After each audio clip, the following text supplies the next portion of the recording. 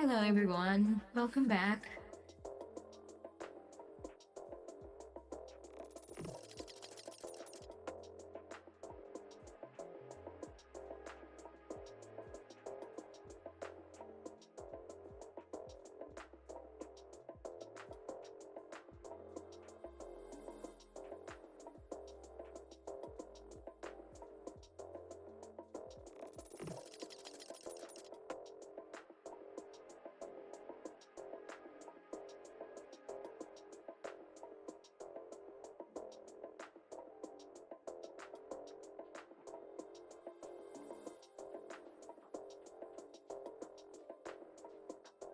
My closed captioning is on. Talking about. Wait, did it actually turn on? Wait, why did it say Michael Jackson? What? What is going on with my captions?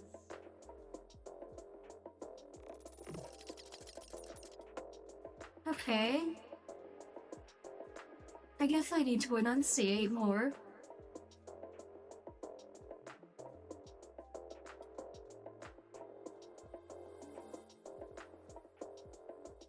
And also, this thing is rushing me to turn on my captions. I've turned them on. Give me a moment.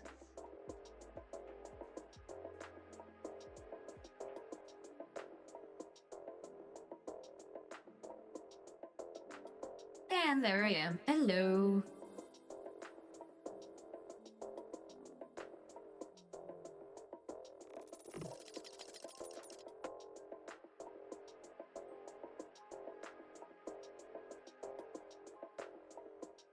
Yes, I am live. Thank you for the notice. But I am live.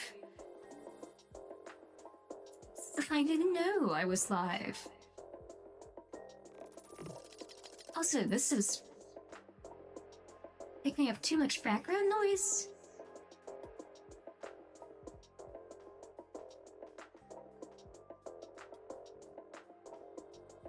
I think I know what it might be picking up.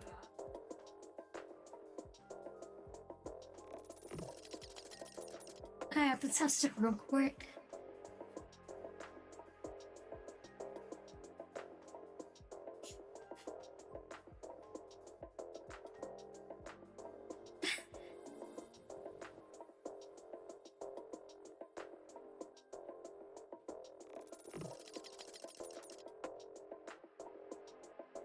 Oh, come on. Recognize my fingerprint. Huh.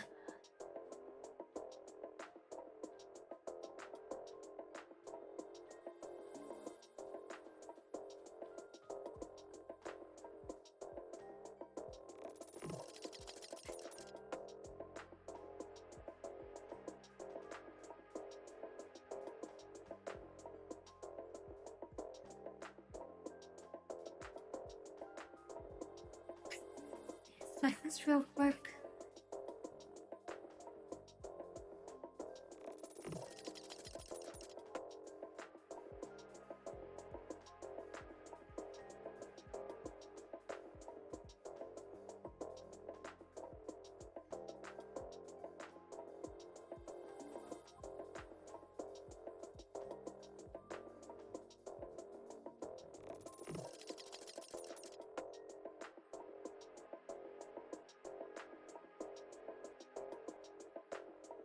Gonna listen to my audio real quick.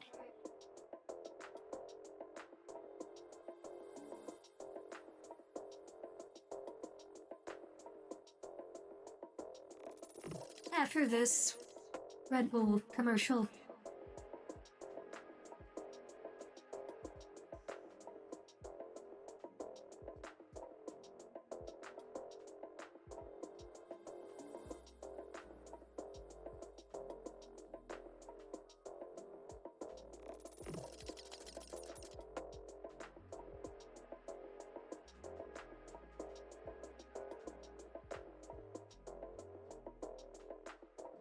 And then, another boneless chicken commercial.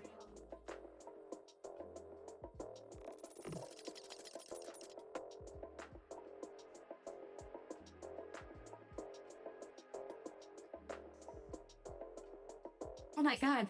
Oh.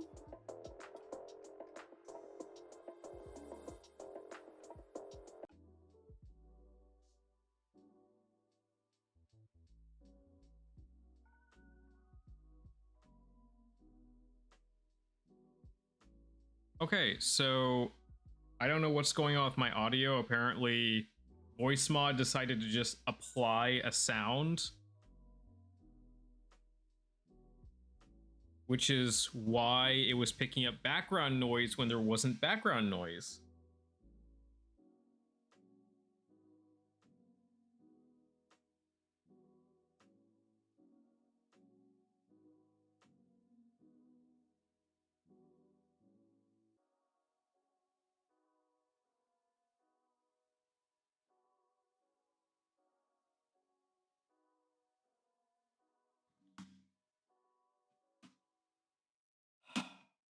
For someone who works in IT, I hate technology so much.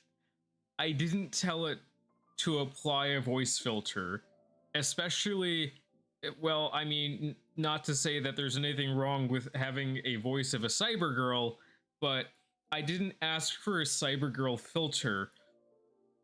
Why? Why would you suddenly apply this? Oh my god, I'm sitting here wondering what's going on with my audio, and it's not even me. It's... It's voice mod just being like Christmas Eve curveball. Here you go. Have fun. Uh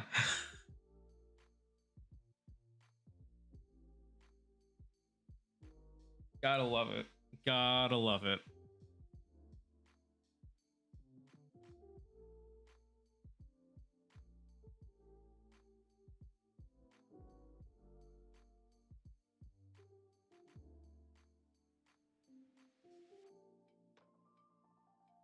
Also, I have no idea what to play today, and I'm having weird issues with OBS. It's just sitting here like, I might give you the chat, I might not.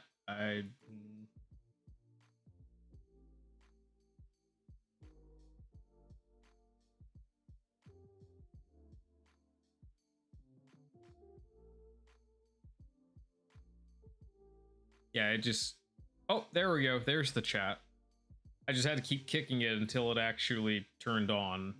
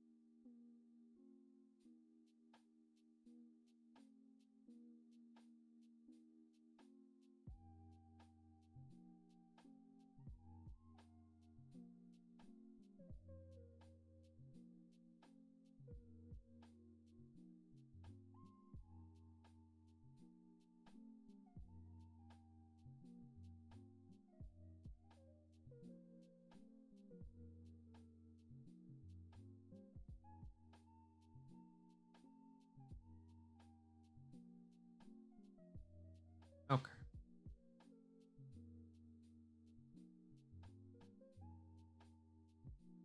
So yeah, I don't really know what to play today, but this is more of just, hey, Mad Techie, how you doing? Yeah, I don't know what to play today. Boop. I'm just kind of hanging out, giving a place for others to hang out.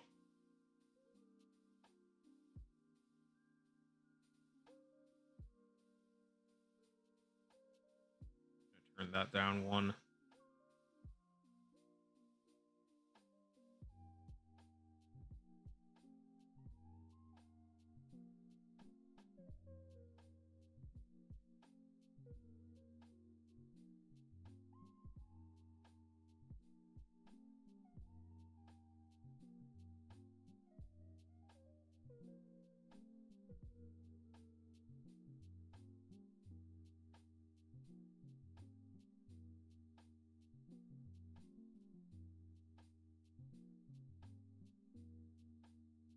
You doing all right today?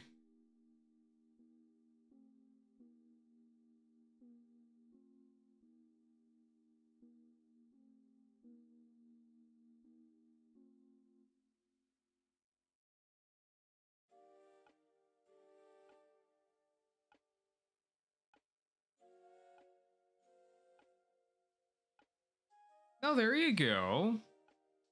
Hey, just come by and hang out with me.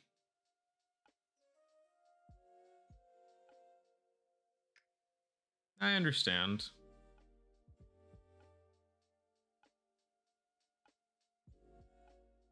I'm gonna see Jay briefly this afternoon when he comes home to change, and then he's gonna be over at his parents' overnight, I think. So I'm going to be home alone all night.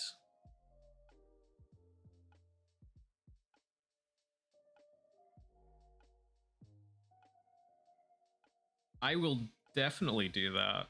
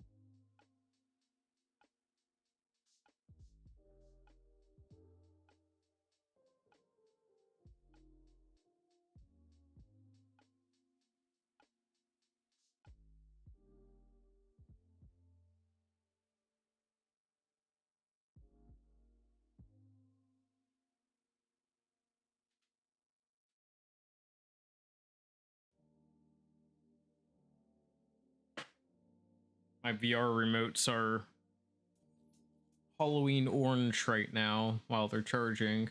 I was gonna do VR and then I realized I hadn't charged my my remote since the last time I streamed VR,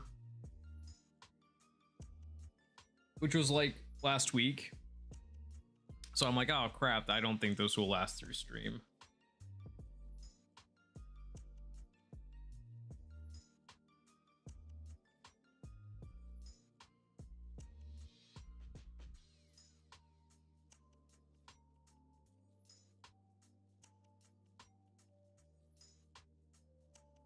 Oh, what to do, what to do. I know.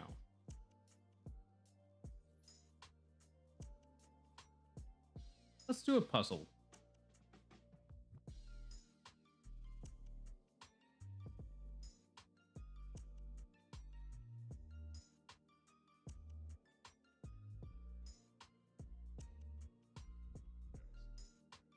Actually, no, not this one.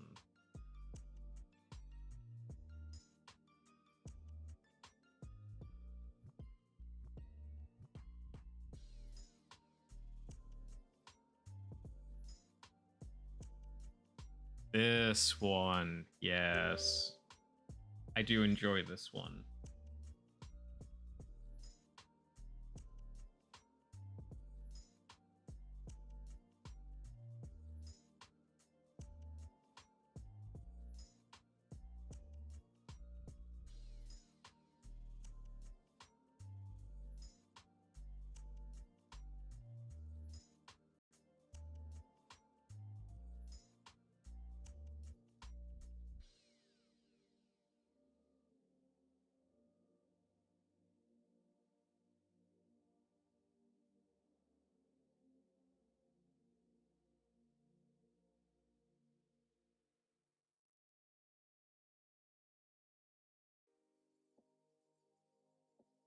Oh no. VR was not supposed to activate.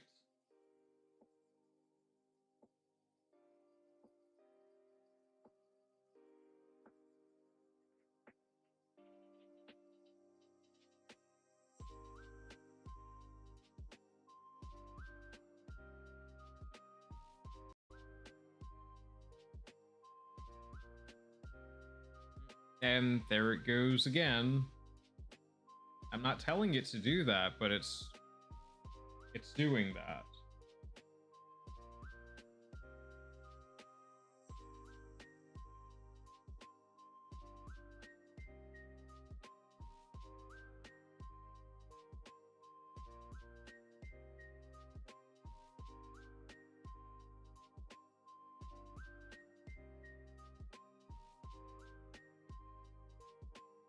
Hmm.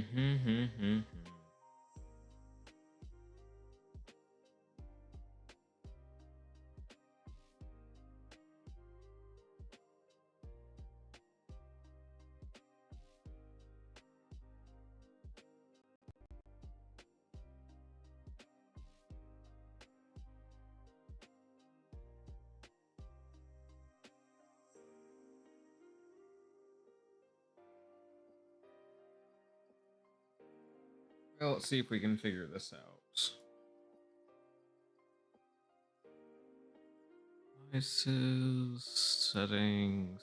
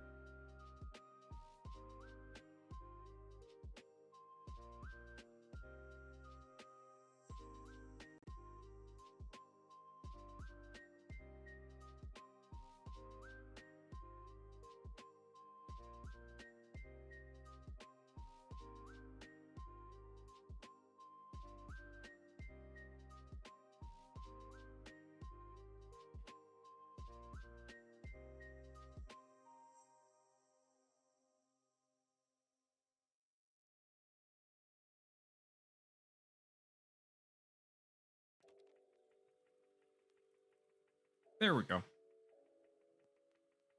I'll put in for no HMD and then try again. And now VR should not trigger. Hopefully. So far, we're good. Ooh, that's loud. That's very loud.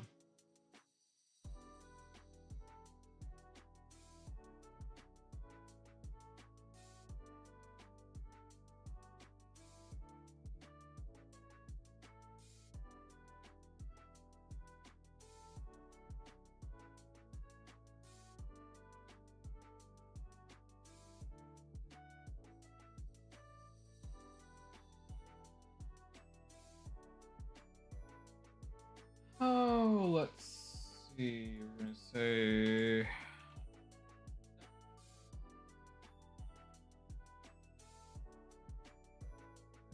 they fixed that.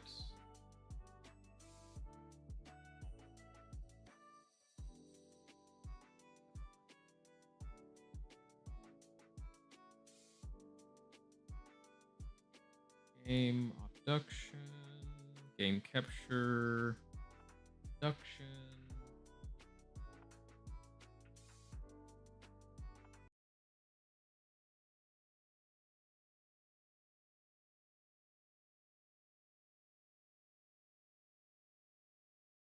There we go.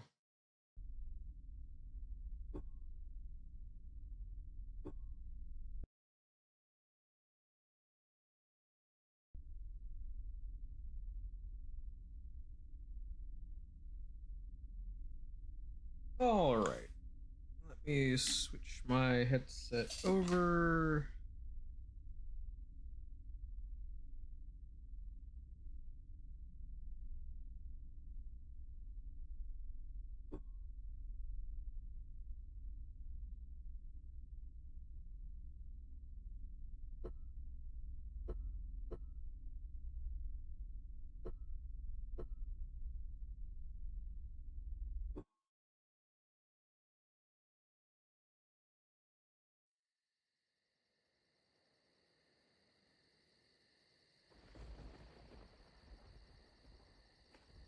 Now, technically, this is a VR game, but We all lost everything.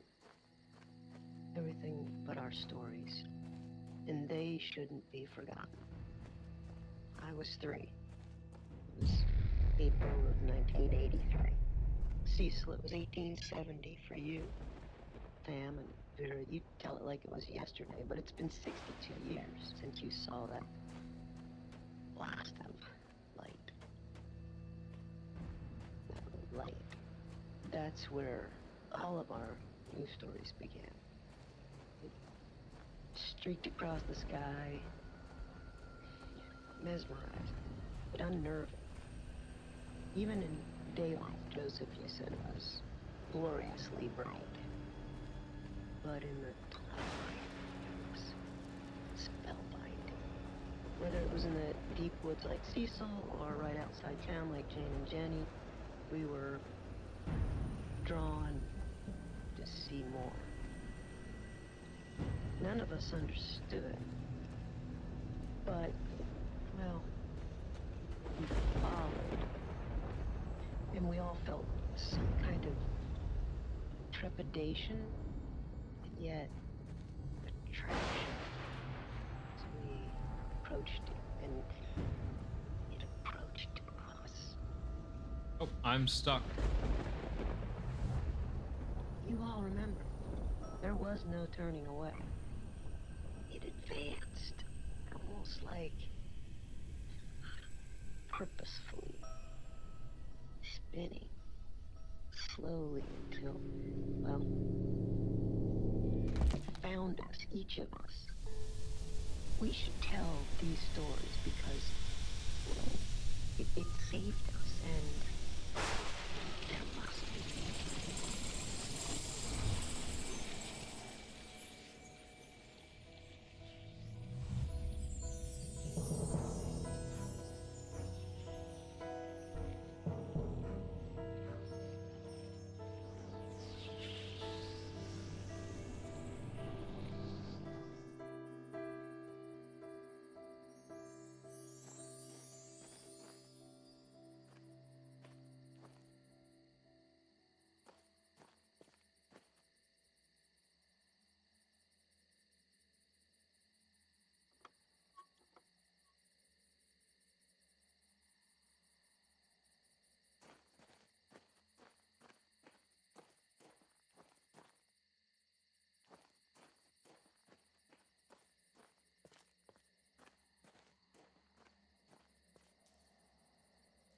perfect circle. Well, sphere.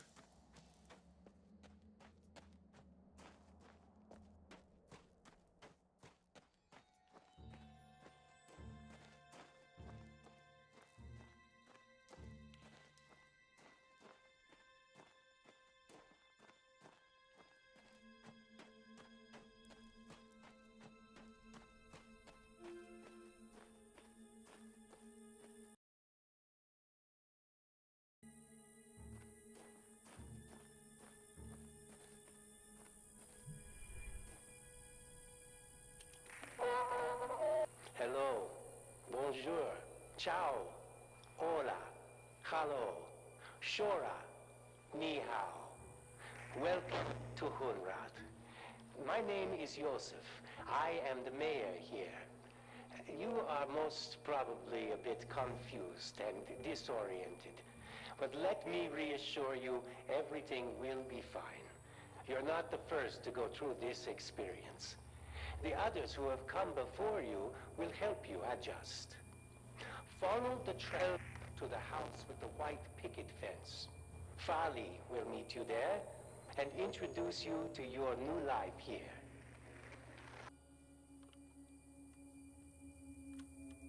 Okay.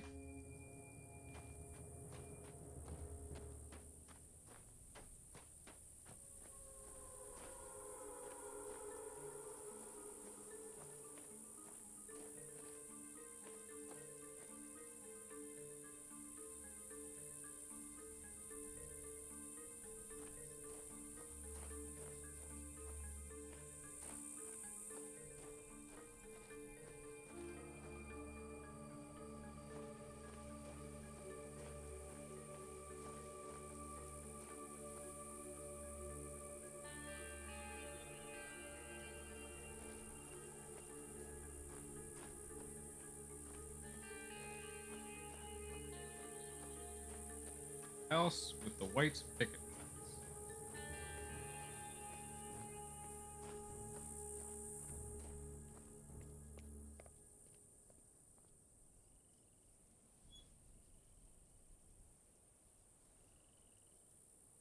To Caroline, or whoever else might come back. It has been 5 days and not a soul has returned. I am inclined to believe that things have not gone well. Yet surprisingly, I am still alive, and that both supremely perplexes me and gives me some portion of hope. I have retreated to my vault for protection and to contemplate my options. CW.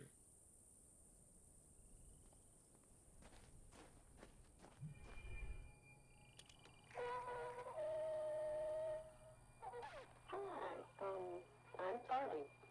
I guess if you're seeing this, then I wasn't able. Just in case.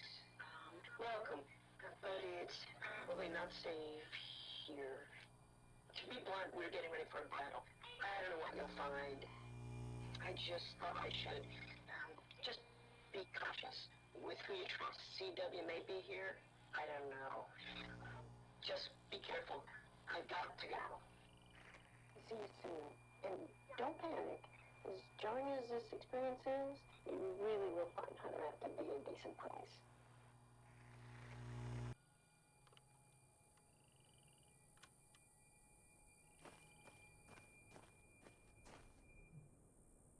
Warning, do not approach anything that even remotely resembles this diagram unless it has been disabled.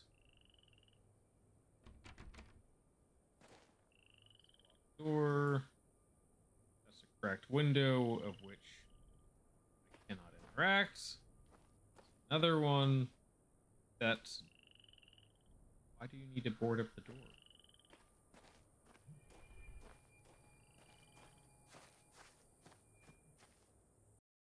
Also, my voice isn't changed again, is it?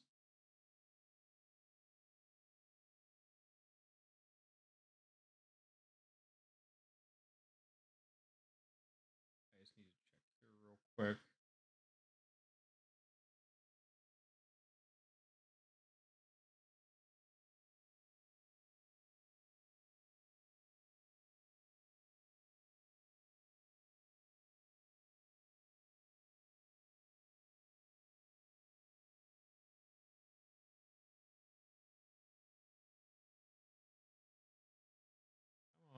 is it?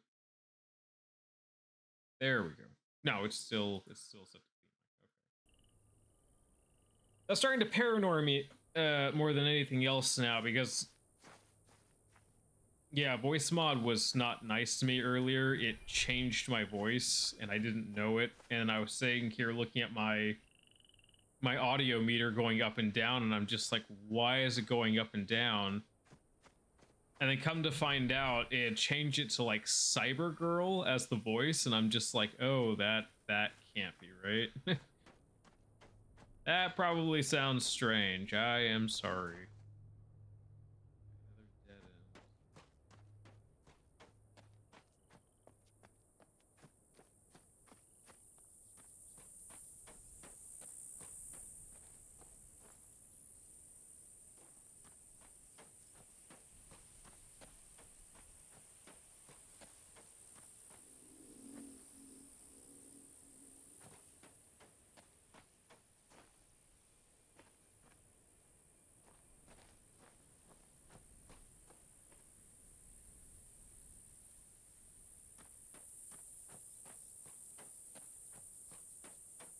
Oh, that went into the roof.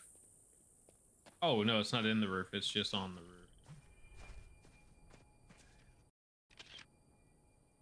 Oh, spaces, take a picture.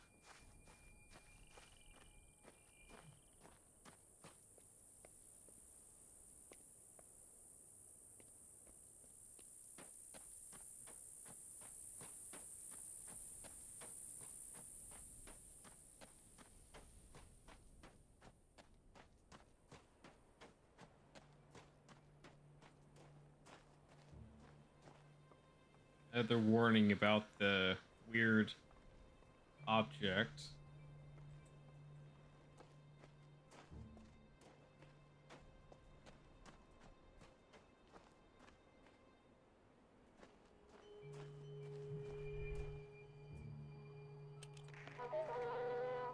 We have a healthy, thriving community here, as you can see. Our garden was planted years ago and has supplied plenty of food for many generations. The buildings around town serve multiple purposes, including housing, schooling, and storage. I'm sure you have run across a number of folks already. Many were brought here, like you, and some actually were born here. We all feel we are a part of the whole. Isn't that nice?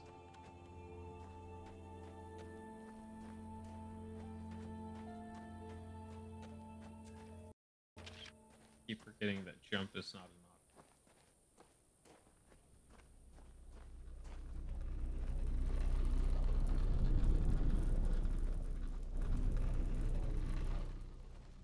option. That's a brain scrambly laser, isn't it?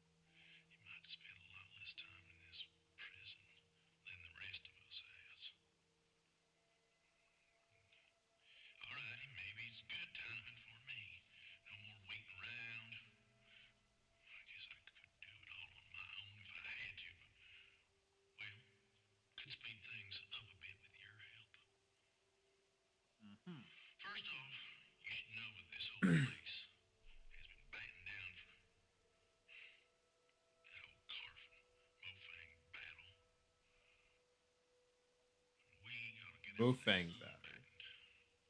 And I got me a bit of power here, but I'm gonna need it all. If you can concern yourself with that, get all the power lines on it, I'll be working on my devices. Now, let's get the hell out of this place.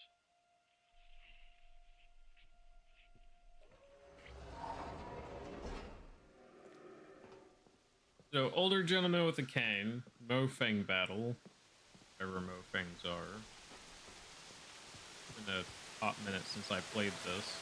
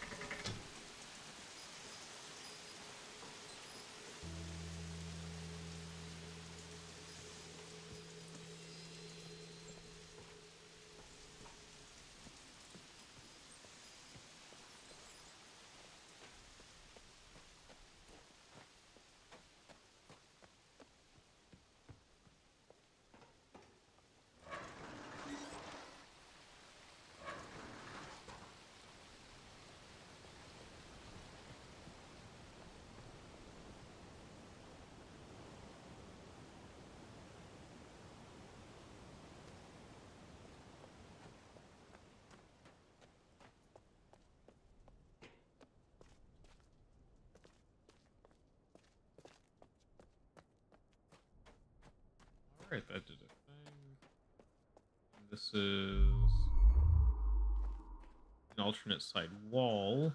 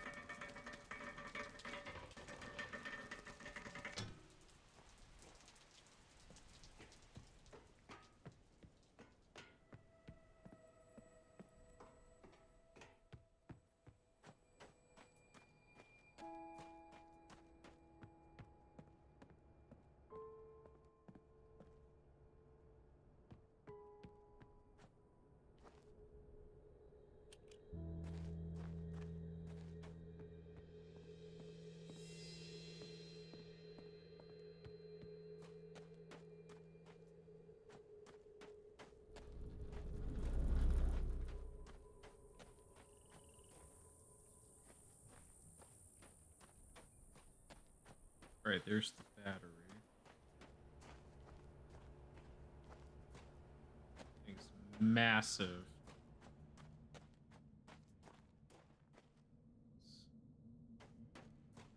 Spear piece.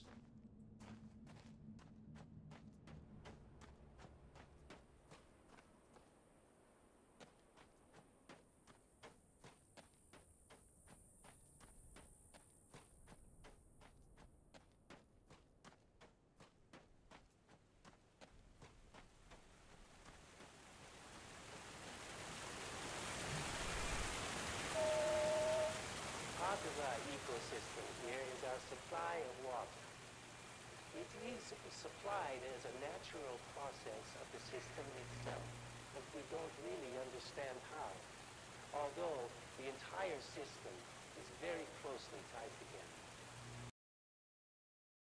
The important necessities of life has been provided to us has led many to believe that this place has a purpose. Others attribute to a complex natural process which we one day hope to understand. Either way, we are glad to have all the water we need.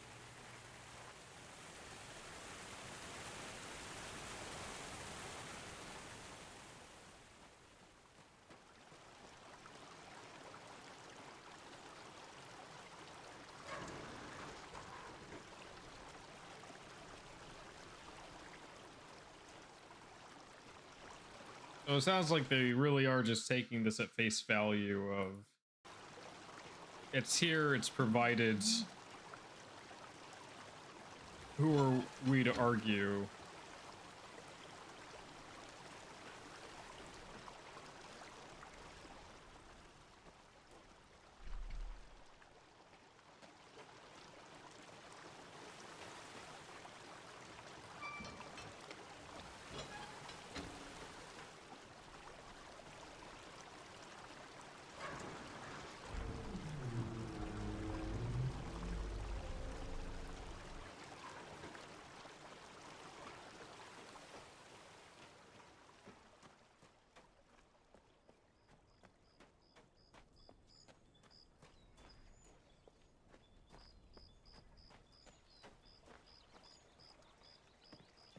Oh, that's eerie.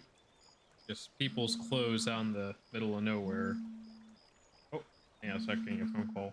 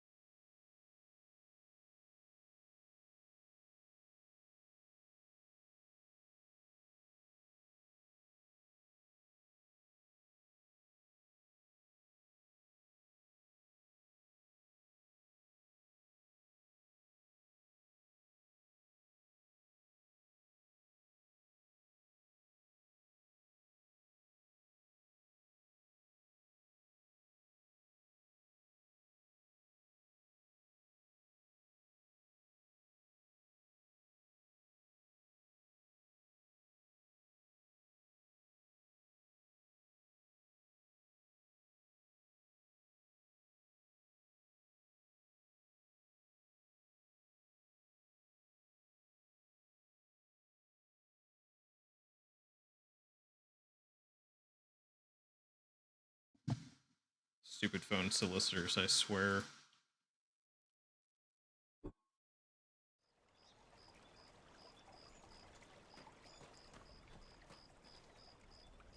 Anywho, I'm back.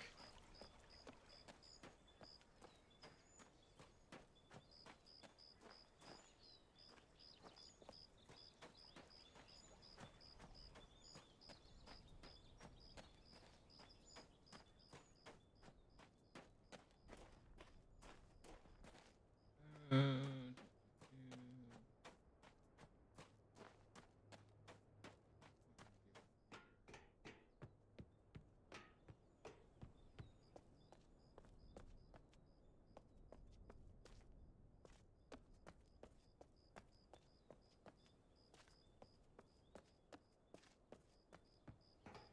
through there, and if I recall, this doesn't have power.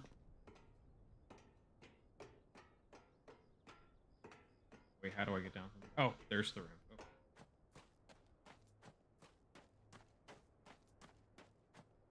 Do I have access to the power system? I have access to the back end.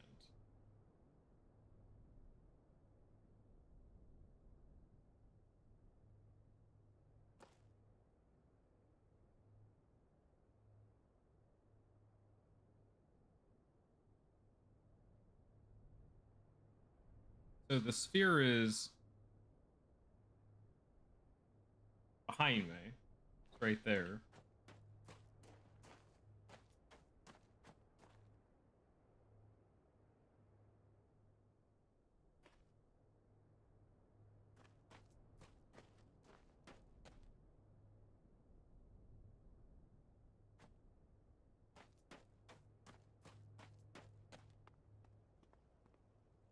But nothing's lit up right now. We said restore power.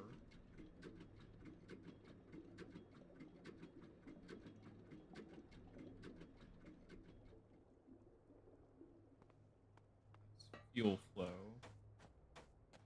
That's going. Oh, let me do that. Going to a diesel engine over here.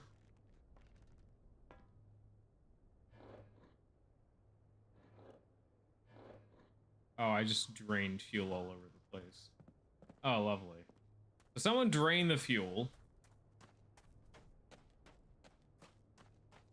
Now I gotta go back. Do that again.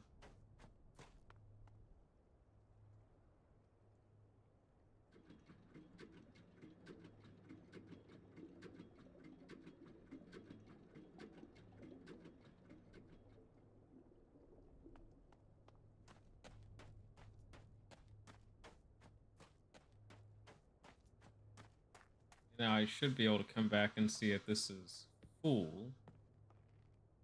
Yep.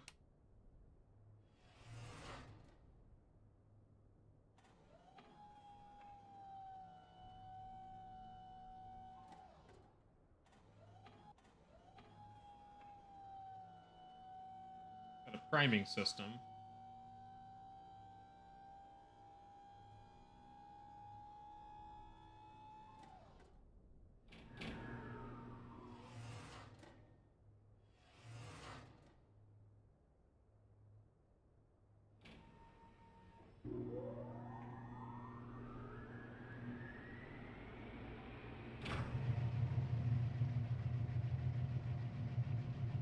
There we go.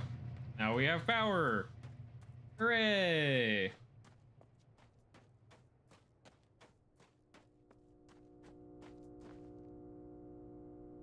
Okay, so power's going to the sphere, the tunnels, scrapyard, CW, the tower, and Farley's building.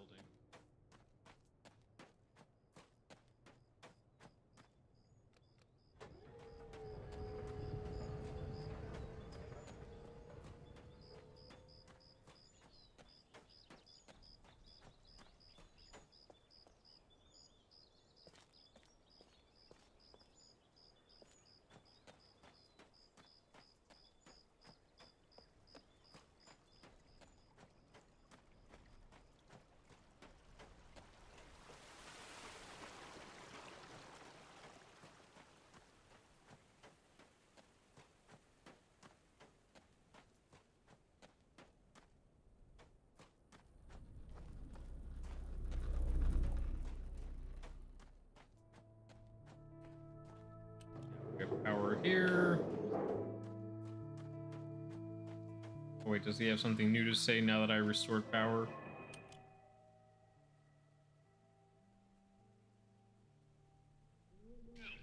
on.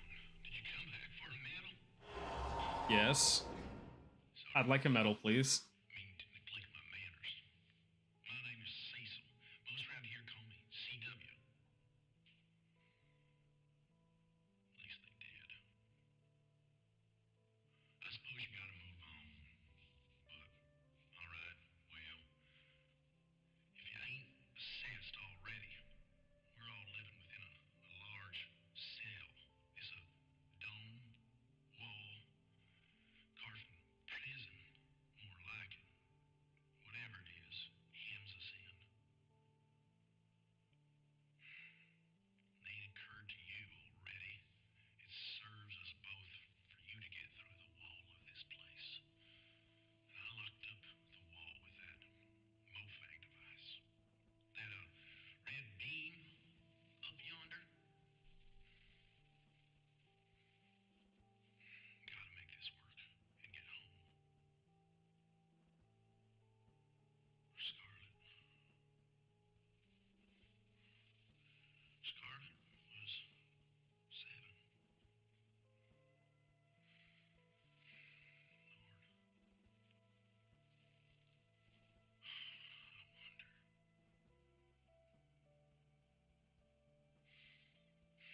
That red beam. That red beam. You mean the one aimed at the wall?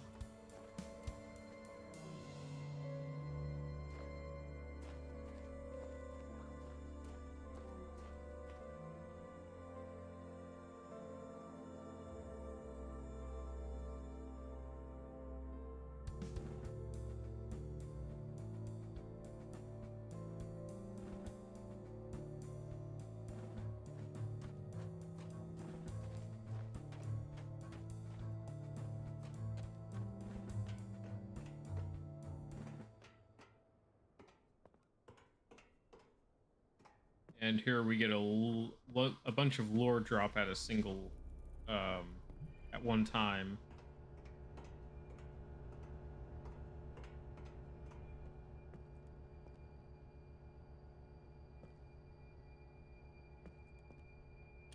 All right, now move around just a bit. This is our one.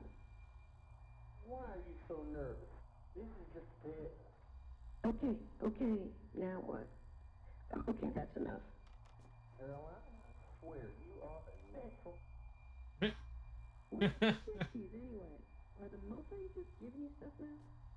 Being generous of late. Not gonna look a gift horse in the mouth.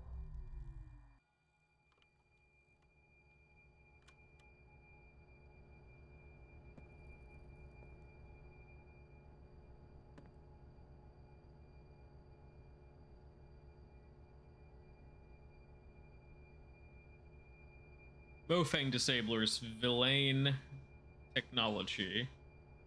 Notes from Eprar. Designed to disable anything based on Mofang technology. Disables when blue beam cloud is within about 1.5 feet of any Mofang device element. Elements physically collapse. Reassembly is possible, but not trivial. Eprar assures me that it's not harmful, still not pointing it at my head. Ruko has not been told that the villains provided it.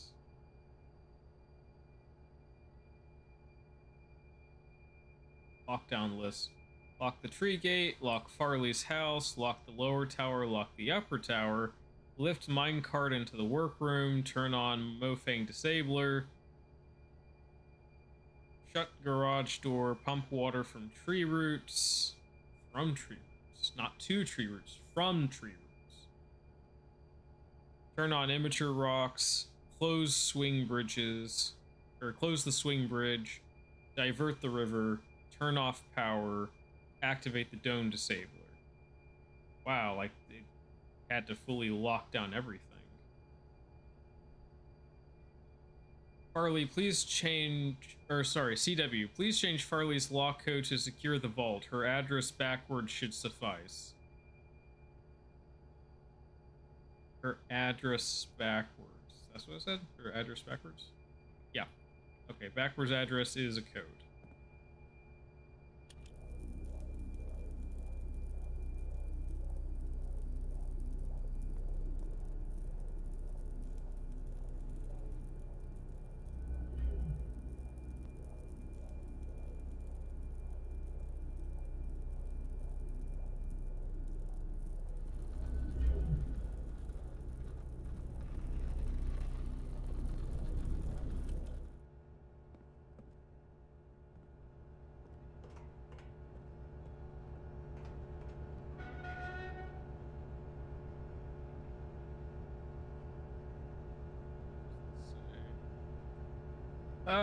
Battery capacitor log. Work begins on battery, power test, no focal panels. First charging implemented, 10% charge, focal test, 2 focal panels. Efficiency change is implemented, measured 19% absorption, maximum 50% charge. Bleeder completed, new secure plug, critter proof. 100% charge, bleeder switch off, or bleeder switched on, topped off charge, 6 focal panels built, topped off charge, topped off charge, topped off, topped off, topped off. All focal panels built, topped off, topped off. Don't reverse plug polarity, new plug.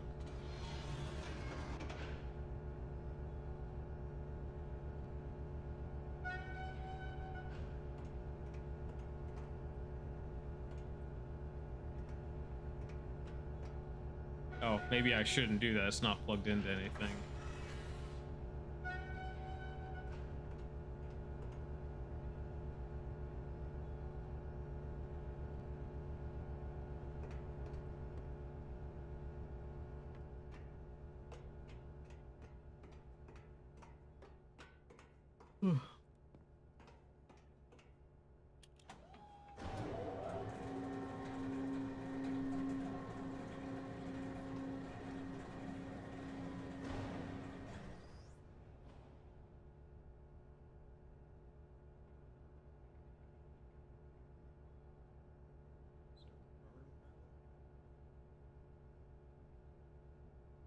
Bayer's imagery request. Entry can use water. They're planning on doing with the membrane, wall, cell, etc. The wall, tower, locomotive power generator, and scrapyard, and they didn't do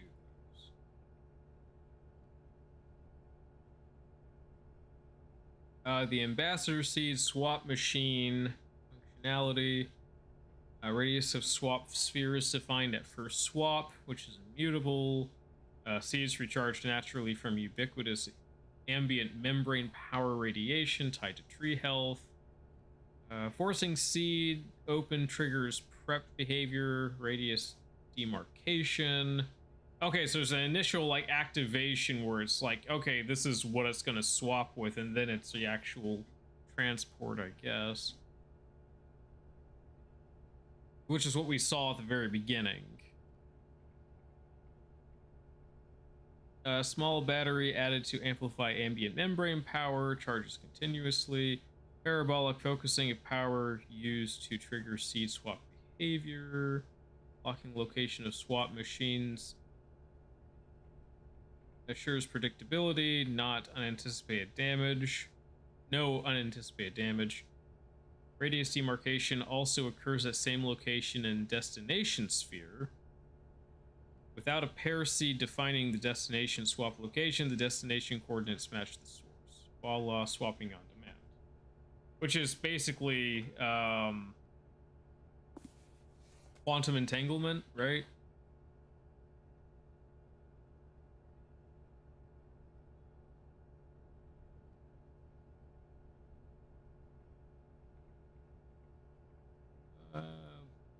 Mofang.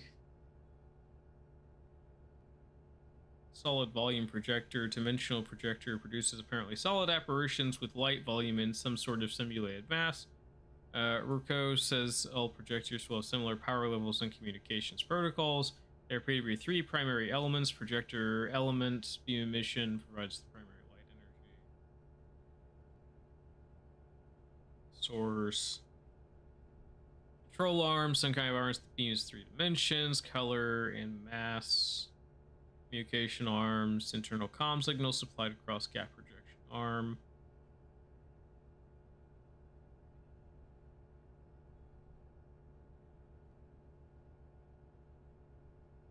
Seven is ohms gap.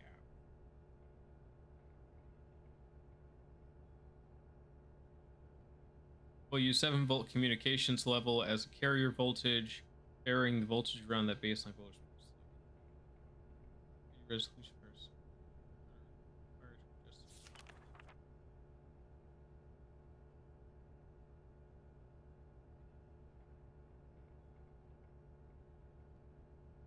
Radio source, speaker, radio transmitter, converter. Oh, so they're using a radio transmitter with the video to, I guess, resonate with the central crystal and the other crystals.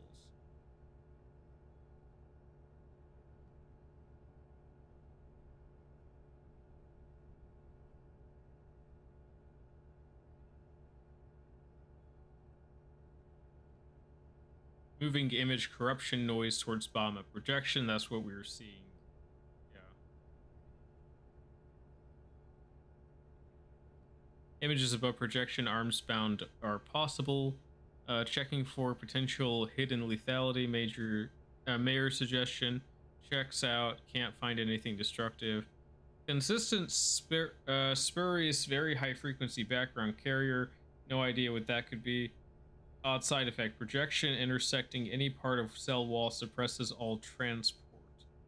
Not sure why I tried this. Farley claims it's related to some desire of mine to shoot everything at first glance.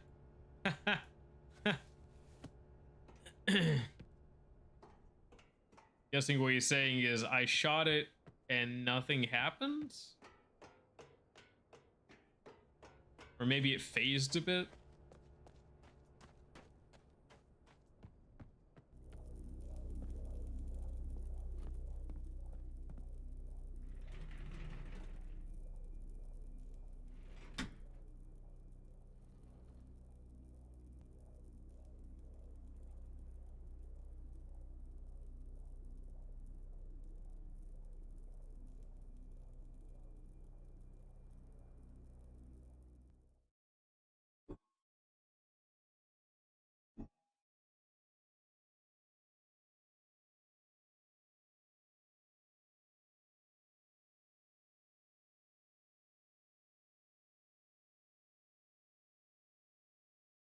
That's what I did was.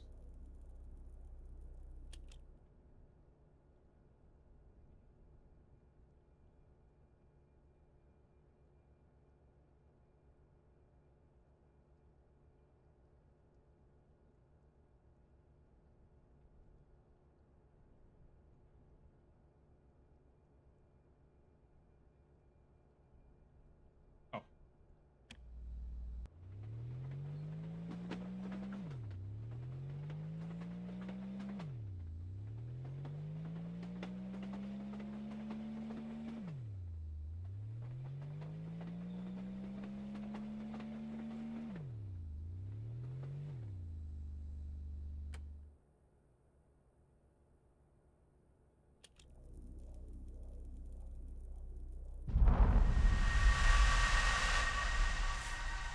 Haha, I did a thing.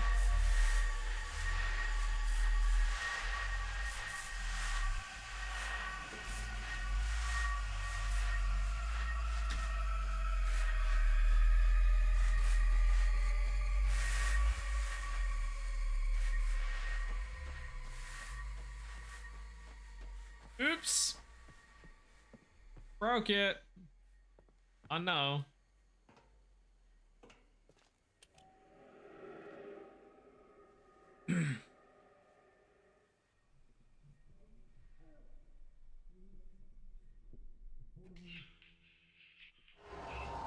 Obviously, greatly appreciate your help.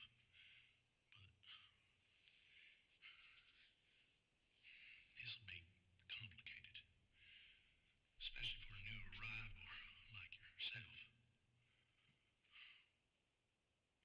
All right, that tree, the really big, strange one in the middle. Well, shoot, it's a central piece that's connected to everything. The cell wall, the dome, them seeds, the root beneath it, all of it. It's one and the same, one connected essence. Sounds like a load of Buddhist malarkey. Farley would bust hearing me spout this.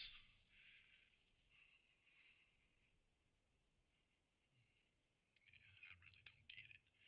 Regardless of what it sounds like, we need all of it to be, well, healthy. All of it.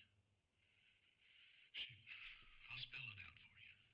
You gotta get down below the tree to the heart and connect it all back up.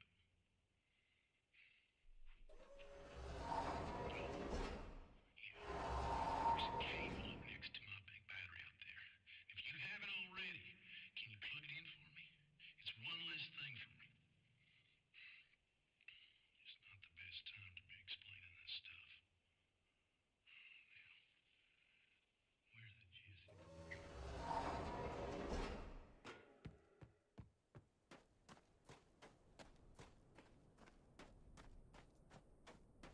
Now he wants me to connect at the battery.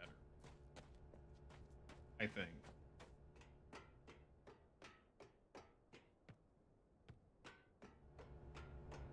Yeah, I didn't think that was a good idea because this cable's just kind of hanging here.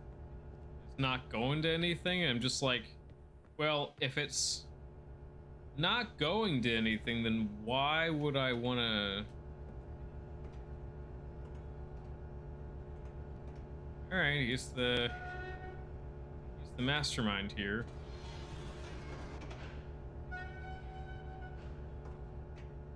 I'm just the scientist lackey, for lack of a better word. Oh, God. I keep thinking there's a jump, but there's not a jump.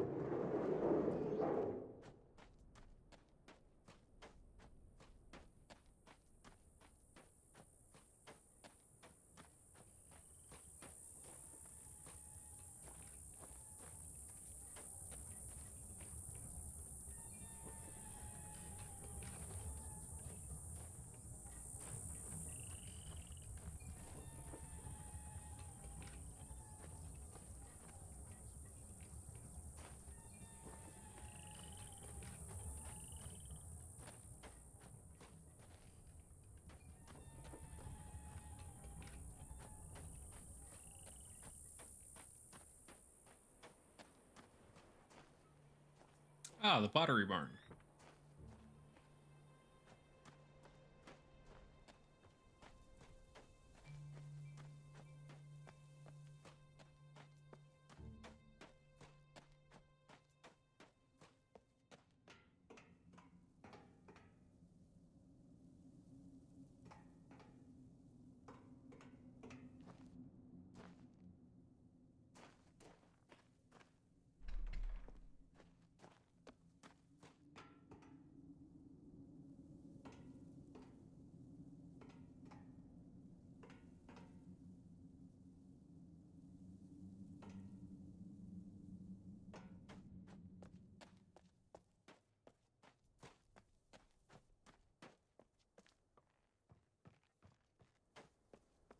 Oh, all right. So I have water going to the tree. Uh,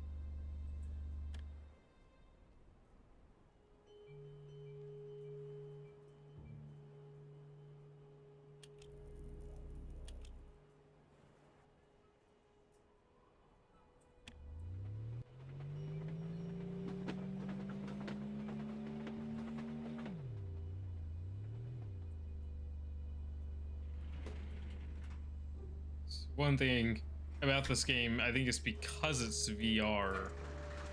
Transitional stuff takes a little bit. It's not instantaneous. Also, I keep hearing a door. It sounds like a door creaking or a door suddenly closing. I don't recall, but I don't think it's ever confirmed to us whether or not there are people living here.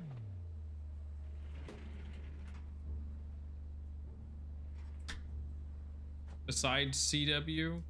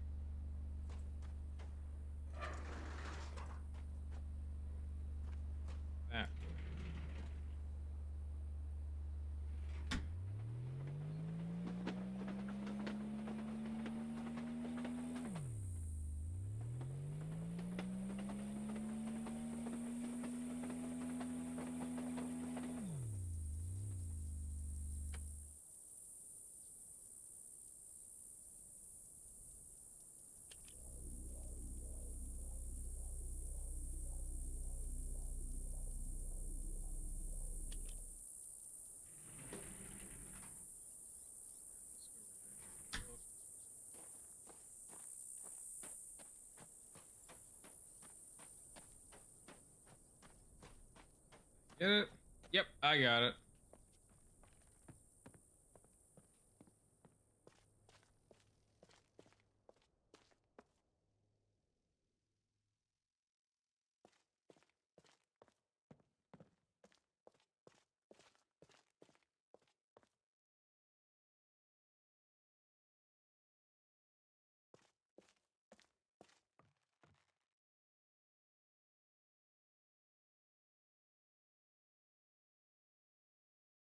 It's like a land surveyor's map.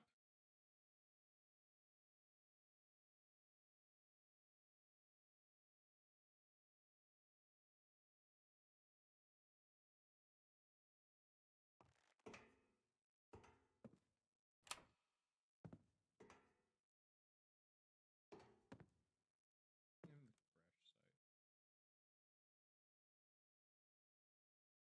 2 ounce purple mushroom juice.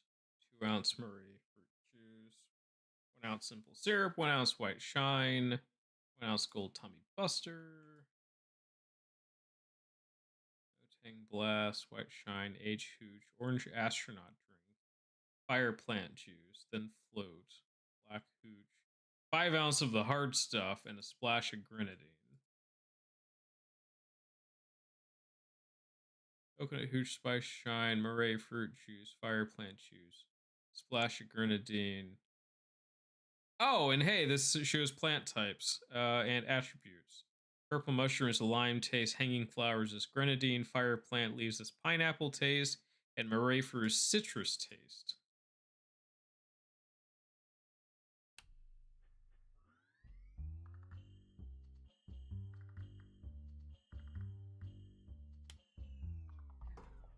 Oh, that might be copyrighted.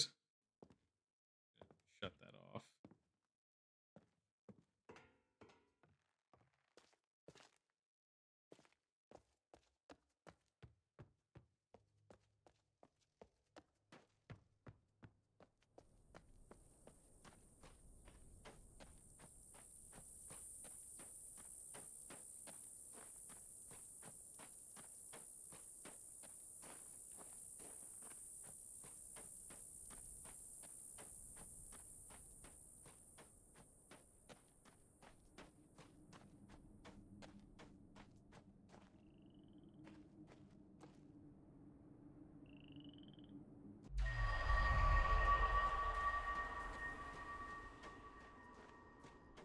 Oh yeah, I just remembered. I hate that effect.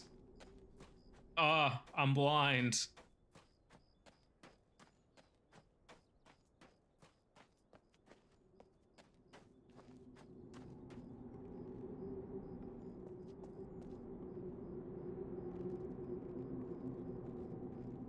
Ooh, that's a sound.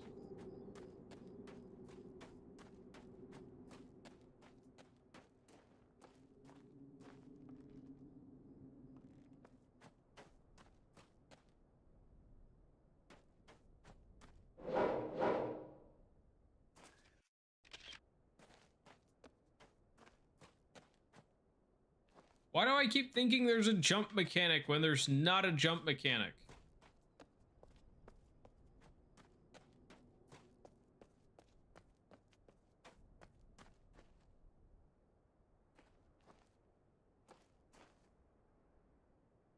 Oh, that's weird.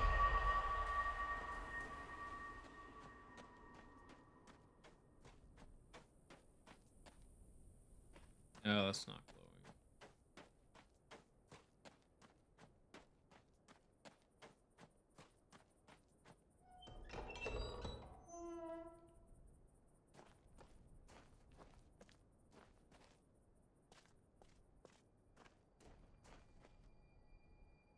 That's glowing, though.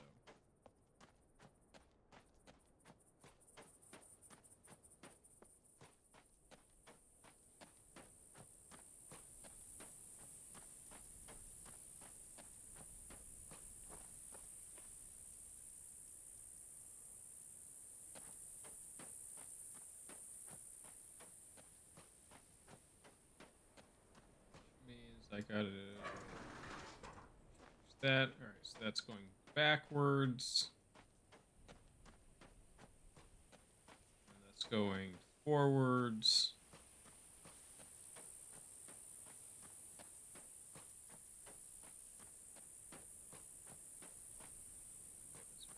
There.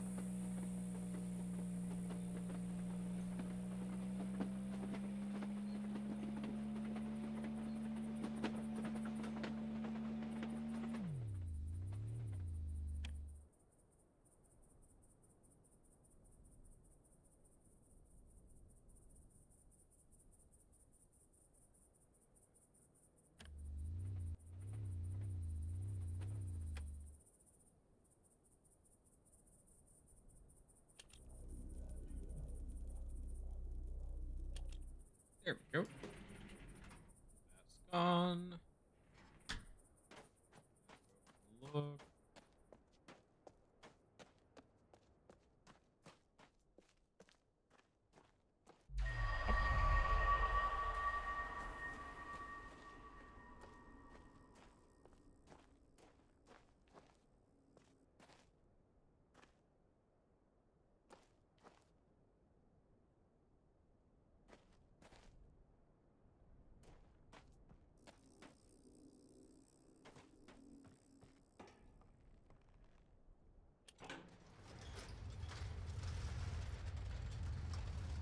Oh, I don't think I was supposed to go down here yet.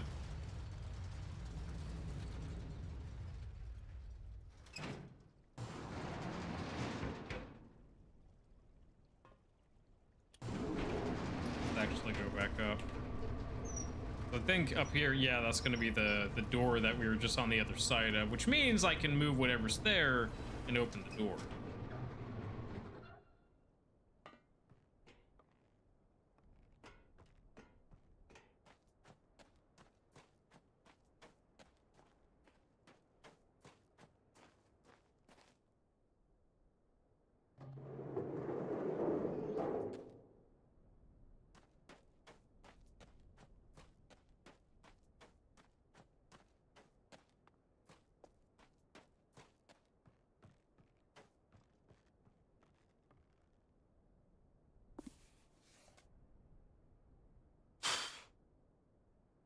New arrival inventory check-in.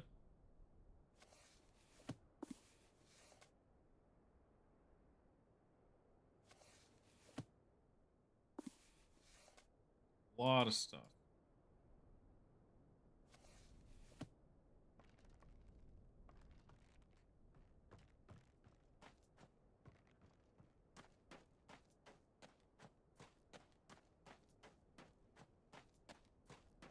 There's a path going the other way. Oh, I can't get up there.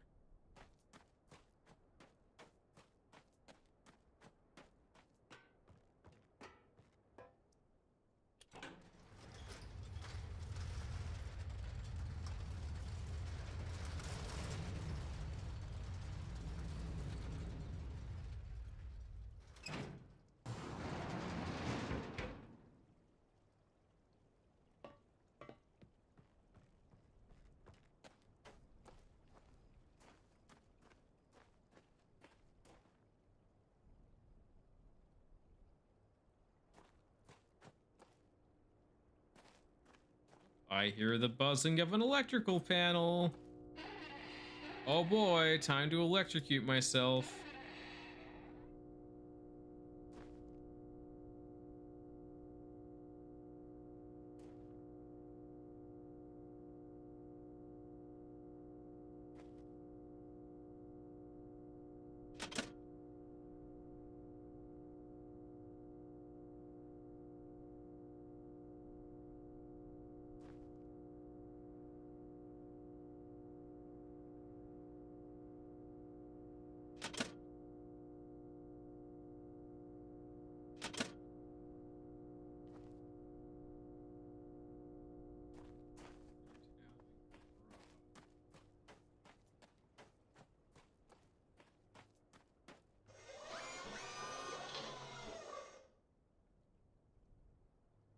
Thank you for not shooting me.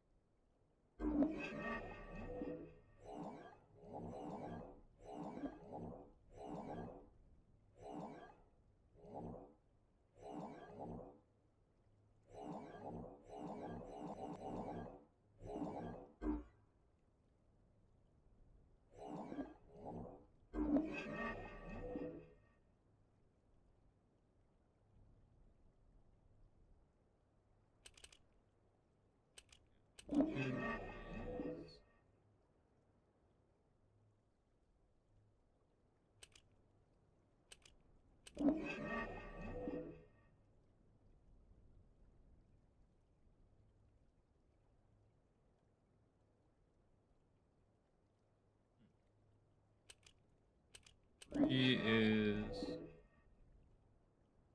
that.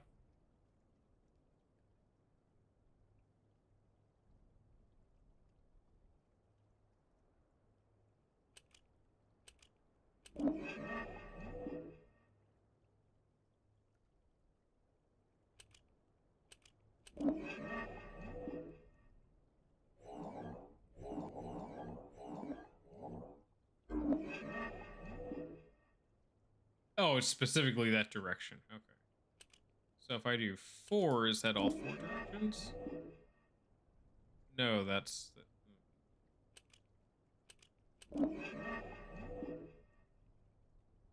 1 again. That's 8.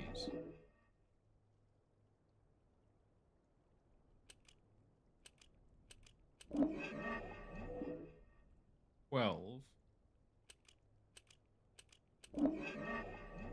16 is that. Okay. Alright. Are you in trouble? Need help?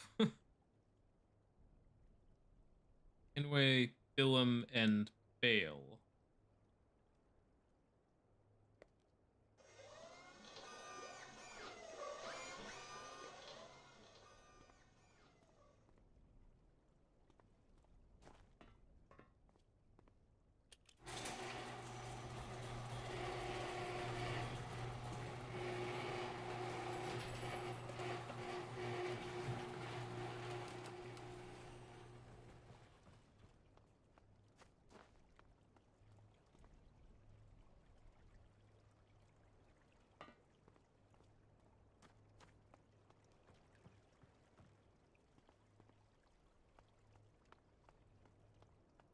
You know, thinking about, I didn't even go and look at the lady's address. Whatever her name, Bailey, I think it was. Anyways, I didn't look at her address when I went back. I was supposed to look at the address, and I didn't. So now I gotta run all the way back to look at the address to get the code in reverse.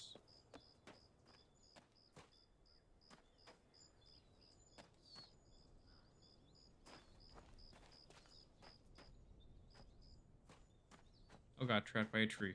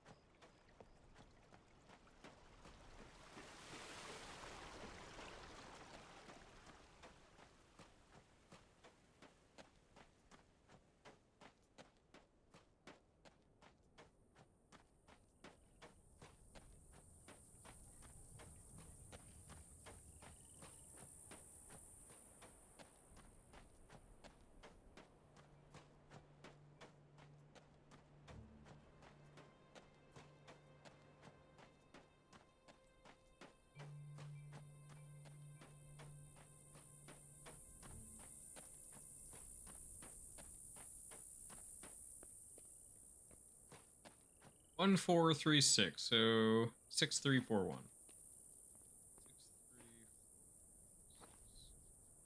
6341. 6341.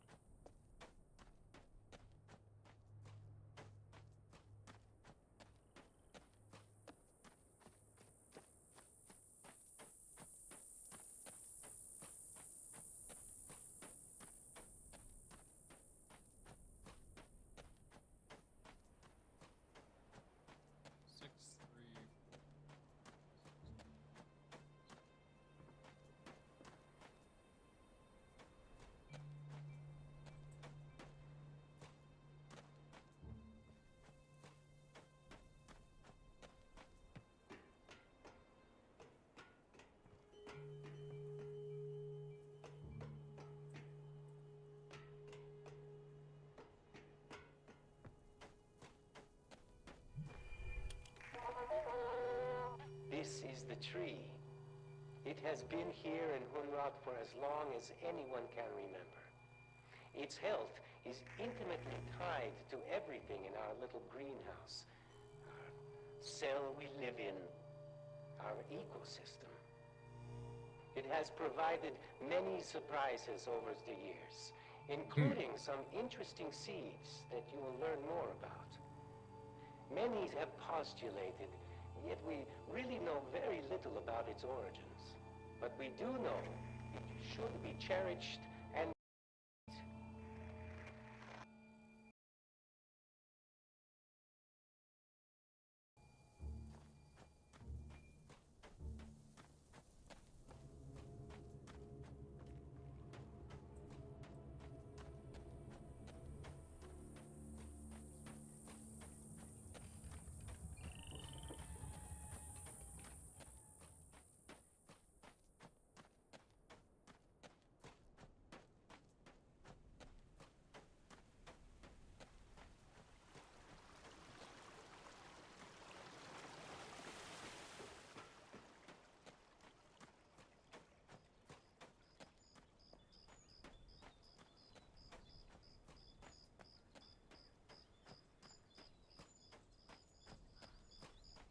I really do love how Cyan Worlds builds their games.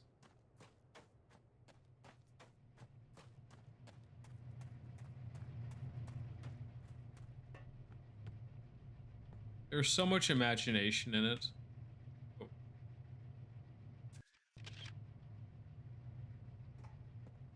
Right then? No, that's not a... Okay. I was checking to make sure it's not like a bleed-through image. Basically an image that appears on both sides of a rendered object. So like it might look normal on one side, but then on the other side it's kind of pale or doesn't really fit in.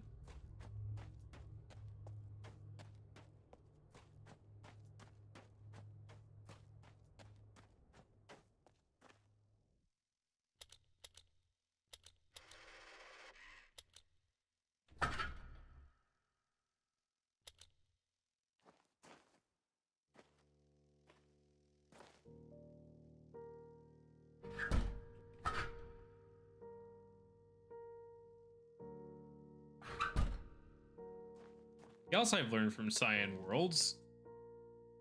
Always look behind the door you just opened. Always.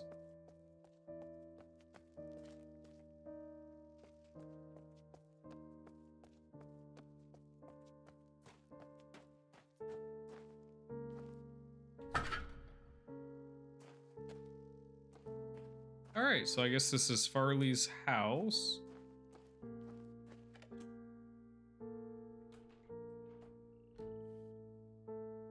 Welcome.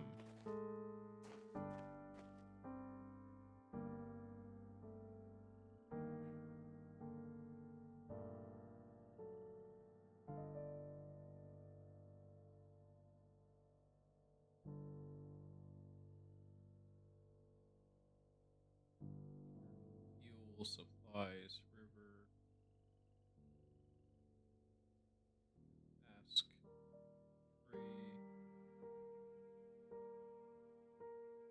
Forest Falls, shop, CWs, giant battery, entry canyon. I guess everyone comes through this point.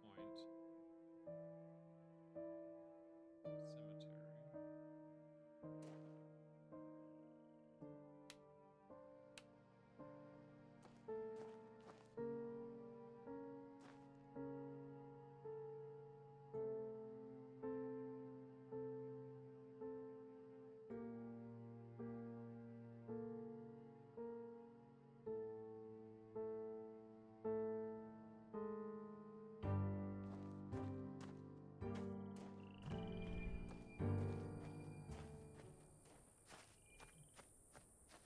I think that's the tower they're talking about. Maybe over there.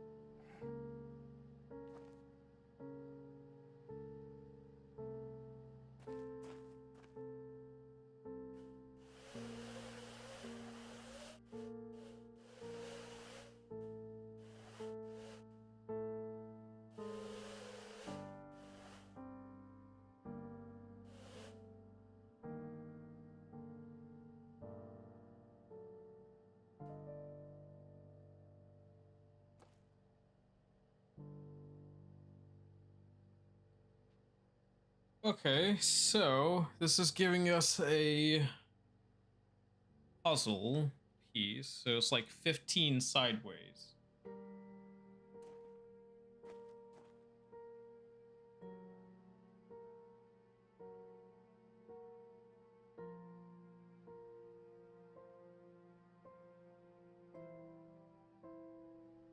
So that's a telling of someone's experience of how they got here. This is the Mofang description. Through Ambassador Seas, the Mofang were the first non-human species humans were introduced to. And Liang was the first to call the alien a Mofang, impressed with her advanced ability to imitate our sounds, movements, and mannerisms. Although they have a name for themselves, their language is mostly unpronounceable by humans. As a result, and because of their mimicry abilities, communication with the Mofang is primarily accomplished by their learning human languages rather than humans learning to speak Mofang. They have been able to learn almost every human language represented in Hunrath, enough to provide functional, if rudimentary, communication.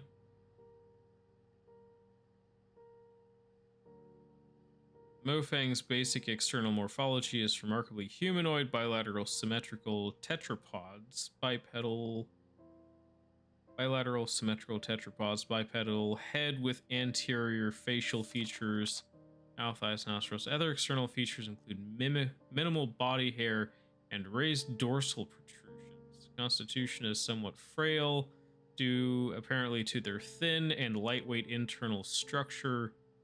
But internal investigation has not been impossible. They have ample cranial space to account for a substantial brain, and their intelligence is impressive as evidenced by their advanced technology.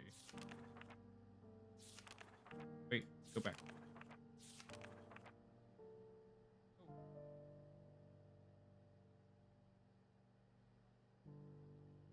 So fairly close to human. Alright, after a certain level of maturity and health of the tree, a passage opened at its base. This passage allowed contact with two additional species. The first contact was with the Arai. The first contact revealed the Arai to be large beetle-like insects. We were unable to communicate directly with them in any way, but they appeared to have some rudimentary level of intelligence.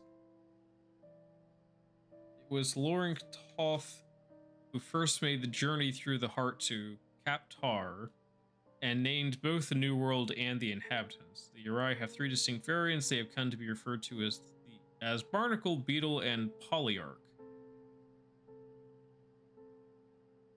Although their morphology is dramatically different from human, their internal systems, like all of our neighbors, are supported by similar atmospheric composition of basic nutrients. In the barnacle stage, the Uri are completely immobile. They stay in this egg-like development state seemingly indefinitely. In order to hatch, they must be in proximity of a polyarch and fertilized by the beetles after a certain stage of maturity. The beetles are the eyes and ears, hands, and feet, with only a minimal nervous system of their own.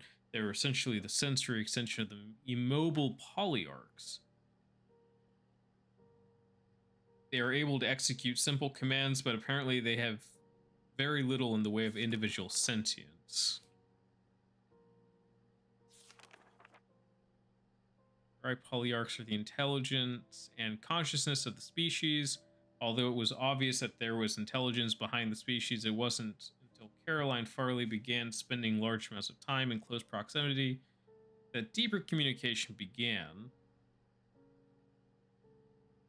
With a room nearby, Farley was the first to communicate non-verbally and learn much about the species, including some historical information. The Uri species survived in their own world, while several other sentient species came and went. Among them, an ancient species who formed a deeper relationship with the Uri, carving temples and dwellings for them in the rocks. And later, a more recent species that took over much of their home world. This latter species was especially adept at mechanical construction, using it mostly to capture and process large flying creatures, using the beetles as bait. Wow.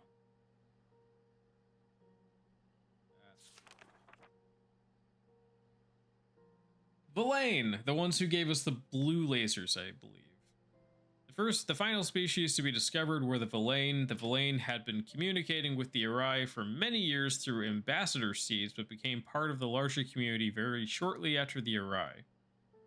With a large and imposing frame and a form of communication based on a complex, multi-voiced, low-frequency rumble, the initial introductions were intimidating. After several attempts, Amelie Vidal was able to begin some rudimentary communication and began visiting the Villain on Moray, which she named, on a regular basis. She discovered a complex and amazing society that was able to use their technology in unexpected ways. They had the ability to quickly transform their world using extruded structures based on some form of complex miniature substrate material. Unlike the other worlds, the Villain sphere is scooped out of a Villain resettlement group that was preparing to set off into space. Oh, so they were prepared for technically this. They weren't prepared for being stuck in a bubble, but they were an expeditionary force, it sounds like. Or, I mean, a resettlement group. I was preparing to set off into space to find a new home world. This was their way of life, to put themselves into stasis and scatter themselves through the stars. As mentioned previously, their appearance is imposing, standing about 9 feet tall. While a distinct reptilian resemblance, they have 6 limbs, 2 muscular legs and arms, and a smaller set of arms. They control every aspect of their technology with their vocalizations, but over the years they have created control panels based on their number system that allows other species to easier access elements of their technology. Oh, that's cool.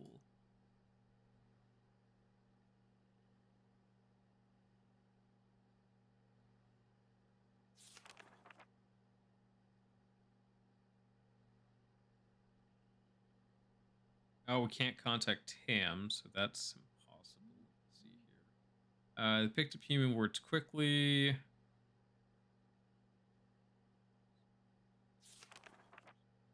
Blaine produced sounds using 2 large reed-like structures inside opposite sides of their heads. Vibrations generated are channeled to resonance chambers in their skulls, where they are combined into a complex low-frequency dual tone.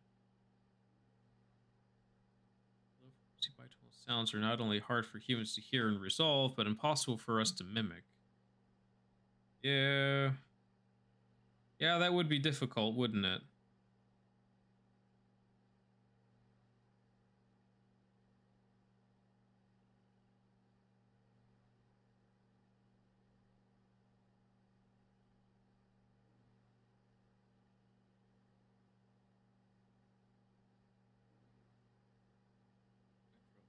Used by other species over the years, some individuals of other species have learned to communicate very effectively using this method. Higher frequency characteristics of certain key Villain words over the years. Although can't speak to them in a way that the Villain can understand, we are occasionally able to hear and recognize these words when spoken distinctly by the Villain. More, please contact Vito. Can't talk to Vito. Vito's gone. Tam's gone. Vito's gone.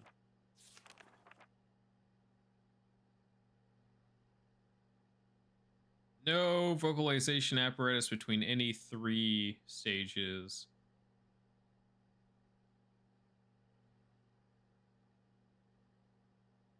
The pawns provide for the address the needs of the polyarch. As soon as the species could communicate effectively, it was not until Farley began to spend a large amount of time in the polyarch and shared the first clues evident. After months of research, Farley began to have limited success with receiving some kind of simple messages that were coming from the polyarchs. It's apparent now that the polyarchs have been attempting to communicate the entire time. This has been experiment channels until they finally got a response from Farley. Oh, come back.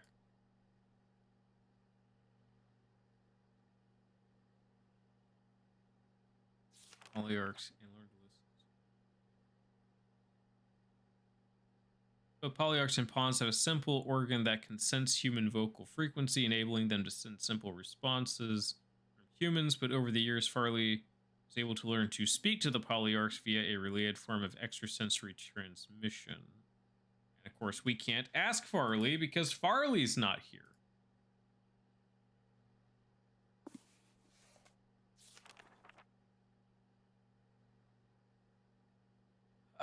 Bastard seeds. They occur once every 400 days if the trees remains healthy. Natural seed swap occurs between pairs of seeds that we now know drop simultaneously from healthy trees in paired sphere. Touched by a species, the sphere swapped, sending an ambassador from each sphere to the paired sphere. Location of the swap is defined by the location of the pairs of seeds. Basically, this is what we experienced at the very beginning. Collector seeds. Everyone who arrives familiar with the collector's... Oh, no, I'm sorry. Collector seed is what we're familiar with. Okay. So this is just swap between places, and I'm guessing between the worlds. Mother seeds. Postulated but unverified. First suggested by Alima Hamza. The notion of mother seeds extrapolates the behavioral of the lesser seeds to a super seed. She posited that the process that actually created the pair of spheres was similar to all other swaps, but on a much grander scale, like what we're standing in right now. The idea is that 2 seeds from a mother tree were scattered on the galactic winds to find appropriately similar environments which matches. When matches were found, some process was triggered that swapped large portions of landscape between vastly different worlds. Alima further noted that the tree's location in the center of the sphere suggested that the trees grew from these mother seeds. Because of the similarities, it has been conjectured that re-swapping the entire environmental spheres might be possible with a larger scale version of the ambassador seed machine. Oh, you're talking about like the small swap thing, but much bigger. Was this a sign-in book? Yep, this is get to know you. 12,000, 13,000, 15,000.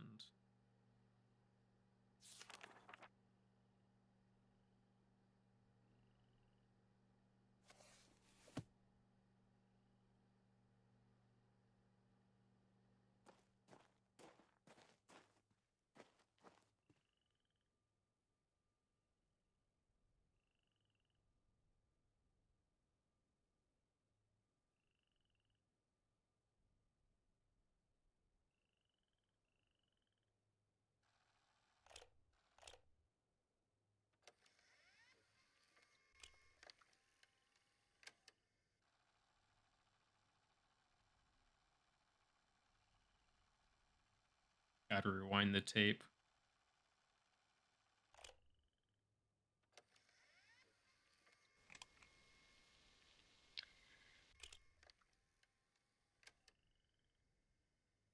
Oh, do we have to hold this the entire time? Well, I feel like I should say something. We haven't heard from Shavar, so well.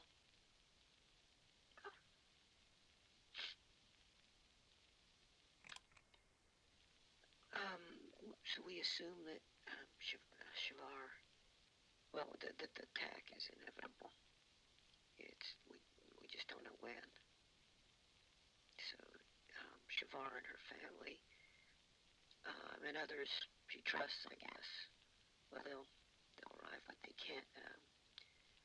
can, without giving, like covertly.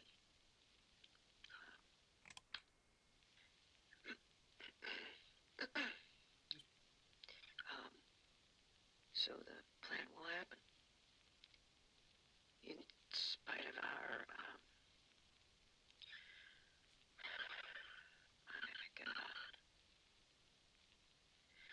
We're locking down as much as Sorry.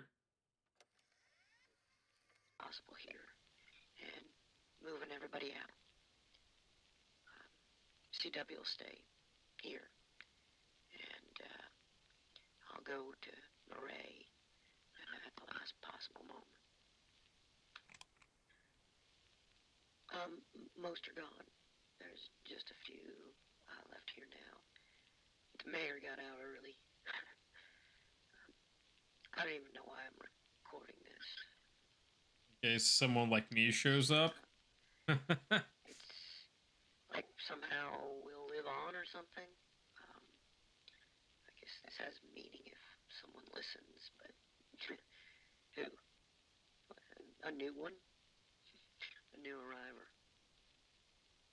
Oh, God, the kiosk out front. I need to update that message.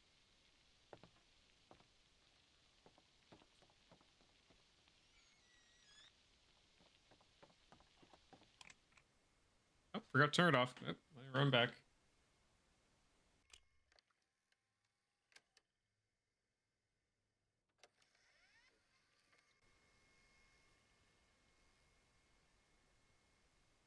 Is that it?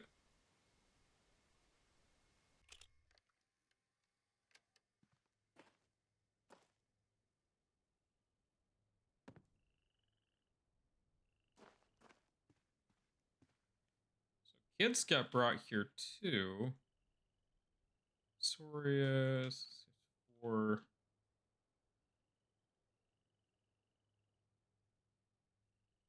software, home, when, maybe dead, more seed pairs scattered throughout the universe. Why scattering? Why do trees scatter seeds? Period. And in a way, this is just a type of pollinization or cross pollinization. You're mixing several different things in one area. 2, find planets with similar atmospheres. 3, swap for a tree from seed. Art superposition, so it stays in a fixed space while other things exist around it. Art connected, path open when mature. Goes. So talks about Mofang. Excuse me. Which is directly across. And I guess that's Villain, and that's where the Villain are, and that's where the Aria are. I guess.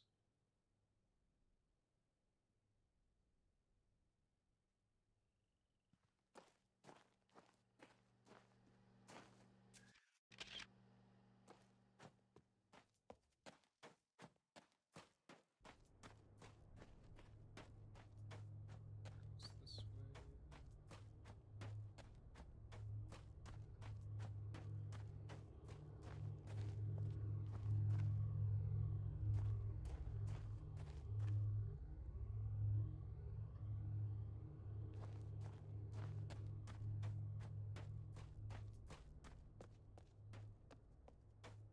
portal.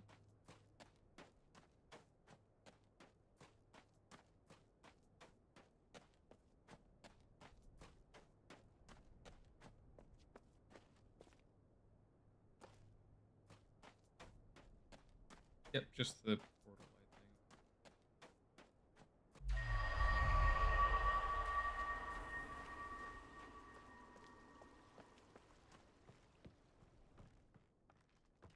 Sweet, this takes me up here.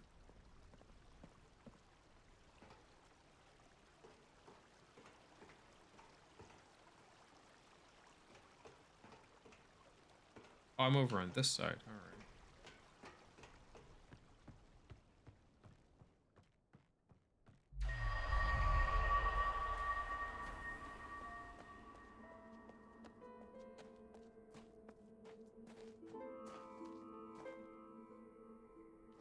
Oh.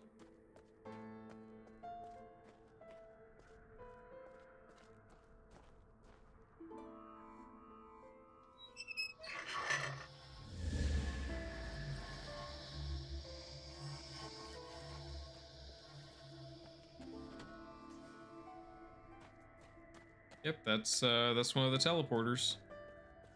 One of the world teleporters.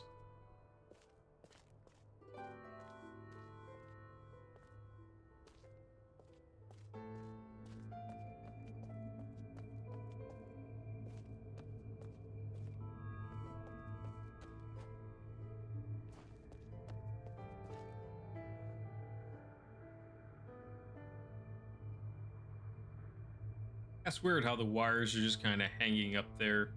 I don't know that they're actually making contact with the sphere, though.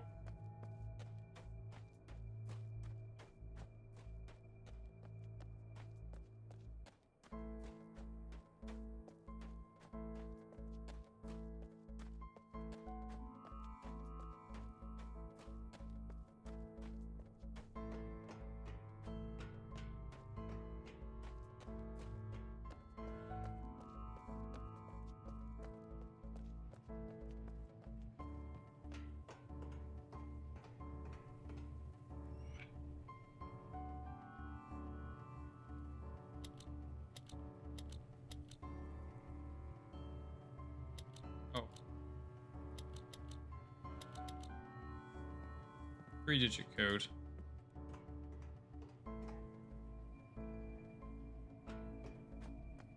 It's probably the mayor's code. We don't have that, so we will go back and we will use the world teleport. Well, then again, should we use the world teleport knowing that we haven't unlocked everything here yet?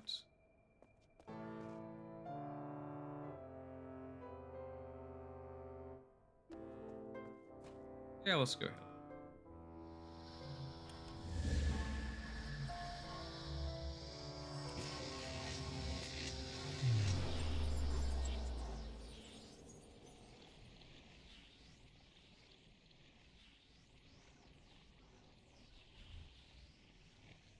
And also, I'm going to take a quick break here while the ads play.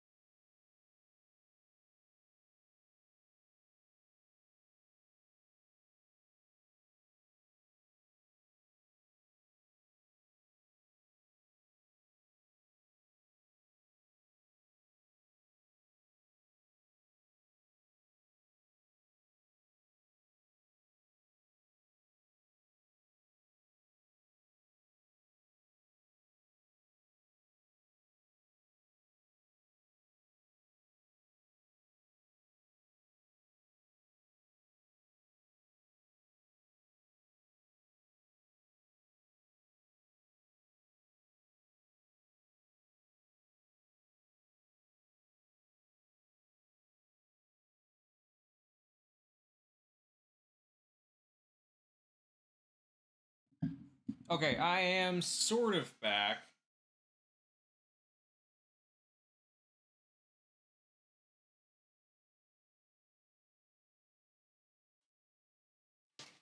Also running behind on the 3D printing that I'm working on.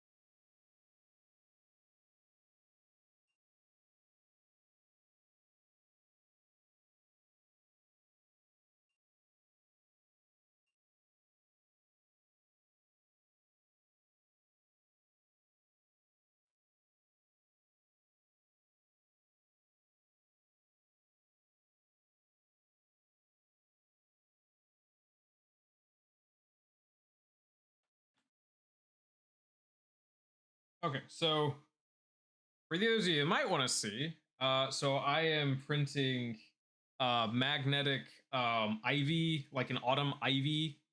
Um, well, it's an autumn ivy 3D print. So I printed like 4 sets of like this ivy branch. This is 2 of them here,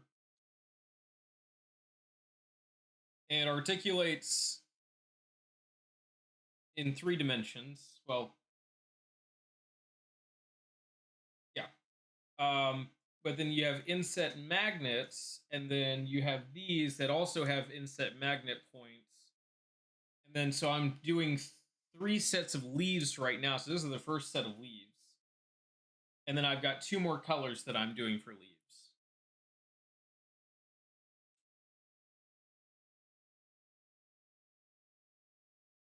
And then I just have to um, glue the magnets in.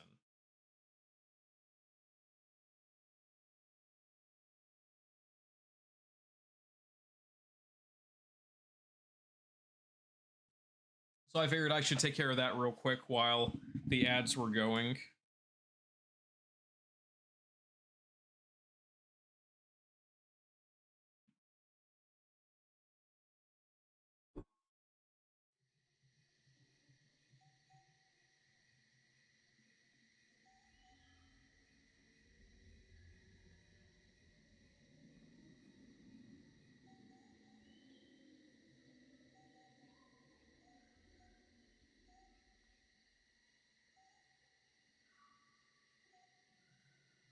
All right, so we are in middle of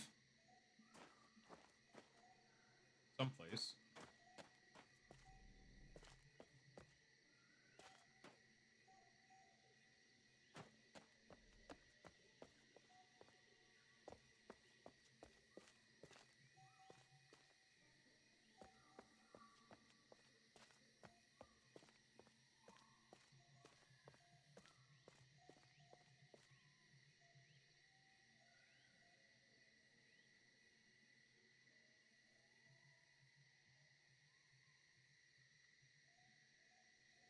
Sorry, give me just a moment. Light's gonna come on here.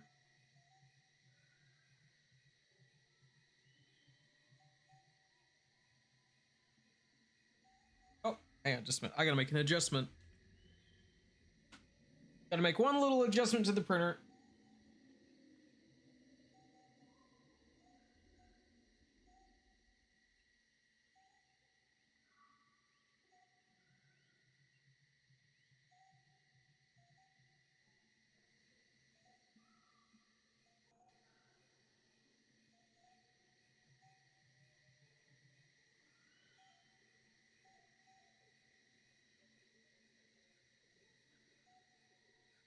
Okay, sorry about that.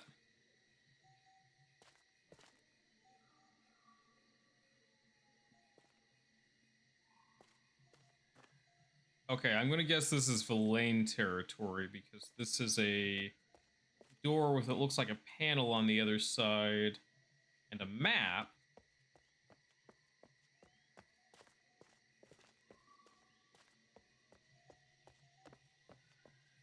But other than that, we have no access really. So this was a dead end, I think. So we'll head back.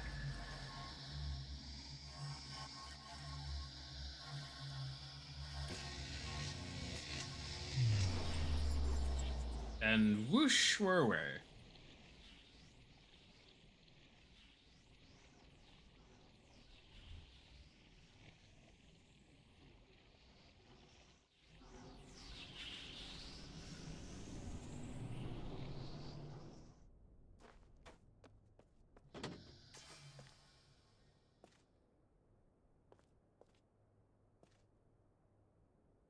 Oh, that's cool. Like, there's like this little glittering after effect on the walls.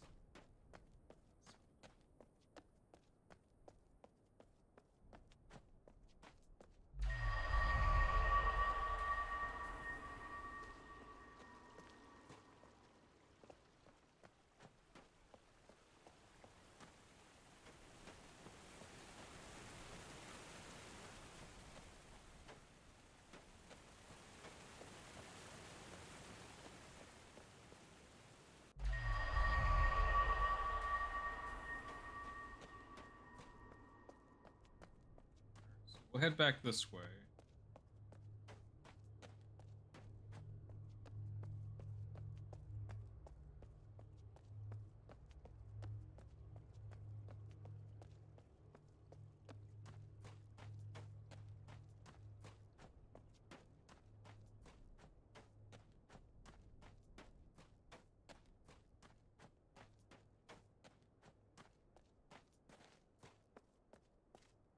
Oh, here's another one. Oh, hey, here's that ramp release.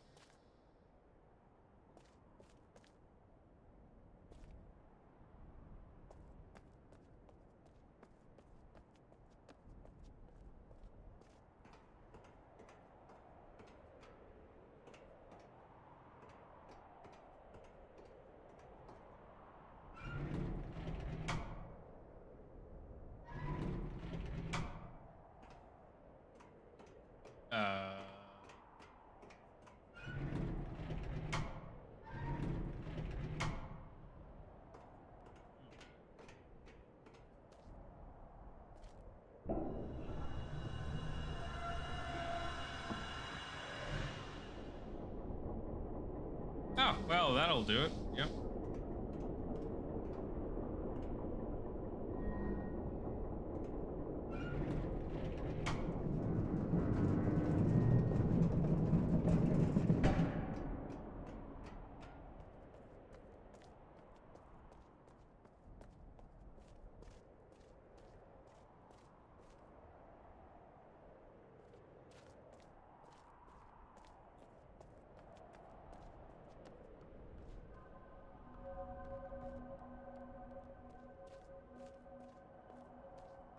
Oh, that's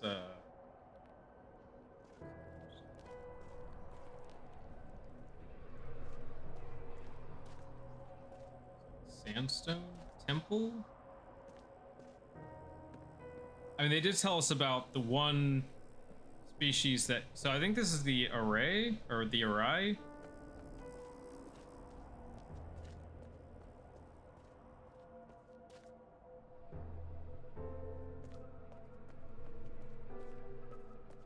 Artwork on the walls. But they were saying about the one species who built temples and dwellings for the Arai.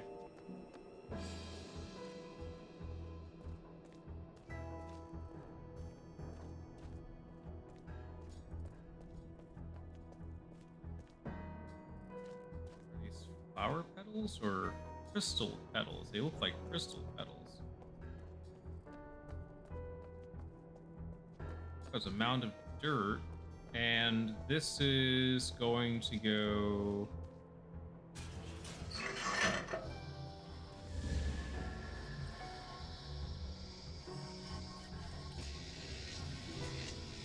So from the looks of it, their tree is red?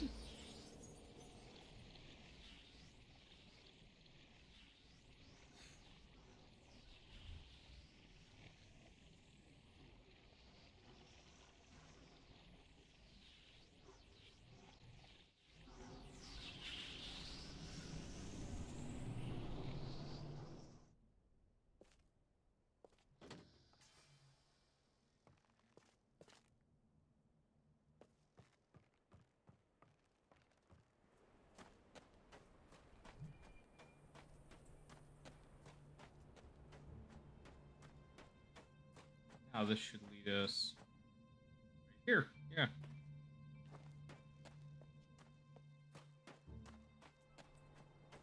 Means it's time to bring the rail cart back.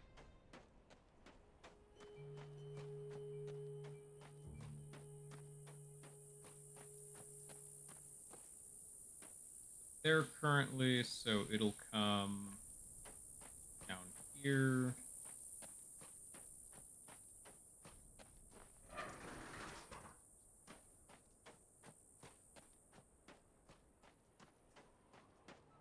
We'll go right over here.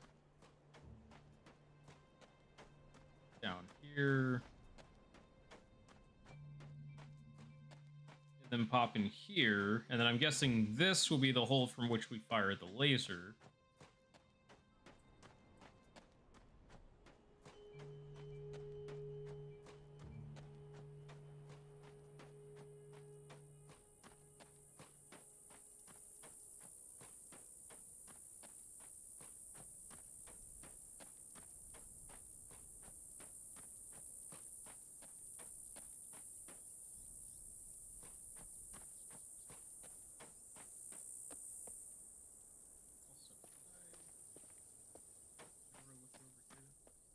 All right, that was the portal through there, and this is...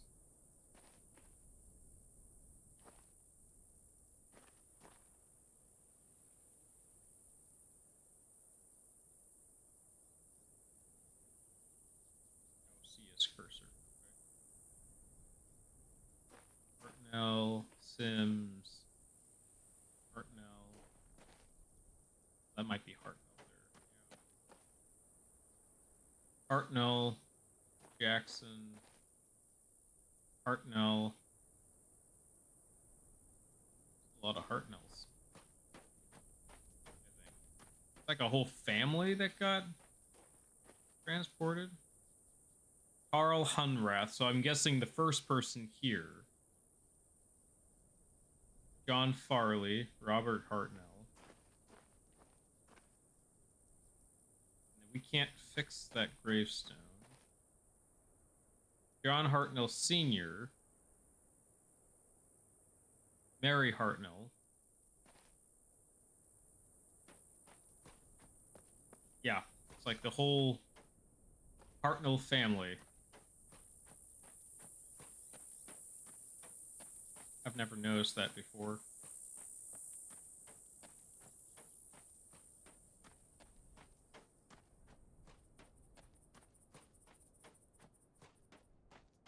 Again, this dead ends, right? Yep, this dead ends.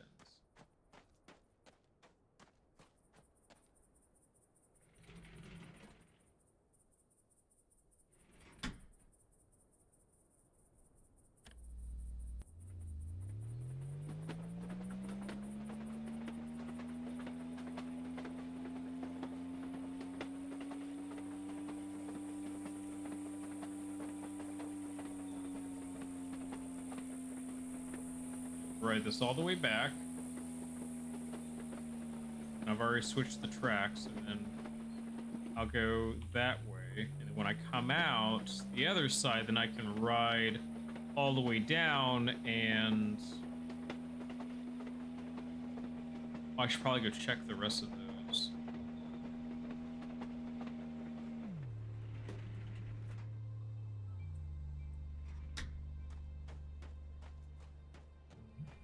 There.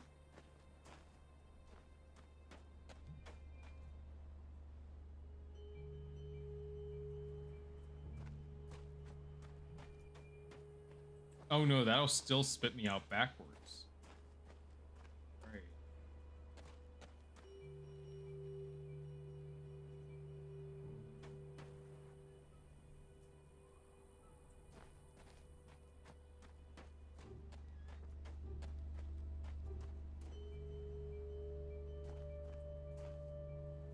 Wait, hang on.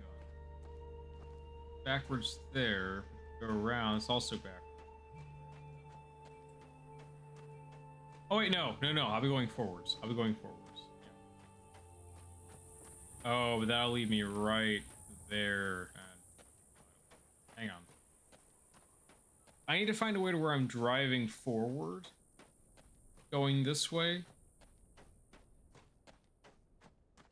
because I have to be able to aim and fire at that, because it's basically the last one. This is...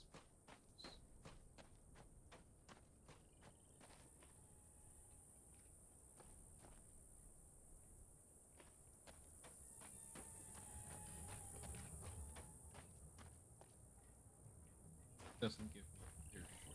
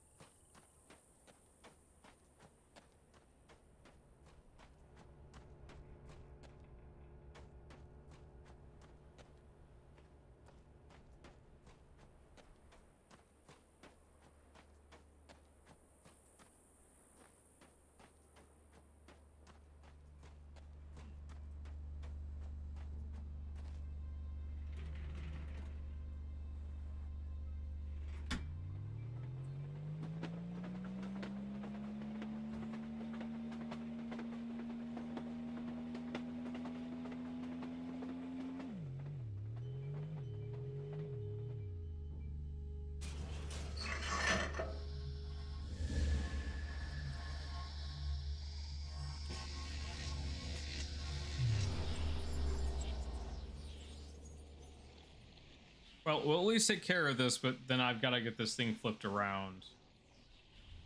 Which I think the only way I'm really realistically going to do that is at that true roundabout at the top of the junkyard.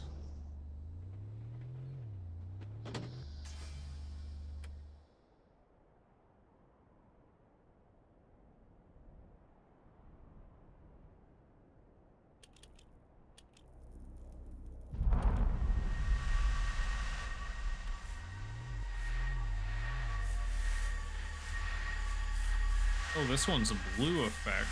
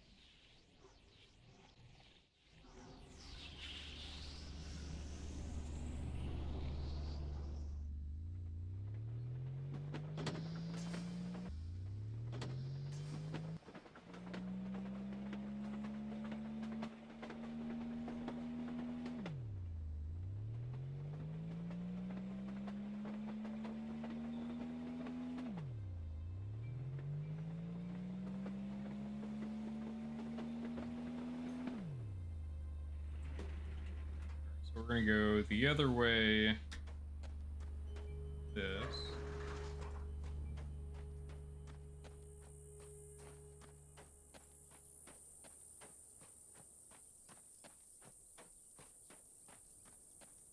Turn down, and then that's already going that way. Good.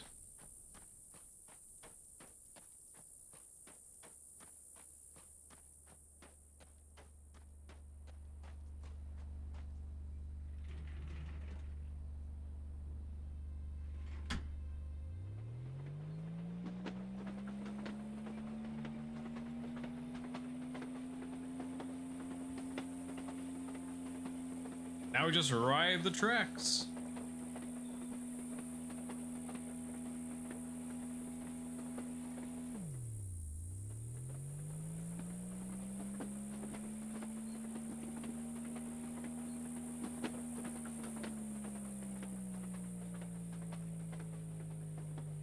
Come on, motor. Come on, motor. Come on. Come on. There we go.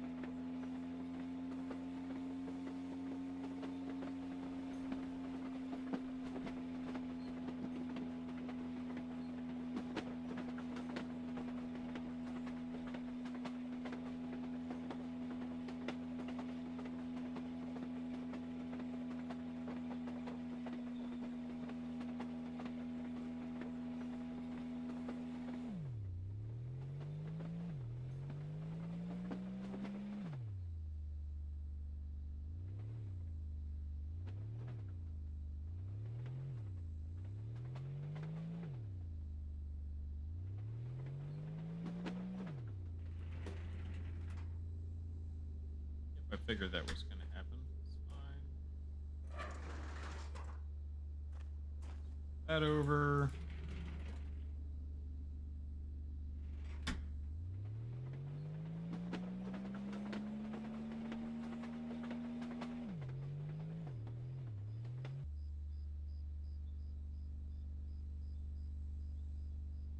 Anything worth aiming at over here?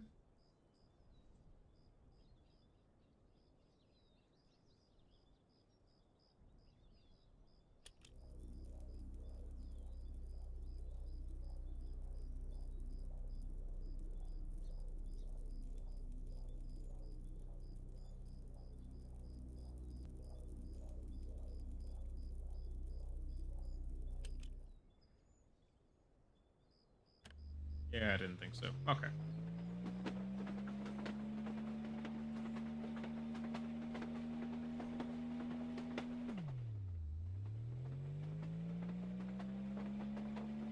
Back we go, the other direction.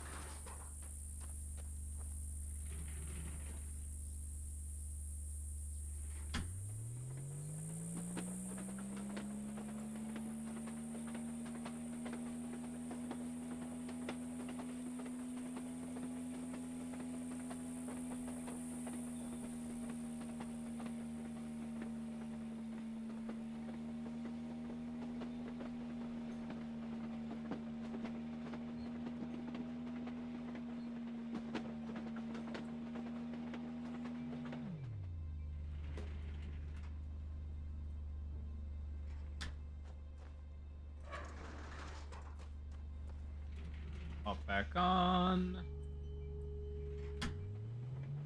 I'll continue forward.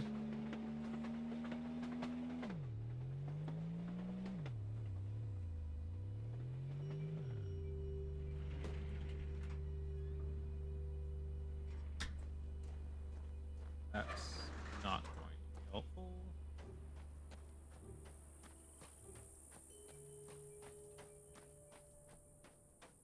That's also not going to be helpful. There we go. And then head back down the way.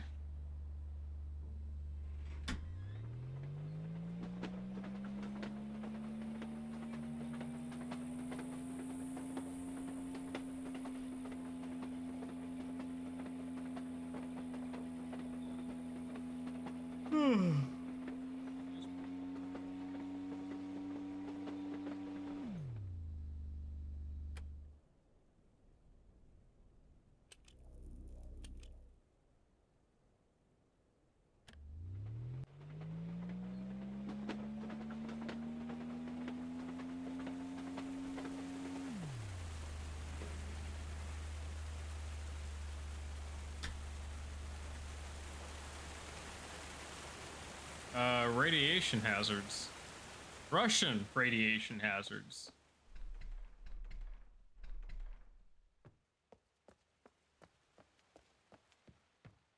Oh boy, I'm going to get irradiated. There's a canning plate and a scoop. Okay. This is a clear submarine, it looks like. Submarine parts, salvage log. 4 fluid valves and pipe attachments, 6 fire hoses, 1 large fluid valve, 4 lead acid batteries, 5 speakers of various size, 32 cots, mattresses, 1 retro encabulator. Unfortunately, I can't read Slavic. Bit of a problem. However, I can pull up a translator real quick and see what that says.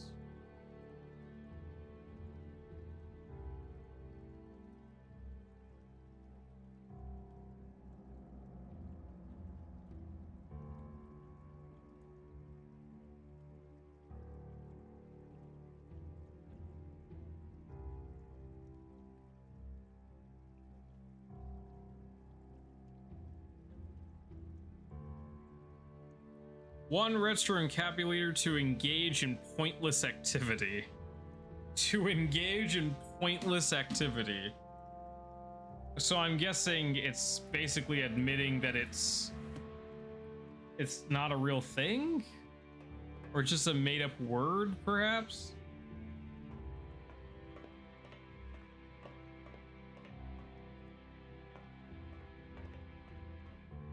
Oh wow. That's dangerous. Yeah, so a Russian submarine just hanging out here.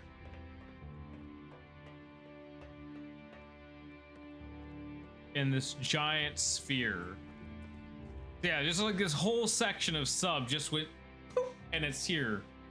And that means the forward and rear compartments were, well, assuming that's not the full back end, it got bisected in 2 parts, perhaps? CW's journal.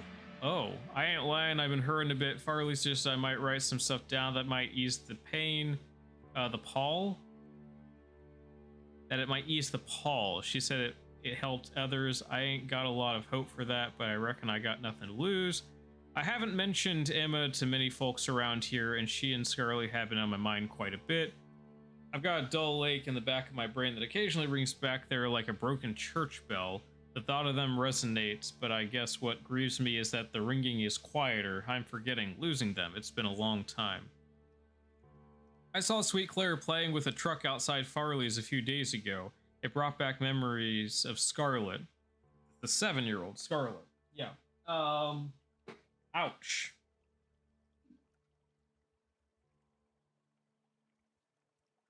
But I have a hard time picturing her face anymore.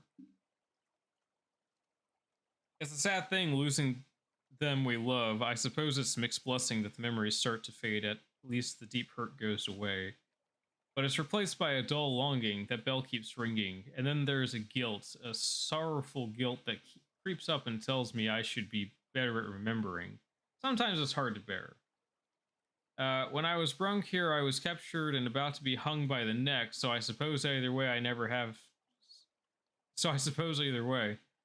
I never would have seen my wife and daughter again. That's cold comfort. Oh, I see. So I suppose either way, I never would have seen my wife and daughter. Okay, yeah. I'm reading wrong. This writing don't help much. It dredges the hurt up. I think my work distracts me. I'll stick with that. And 2 blank pages.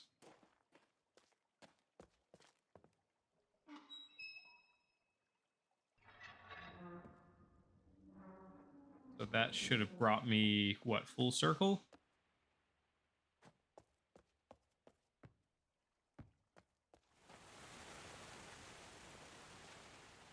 Yeah, these signs match.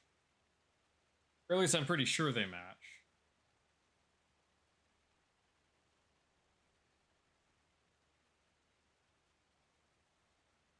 Yep, radiation danger.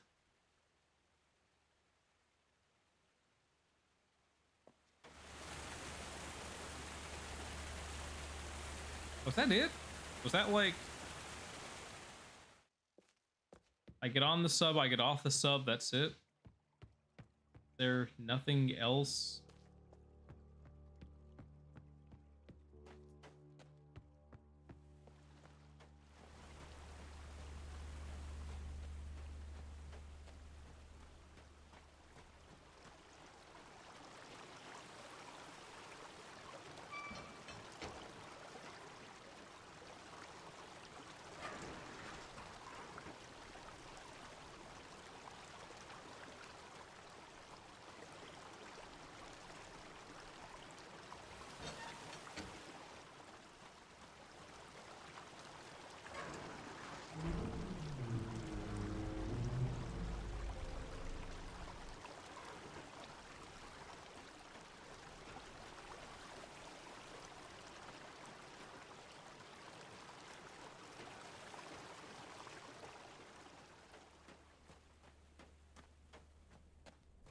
Alright, well, I think I have a way of getting up there now.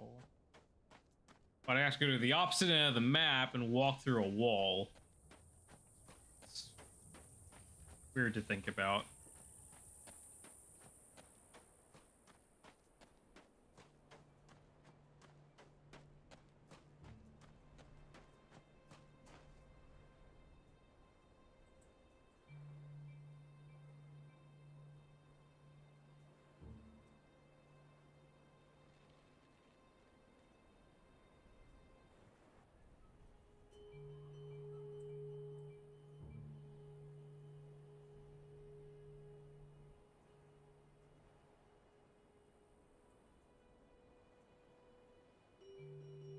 There we go.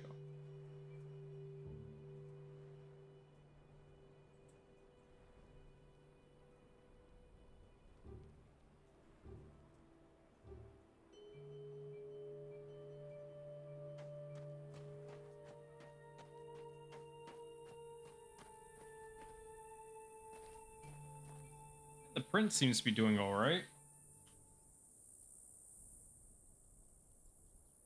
It's definitely printing. I'm happy about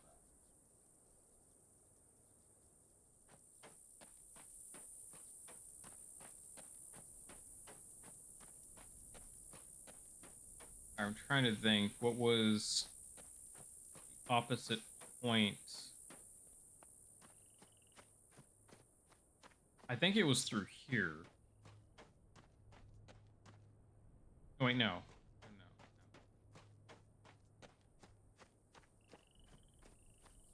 I think it's going to be over here.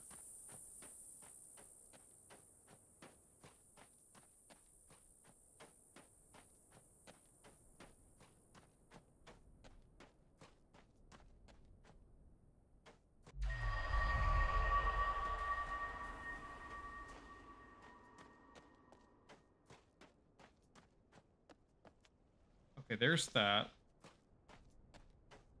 Do I have a way down there? No.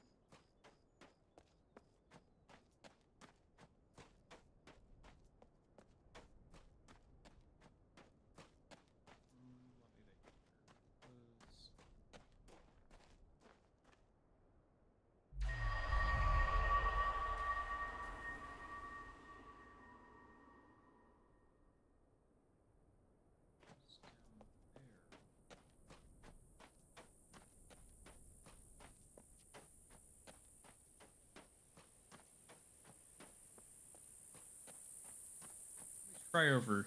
I think that's just further up the rail to the scrapyard, if I recall correctly.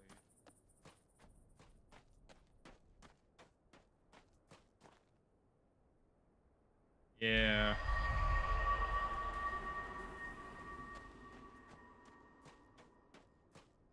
There's the tower up there.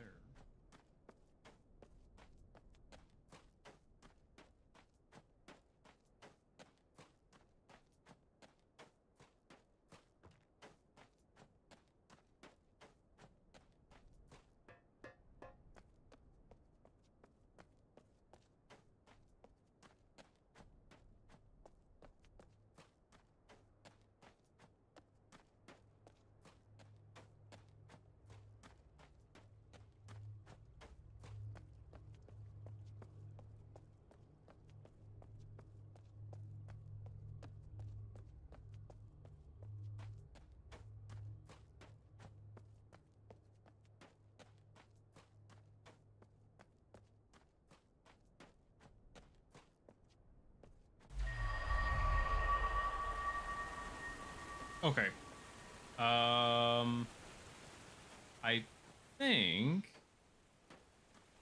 I think this took me where I need to go, possibly. All right, there's the bridge over there. Yes, yes, yes, yes, yes.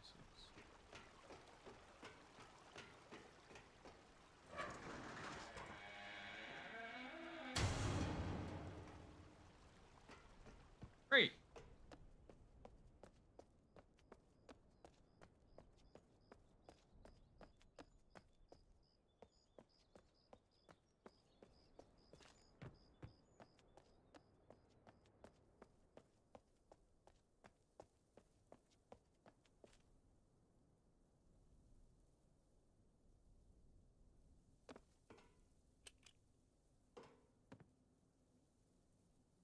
And this is the tower. Oh, and I think that's the door that leads, like, to the tree.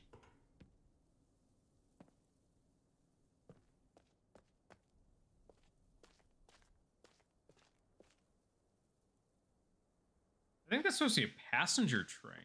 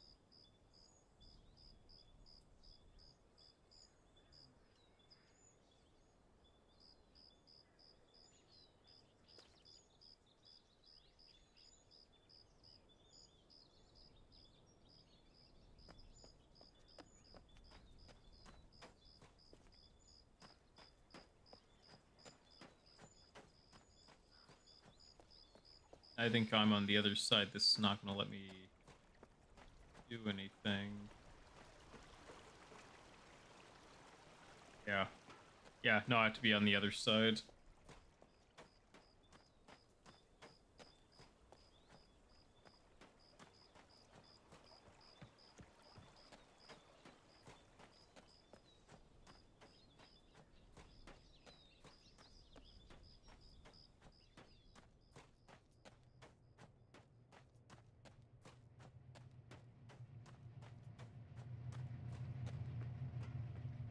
Did I already...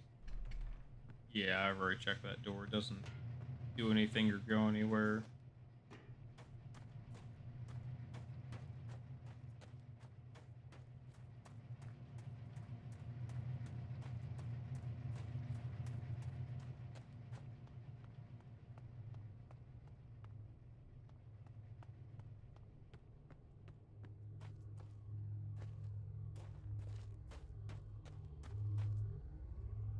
I believe this is supposed to be like a wave electricity generator.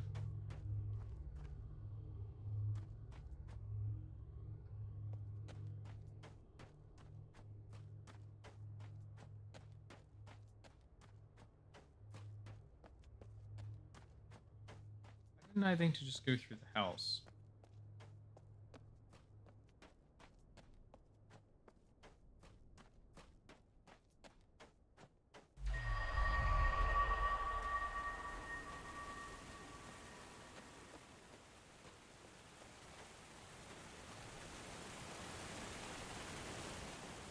Yeah, so I can just... Okay. I'm... Wow, I'm not thinking today. My brain is like, bah, no. Go down here, go through the house. Why am I having such trouble focusing right now?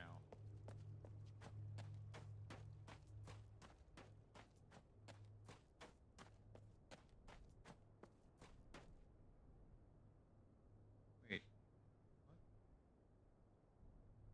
what? Did I go through the wrong thing? I may have gone through the wrong thing. I think I went through the wrong thing.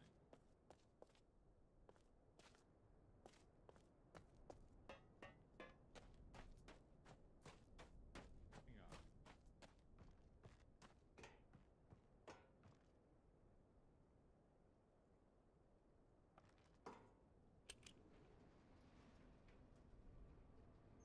I gotta think here for a sec. Right, I need to get on the other side. Yep, I need to get on the other side. So...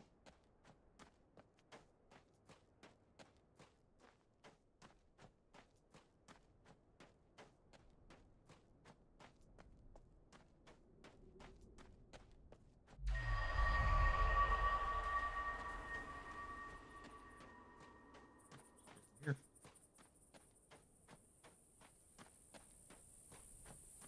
What I need to do is I need to switch the bridge around.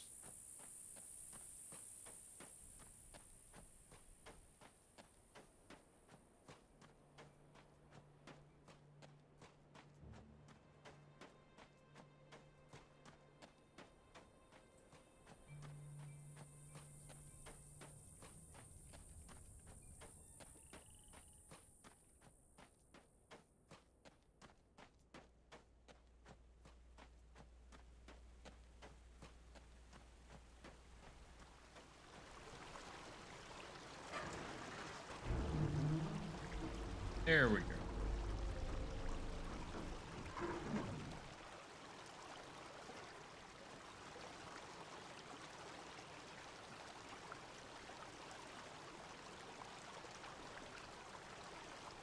Now I just have to figure out how to get down there.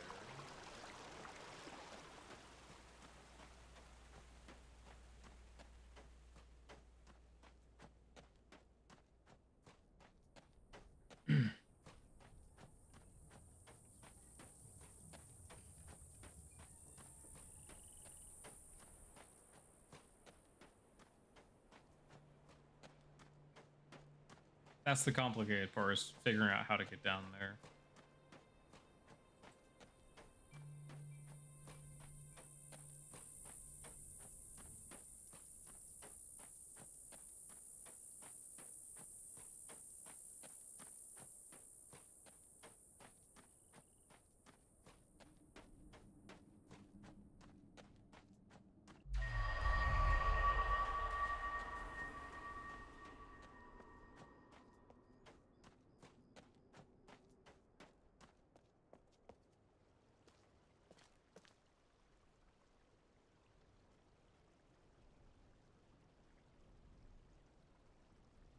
Stairs, yes.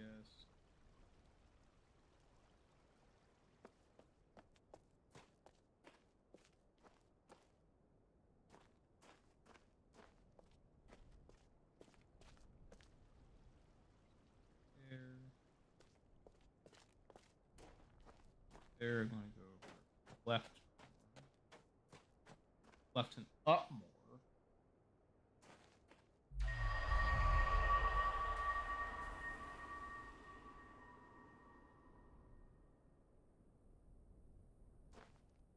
That'd be up there.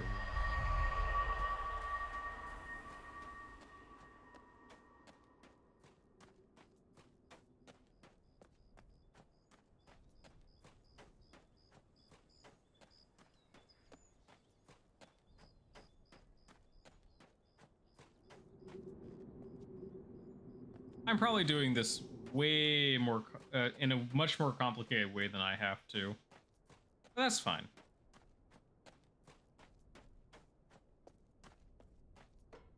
That's okay.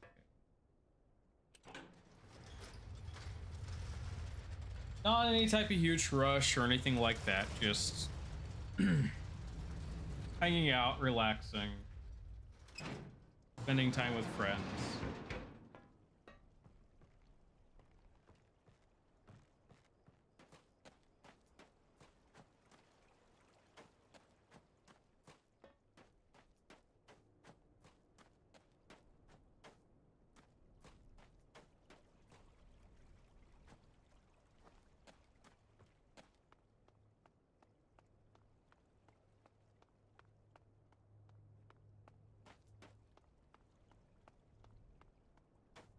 Oh, right. The...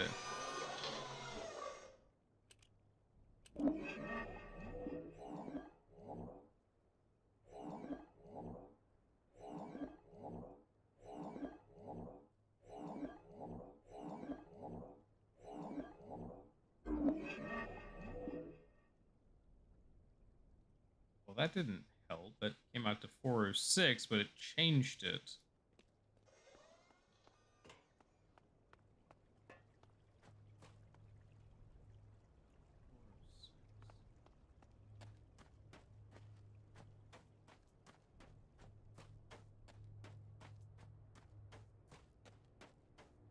Four oh six.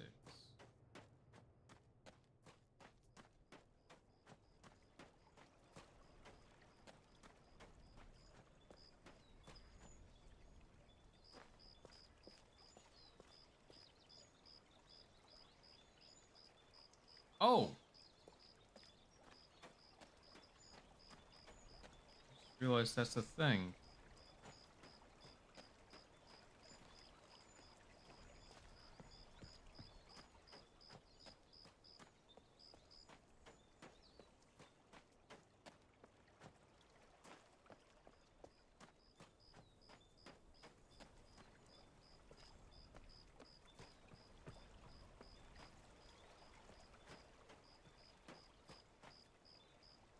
How am I supposed to get it?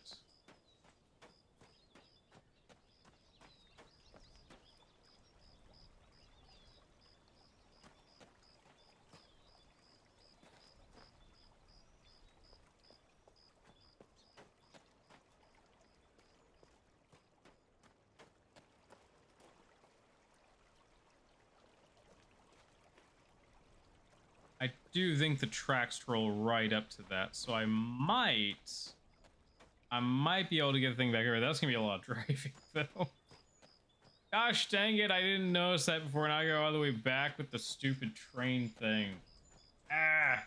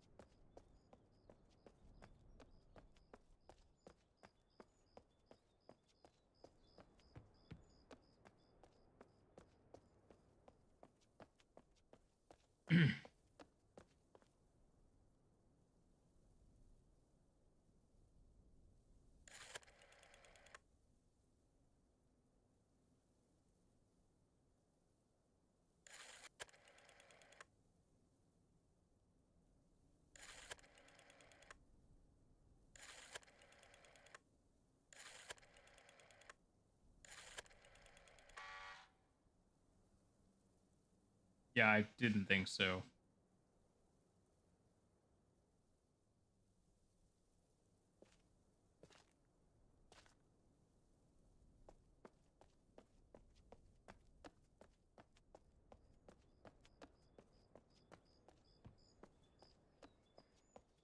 I couldn't possibly be that lucky.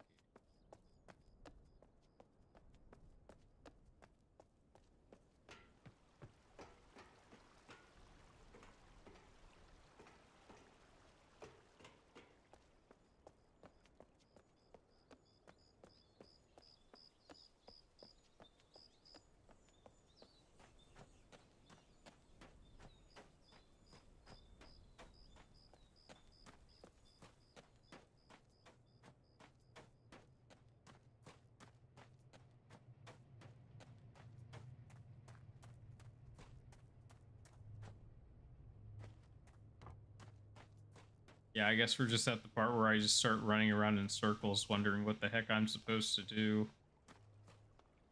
Such is the story of my life.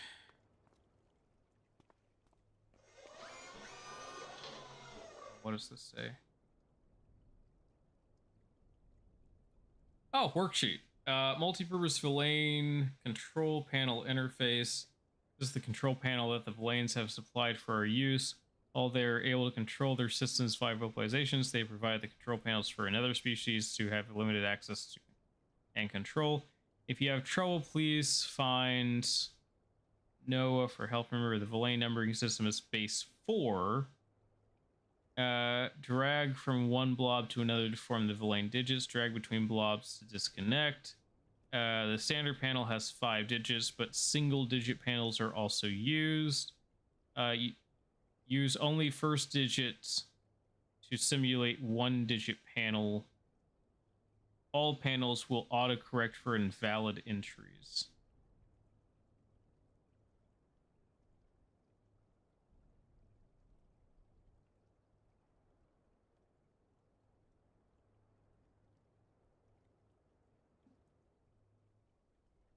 That'll work.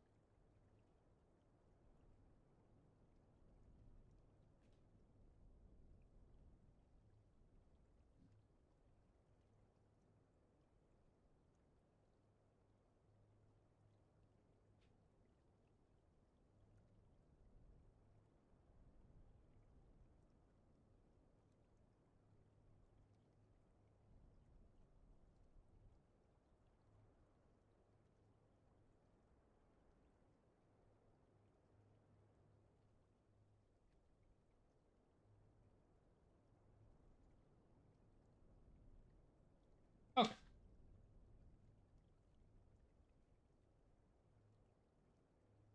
So it is a 3x3 diagonal.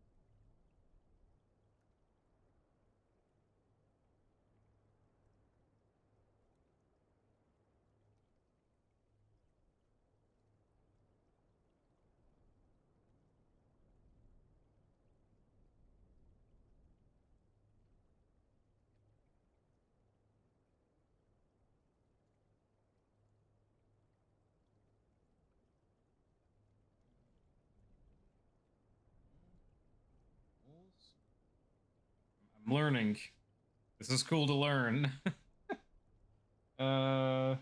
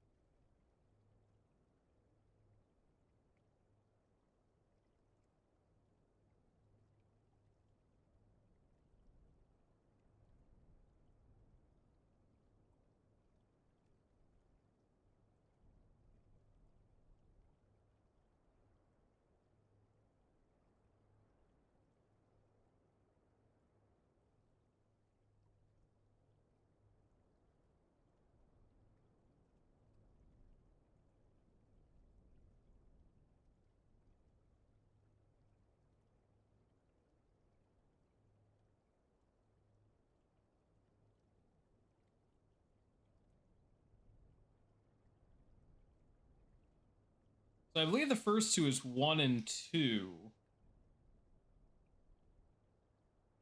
If I understand that correctly.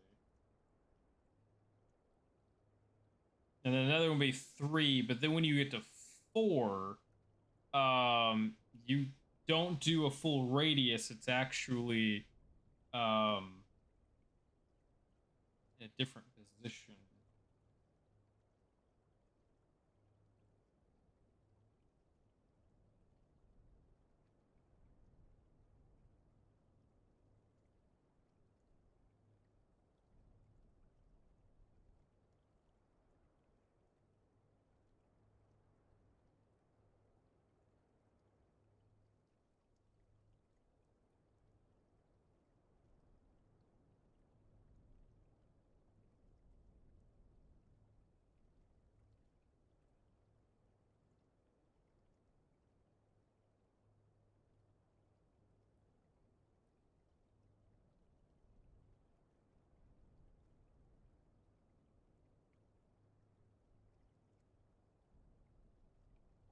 Okay, so that one is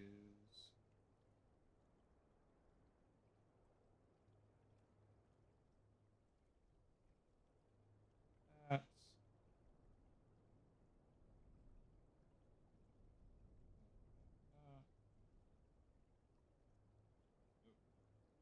This one is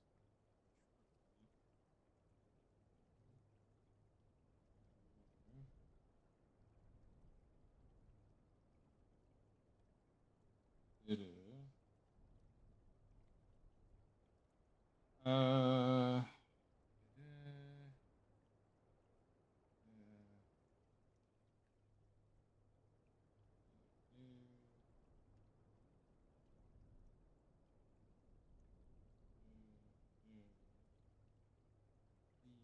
there,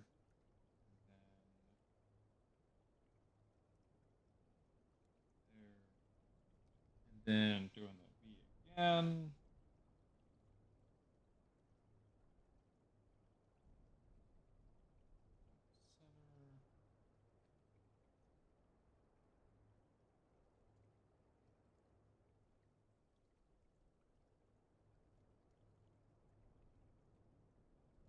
Oh wait, no, I did that wrong.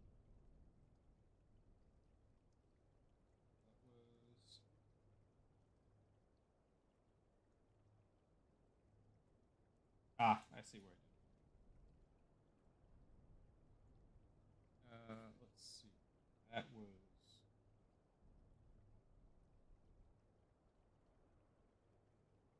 that. And then that one is that. Then it is.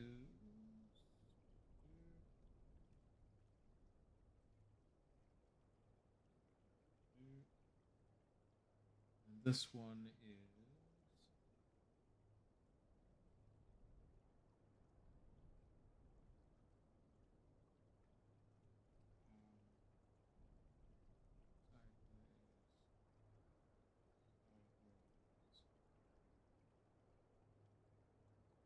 Up,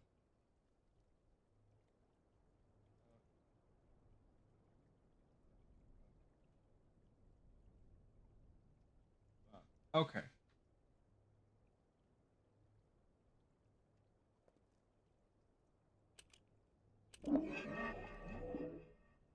So this should be one. And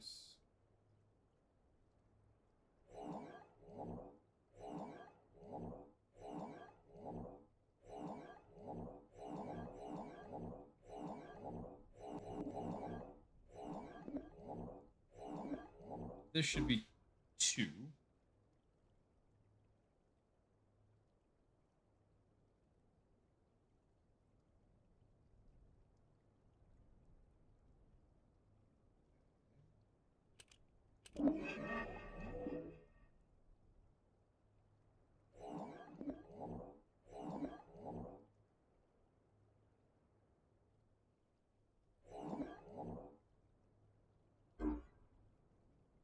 That's 9.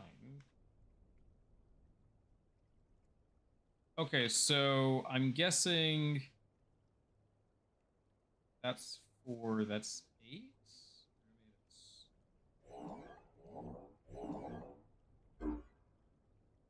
That's 8. Yeah, that's 8. Take that away. That's 4.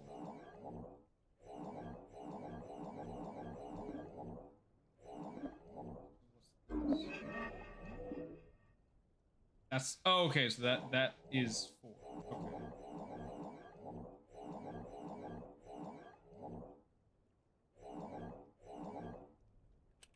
Okay. Okay.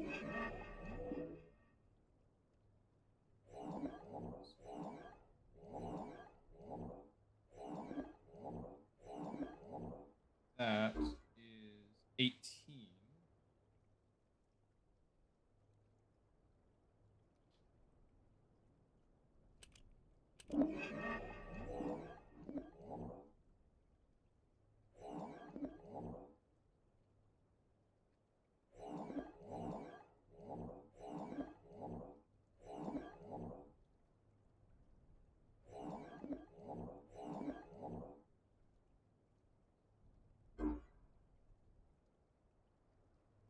That's 649.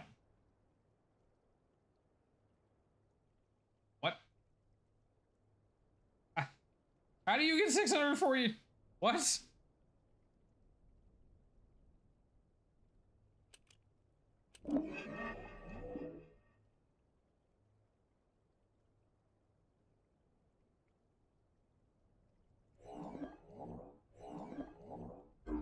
Five?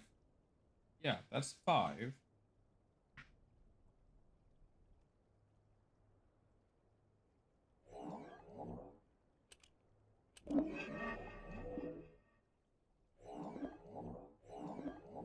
That's 8.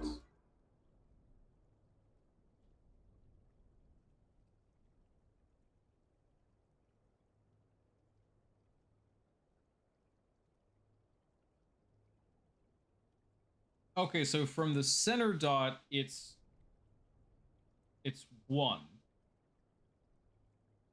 If it's from the dot up, it's 4. So 4, 8. So then if I were to do this, that would be 12, which you'll probably rearrange and do that. Yep, okay. So 4.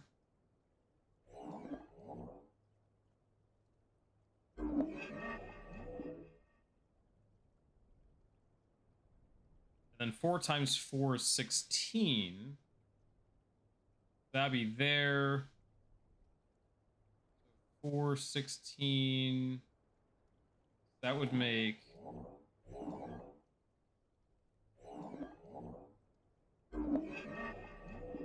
64. Which would make this 256. Yeah, so it's half binary.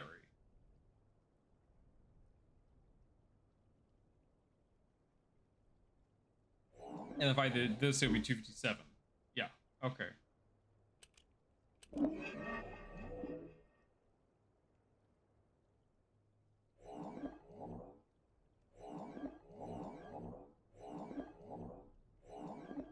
That's 13.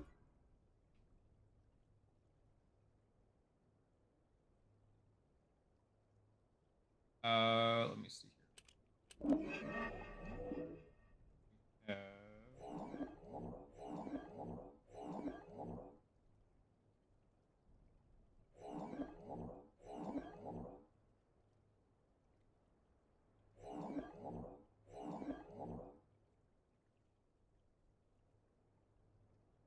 Okay, so that's 12, 14. Hold the 14 aside for a sec.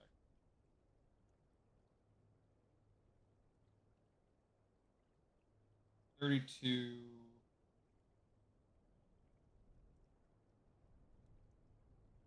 48? Yeah, 46, that's right. Yeah, it's 12, right. Right, so that's 14.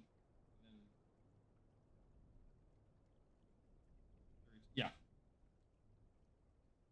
no, that makes sense.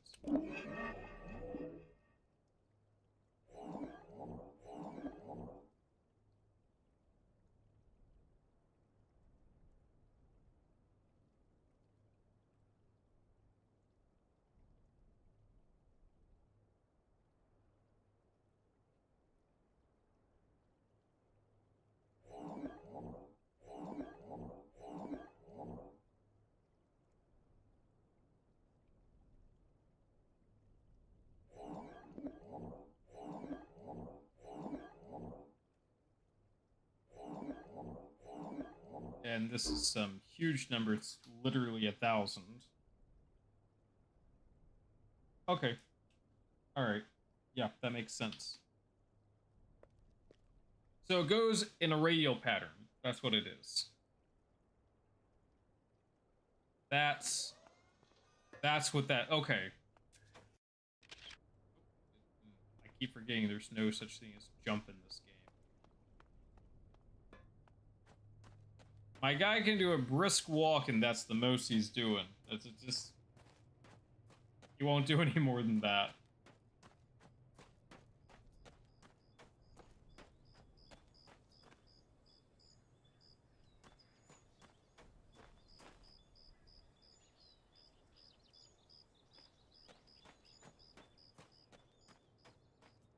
What were we doing from here? We were going to.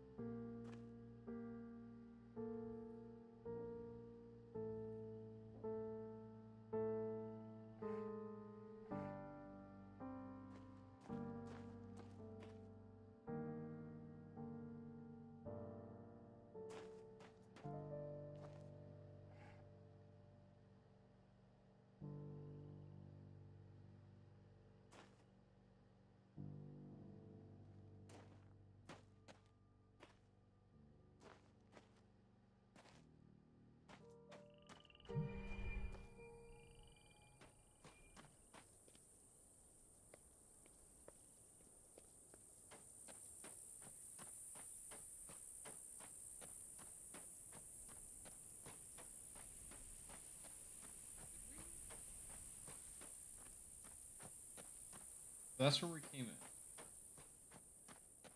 We go in here already.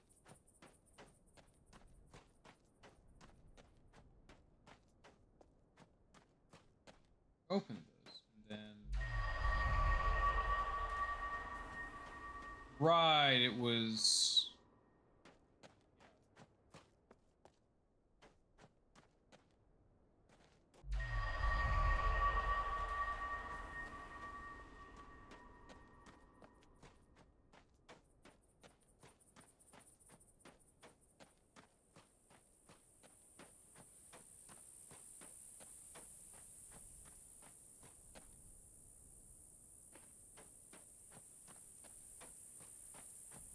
All right, so we'll travel back to the.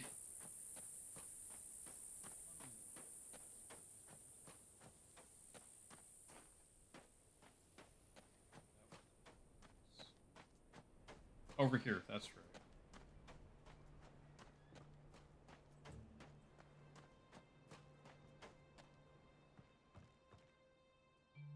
I wonder if anyone ever got, like,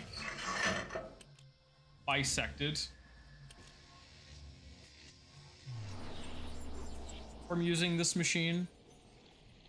Like, just, like, oh, hey, let me come with you. Whoa! Like, right in half. Like, oh, no.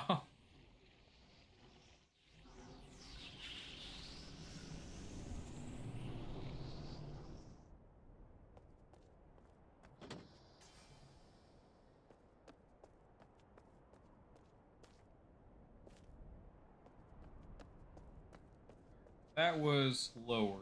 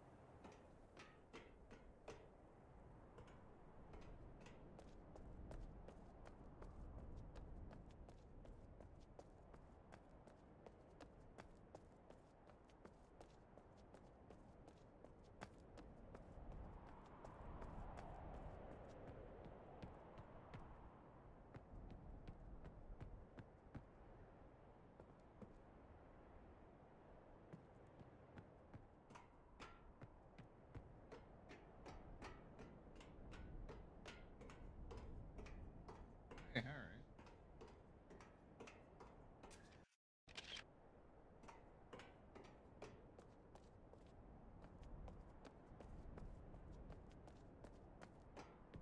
I'm guessing I have to get that moved first.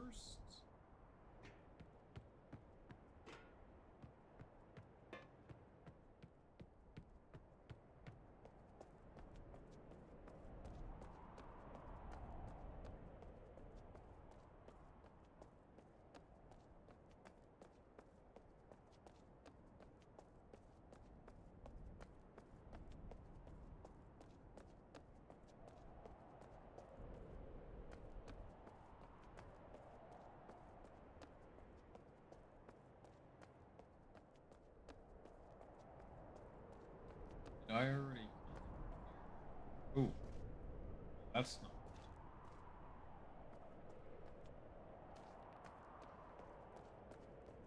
Oh, I don't think I already.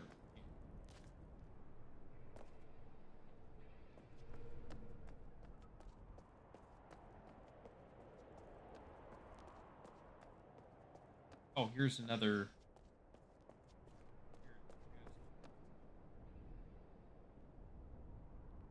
That fell off.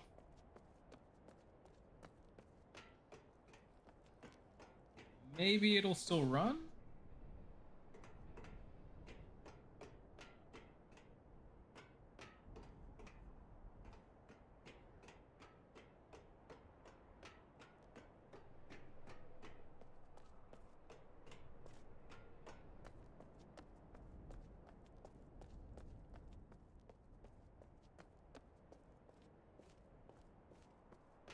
I don't even see a way on how to get up there.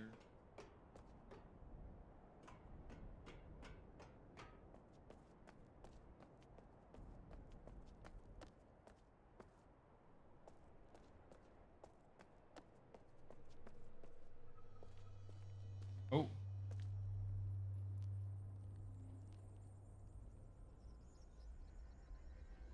Okay.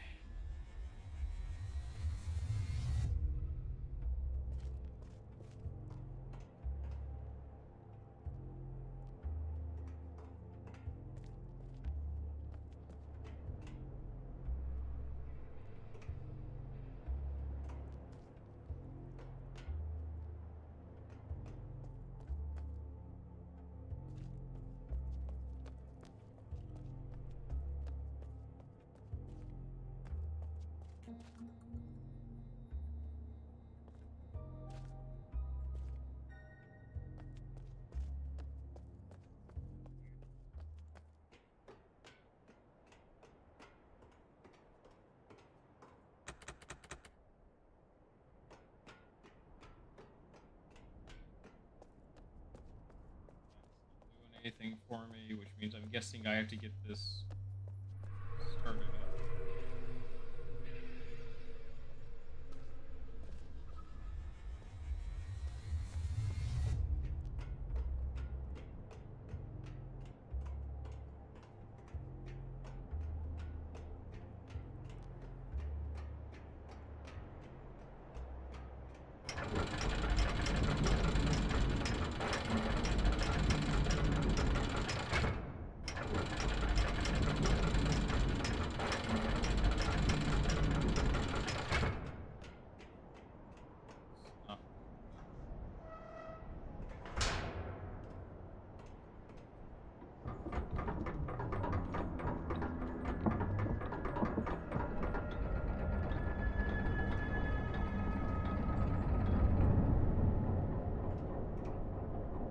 Now we're getting somewhere.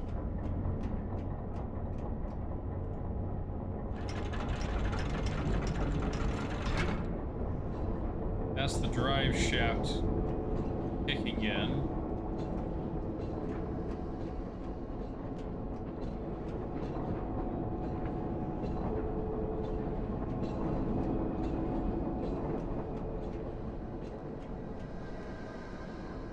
Oh, that's cool.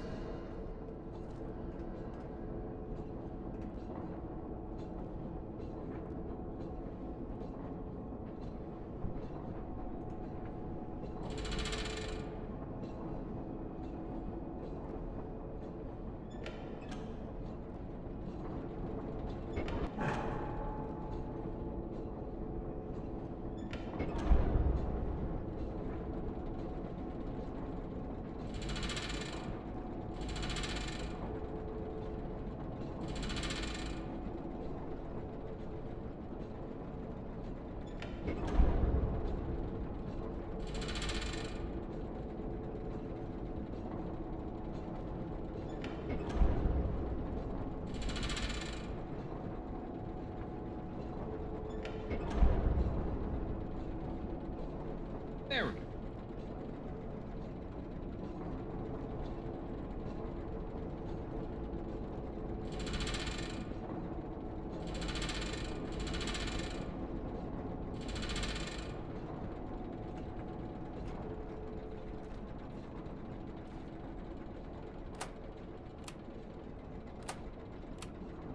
About this.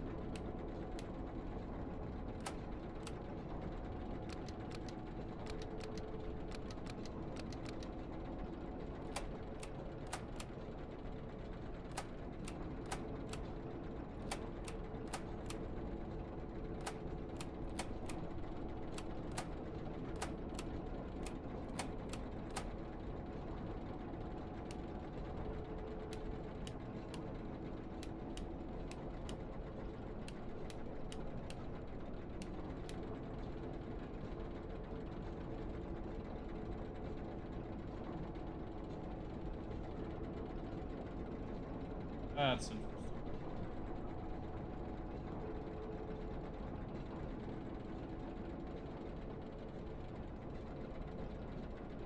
Then there's like this huge code thing here.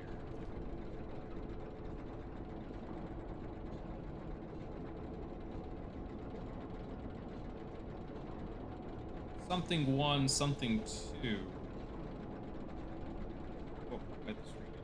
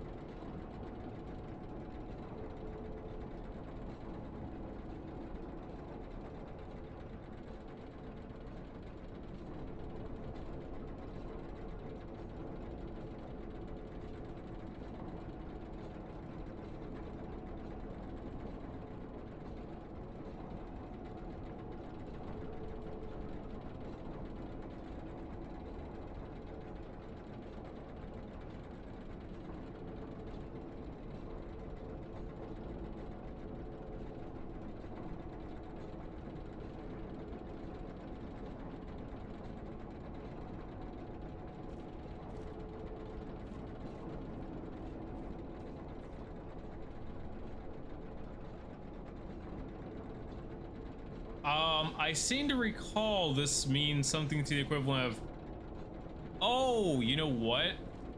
I bet this is that one thing we were looking at from the Russian submarine.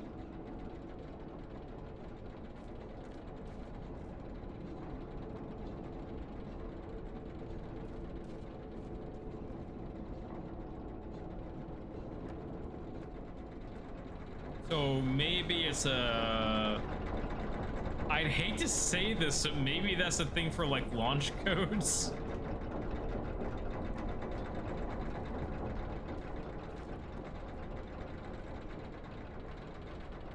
Oh, also stairs.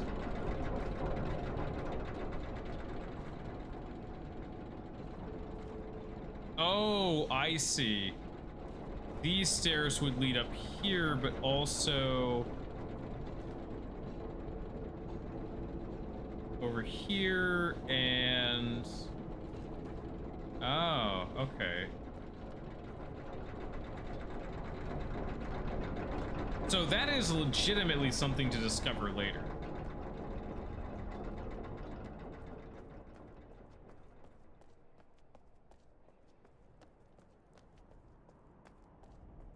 But no, excuse me. Now that we have power restored, what does that mean for us?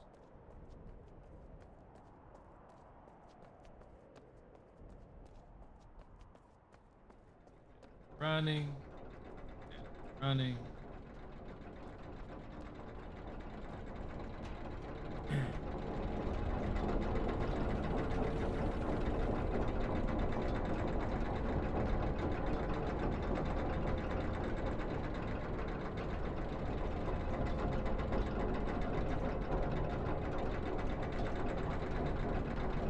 It's running, so like, wow, this looks like dwarf architecture.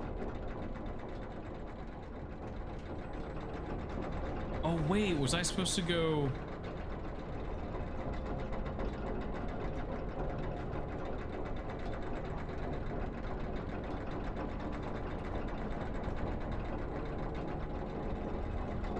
Was I supposed to sit in here?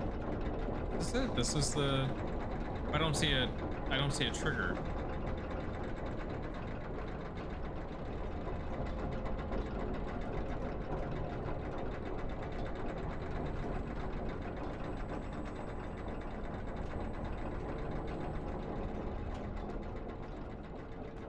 And I'd very much like to get to the other side. I guess I'll have to go...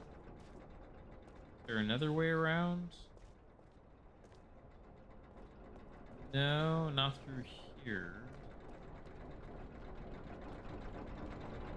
Oh, don't tell me I'm dead-ended. That can't be right. I know I can get down there. I can get down there easily enough. But I think because that's in the way, I can't get over and up.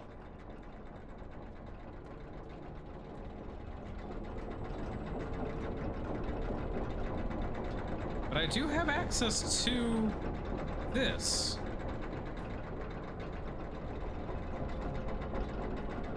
Yeah, that's I'm pretty sure that's blocked off.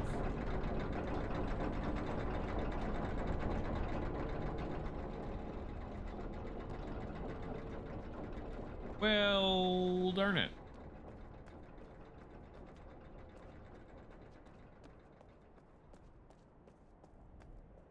Oh, you know what? I betcha I know what I have to do.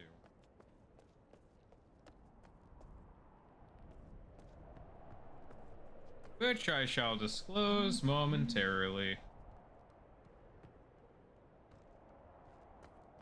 That, I believe, is my ticket across.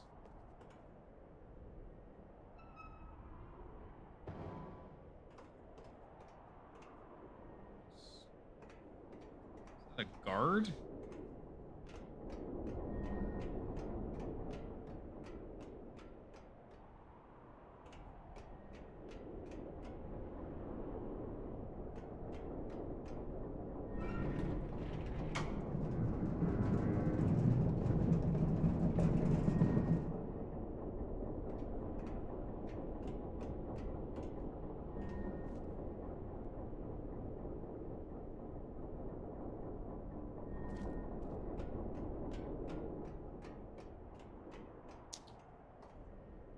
Ah, yeah.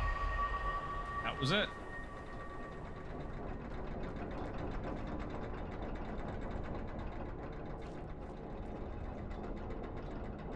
And sure enough,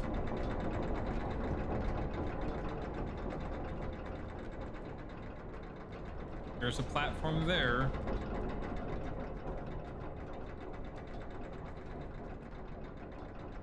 That leads nowhere.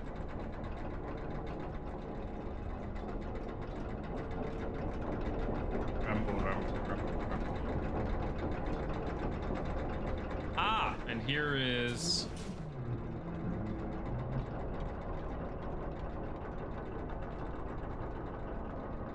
Oh, and that did take us directly across.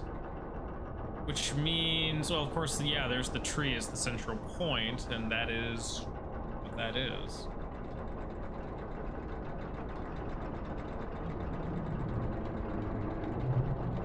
And now that counterweight is out of the way.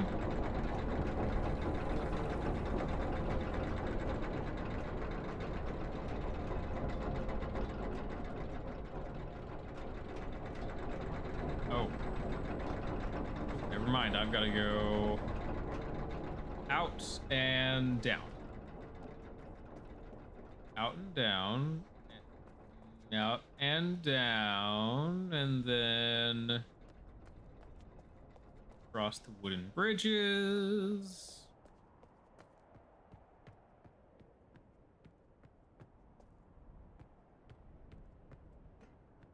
Oh, that's funny. When I look down, I slow down.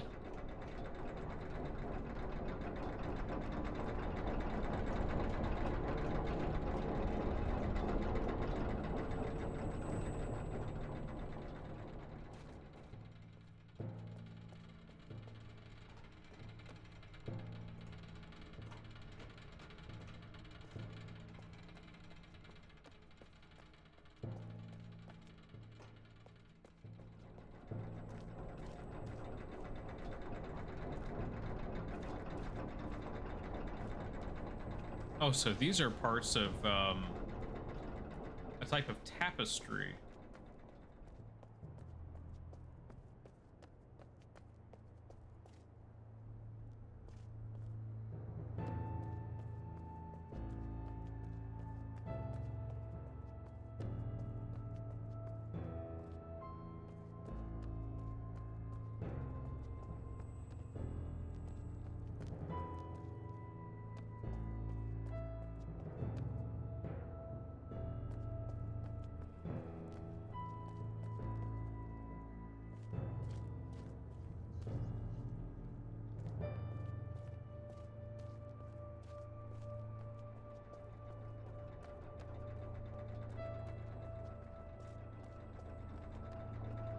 Doorway over there.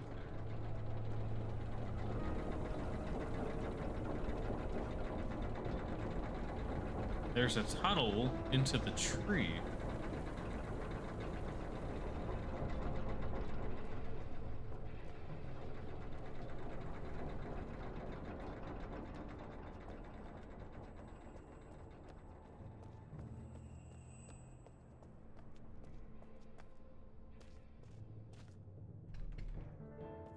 And of course that's locked.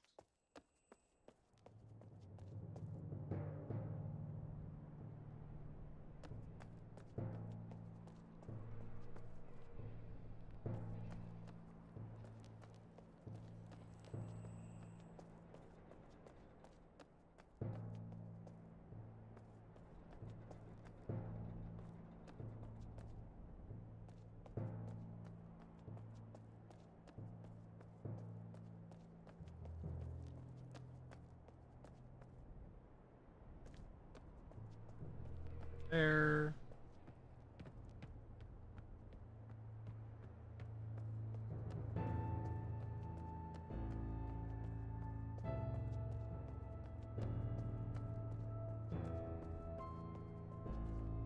Oh. Holy. Holy.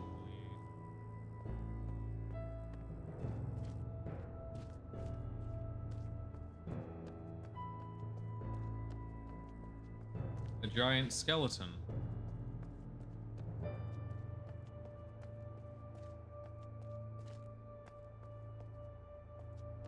It's blocked off. I guess I'll go this way then.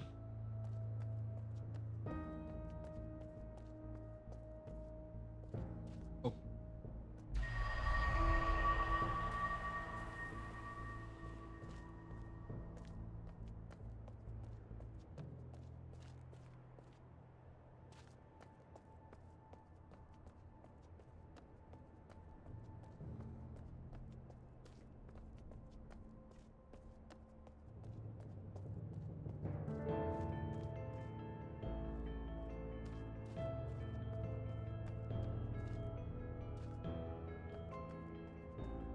Oh. We know where this leads already. To the Villain, if I recall. Yeah, the Villain. We haven't seen the Morath world yet.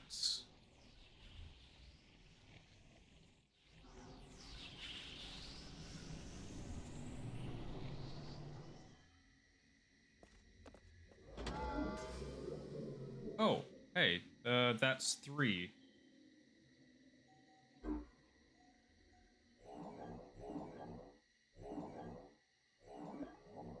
2.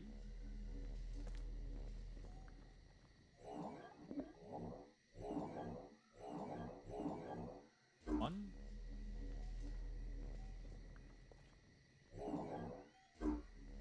0.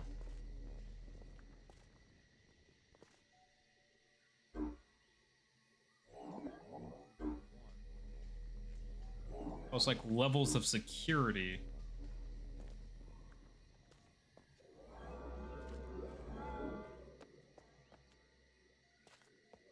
Oh, wait, hang on. Was that... Hang on. There's the map that's there, too. Yeah.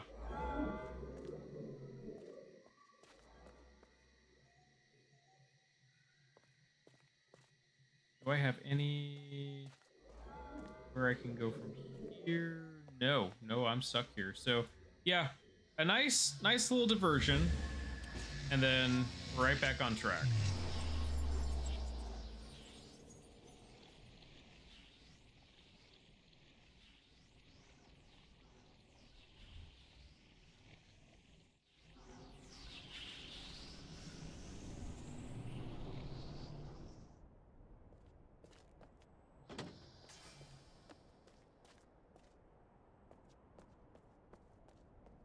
And up we go. I think.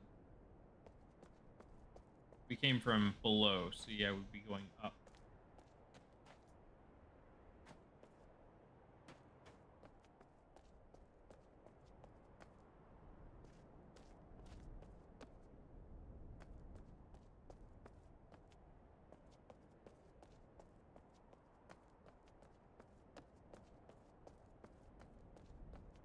wall.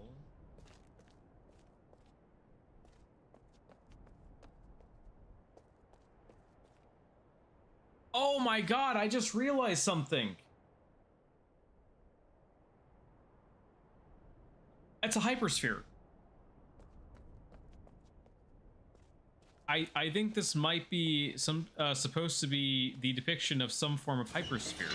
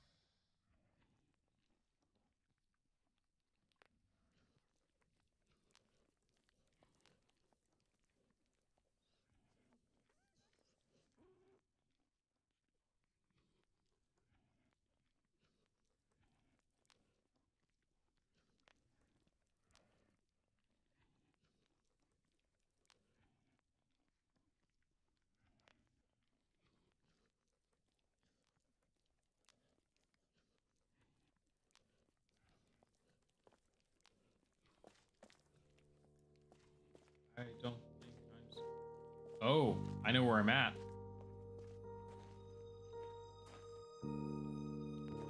I know where that path comes from. That's from the back door to Farley's house.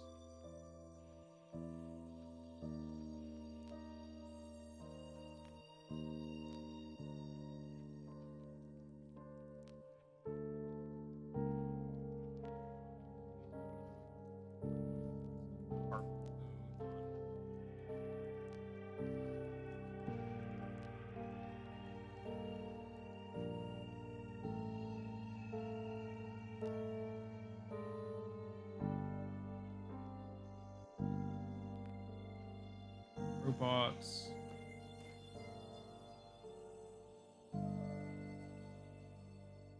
Samurai otter.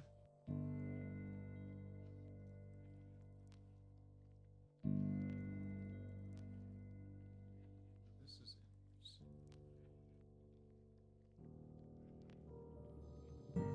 A candle under what appears to be probably a piezoelectric cell that would generate electricity by differential temperatures, would drive two little motors back here.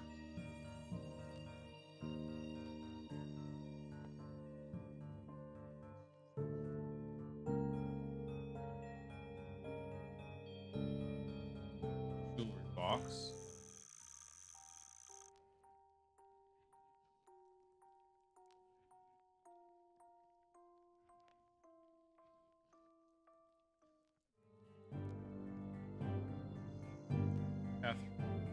Farley.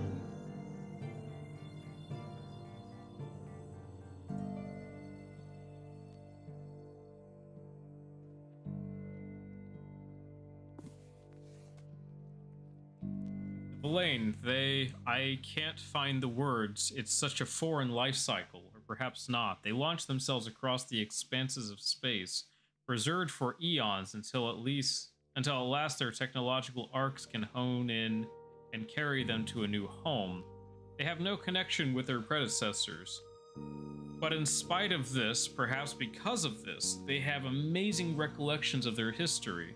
Their stories are epic, reaching back through the eons. Unlike many of us who were abducted, they were abducted as a whole. Their scoop moved an entire facility that was about to be annihilated. I've come to believe that they perhaps, more than any of us, have a deeper understanding of whatever the strange system is that we find ourselves in.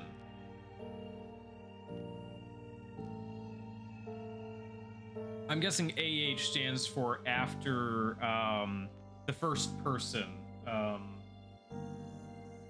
Elaine, I think is what it is. So the name of the place, named after the first person. We buried Ji-yoon today. This place never really agreed with her, kept to herself mostly, depressed and downcast. Anyway, I digress. I stayed after brief words were spoken. I was the last to leave. I wandered to the dome as I often do, and looked out at the undulating Saurian weirdness. Saurians, okay. Beyond the cell wall. Or Saurian might be the world that they're looking at. Movement caught my eye. Now, on very rare occasions, we've seen Mofang scrambling about in the distance. But there have been fewer and fewer sightings over the years.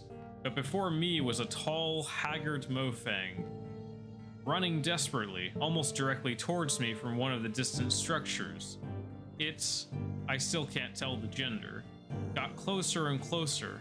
I thought it would see me and stop or turn around or be curious about this strange dome and our world inside it, but it continued running quickly, almost directly to my position.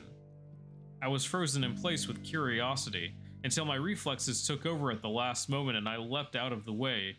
But rather than hit the dome and fall backwards or come through into Hunrath, that's right, Hunrath, that's the name. The dome flashed its familiar tone and the Mofang vanished. I was stunned for a bit, but I retrieved my wits and stepped into the dome myself to quickly get to the other side. After getting through, I immediately turned around and saw the Mofang outside on the other side of the dome, still running away from whatever it had feared, but as if it had no sense of passing around the dome.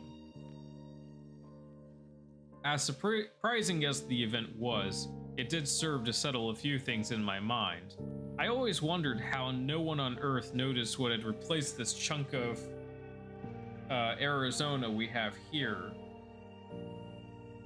16772 after Hunrath.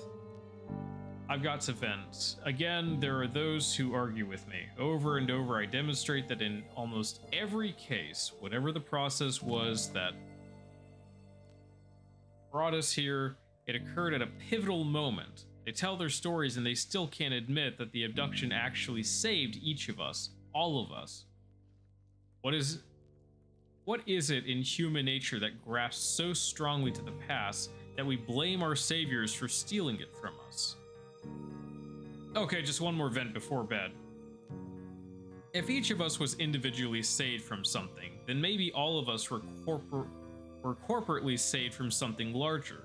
Can we really be sure what's left? And the arrivers come from various places and times. Sarah got here almost 15 years ago from the year 2055, and Uziel got here 2.5 years ago from 1942. What does this mean?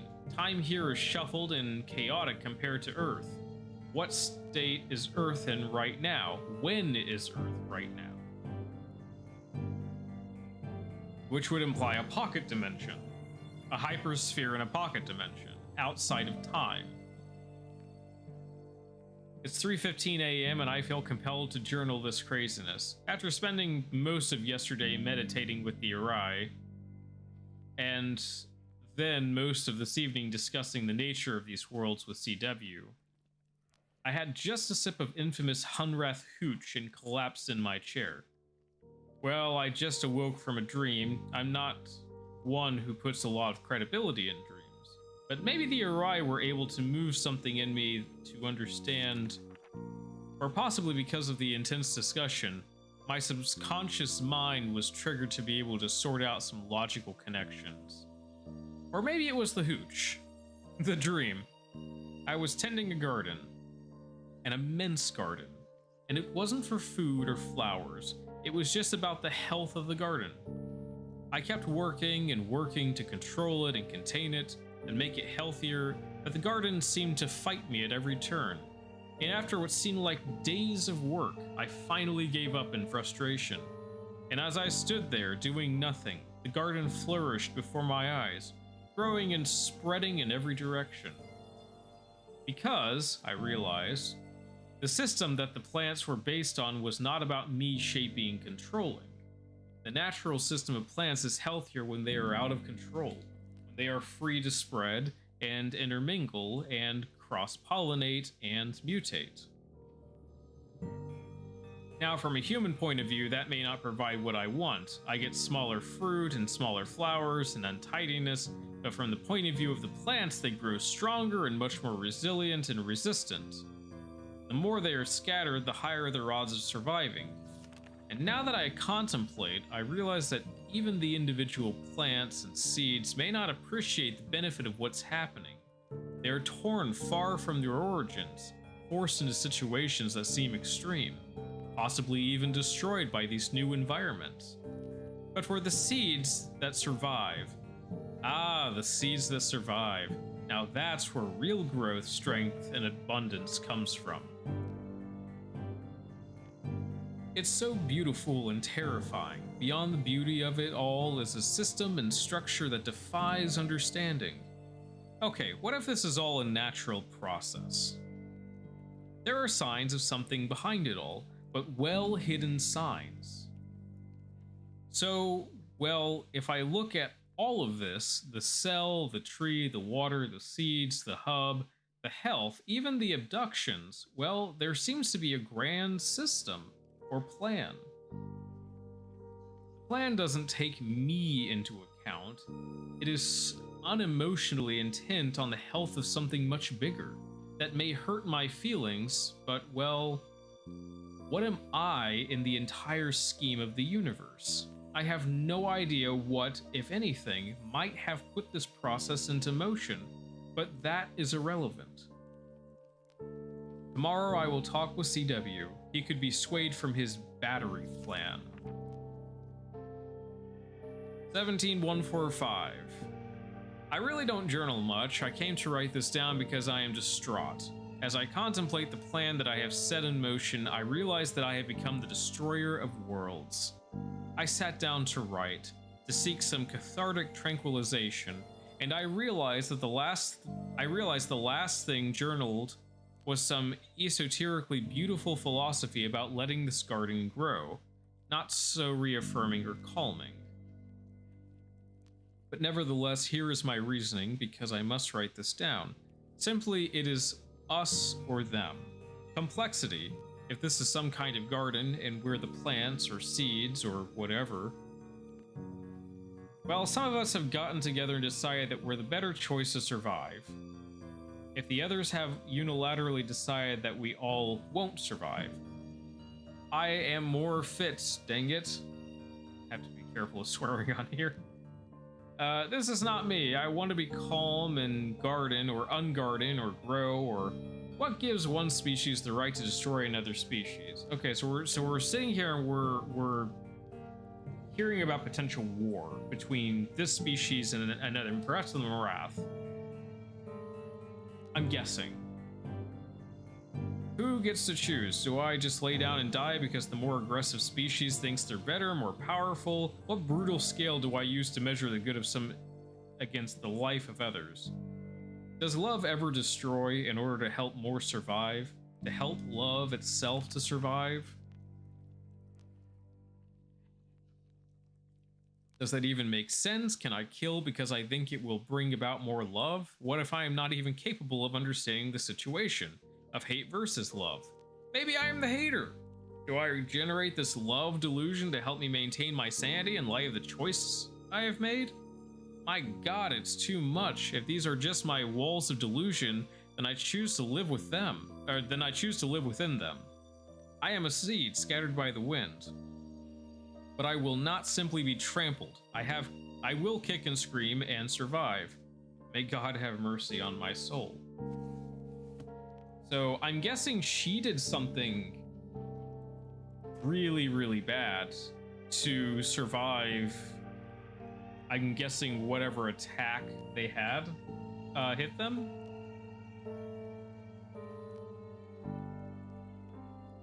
I can't even open this book. Ah ha ha ha ha ha ha.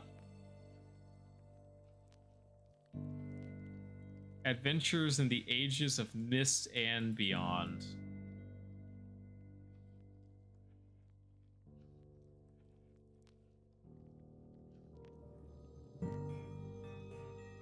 Oh.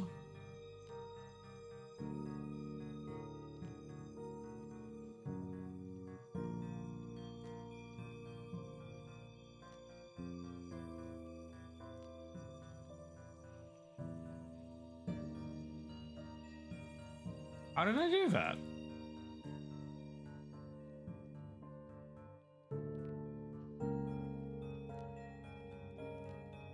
Caverns miles beneath the New Mexico desert, the Dani ruled an empire that lasted 10 millennia. They wrote linking books that allowed them to span universes, ignoring the primitive humans that infested the surface. But the glory of Dani was brought low mere centuries ago, and the rages were left empty and abandoned until now.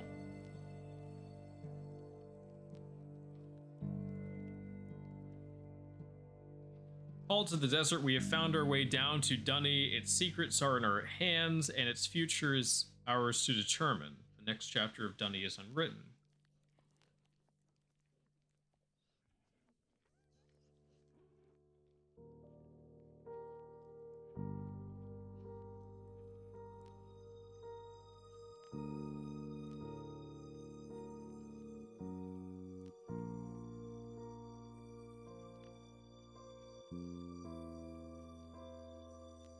Oh, I see. So when I click here, if I wait, it'll open up for me. So if I'm correct, this is the internals of the linking book prop. And that's supposed to be the Ark of the Covenant.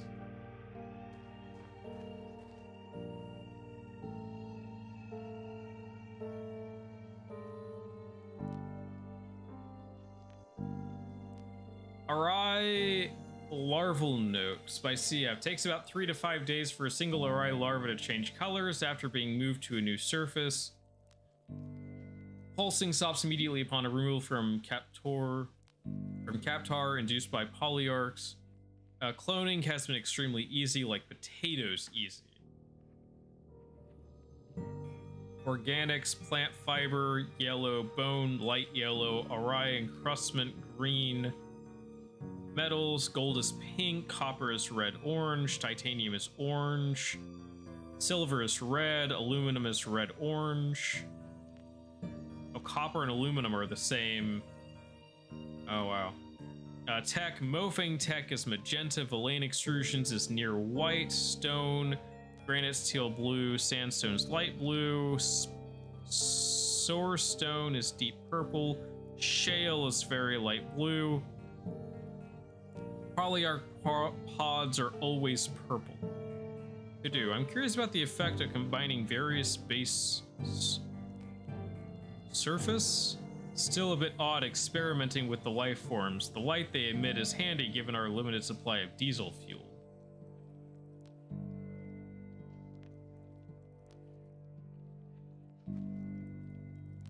And then you can see bars of different metals.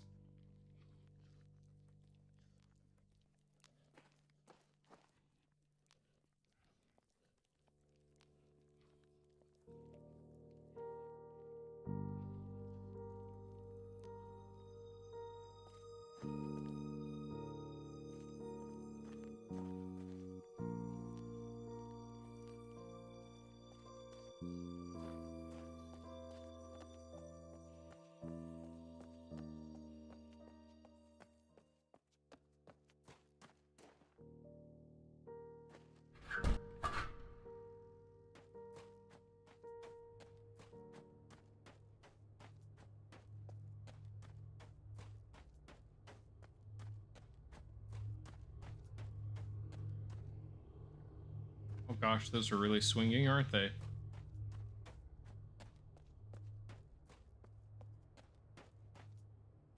I think, though, that I'm going to end stream here soon.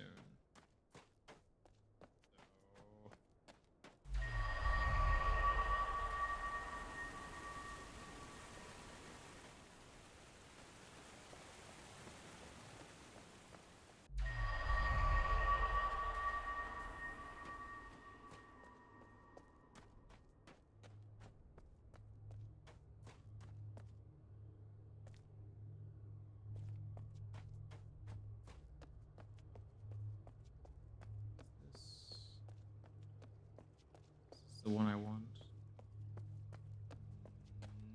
I'm starting to think it's not. Nope. It's not the one I want.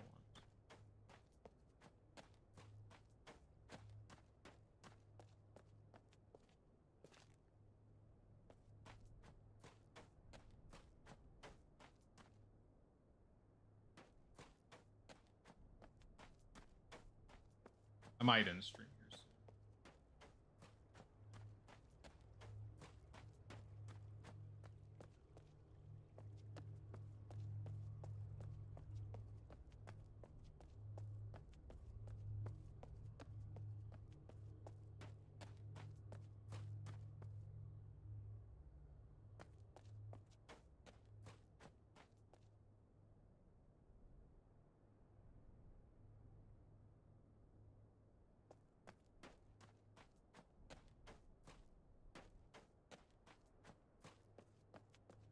How did I get up there again? So I'm pretty sure it's that one up there.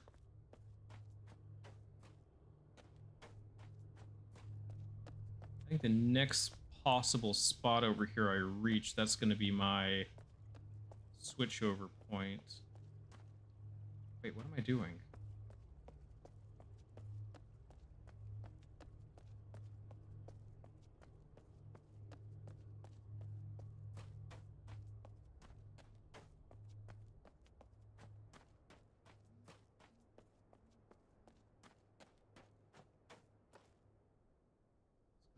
There more, which means when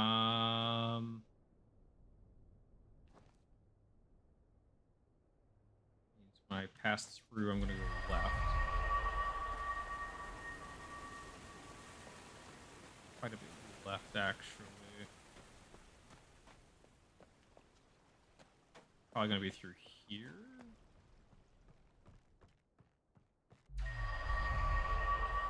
Yep.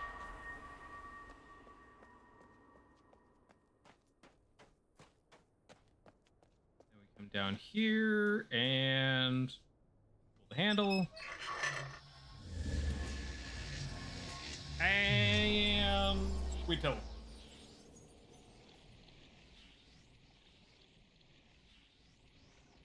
Piff.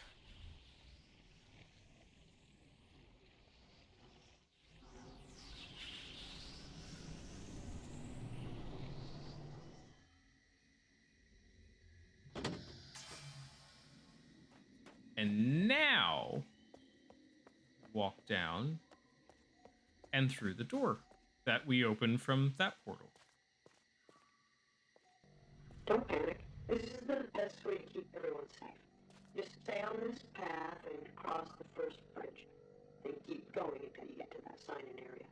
You'll get more information after you sign in. Don't panic. This is the best way to keep everyone safe.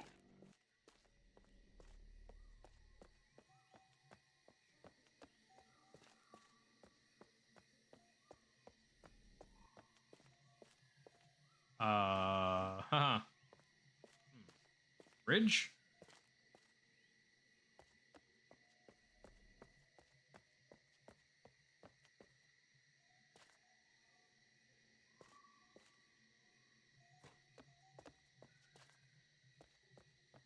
What bridge? I did not say a bridge. I mean, there's this supposed bridge thing here.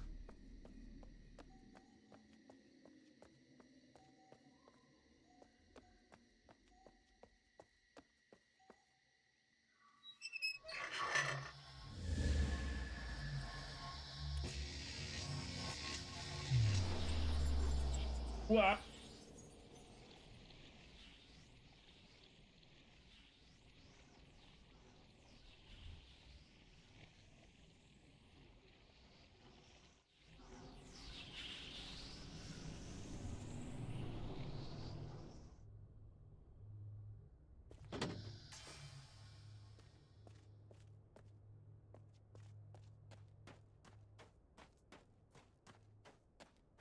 Oh.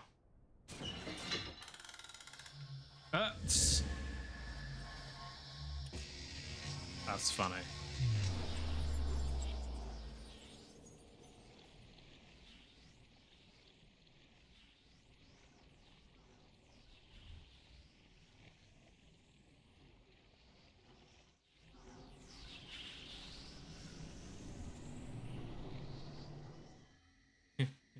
Poof, right back where I started. Now there should be a proper bridge.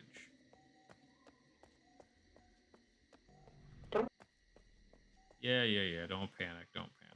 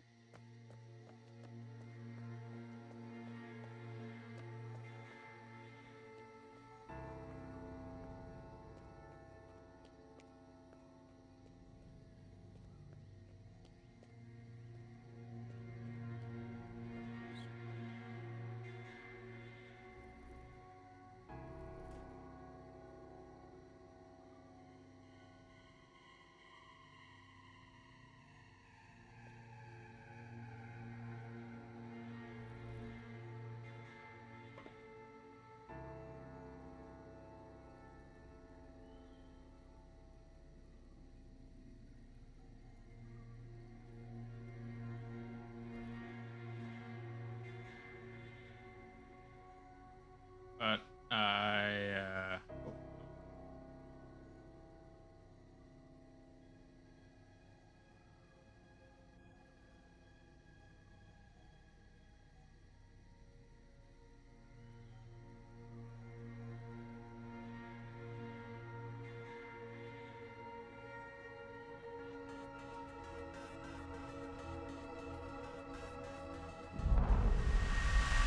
there we go. The lane technology at its finest. This be unexpected. Good. But happy. Good. Very good time to be come here Whoa. now. I am not know who you are, but I could use help. Watch. I am trapped. Not can move. These beasts, called villains, they are much danger. Just look around. They live below water. And they are storing us for food. Why give you the technology? You will see as you go. Come. I cannot be here. Find a way to me.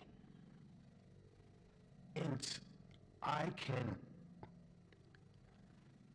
figure this out.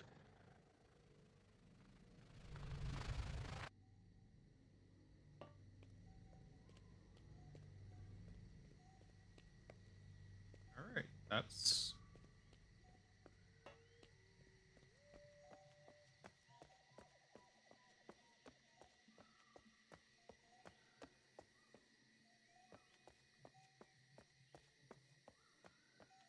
this is where I came from. Okay.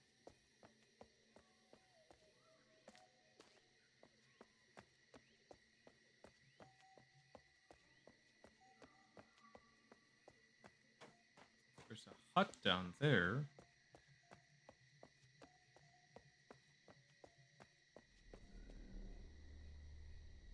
And there's no control panel here, so I can't raise the bridge.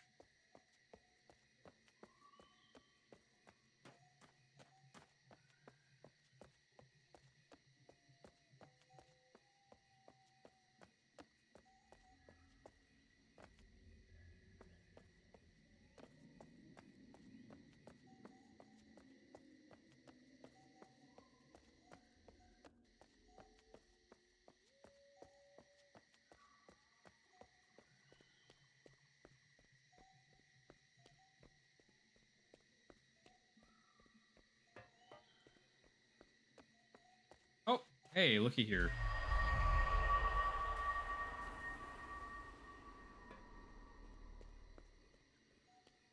I'm actually going to take a break here. I will be back momentarily.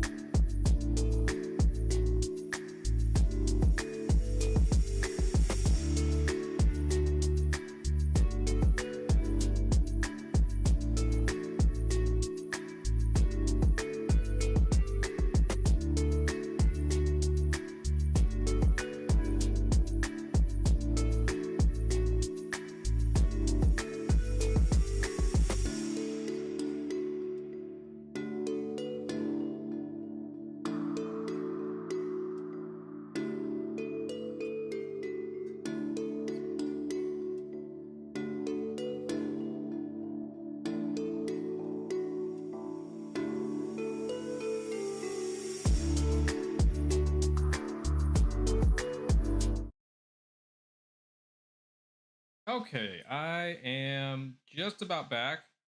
Just gonna fill up my water cup real quick, and then I'll be back.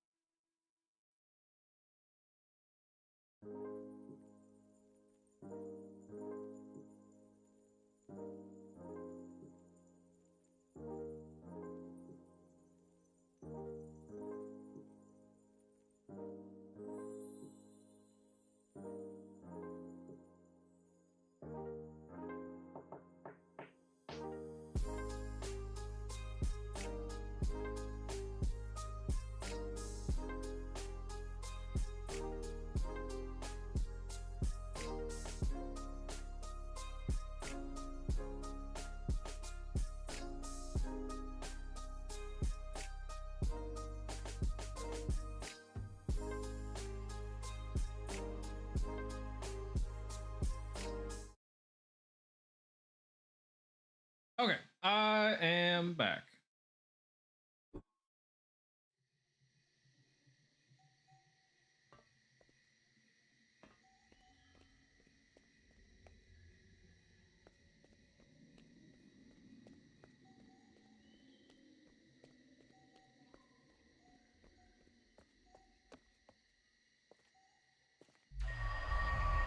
Oh, that's interesting.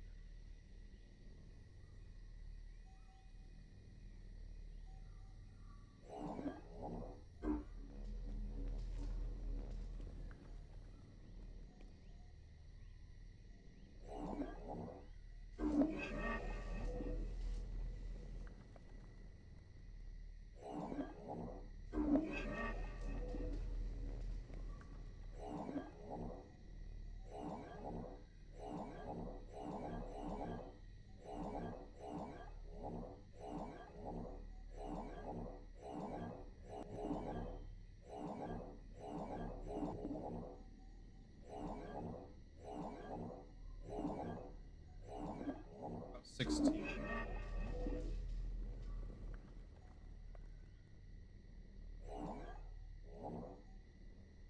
What?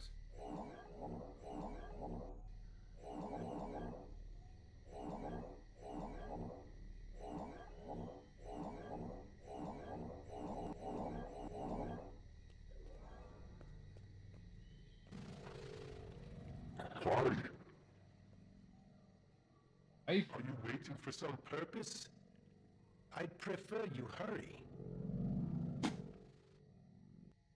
someone's in.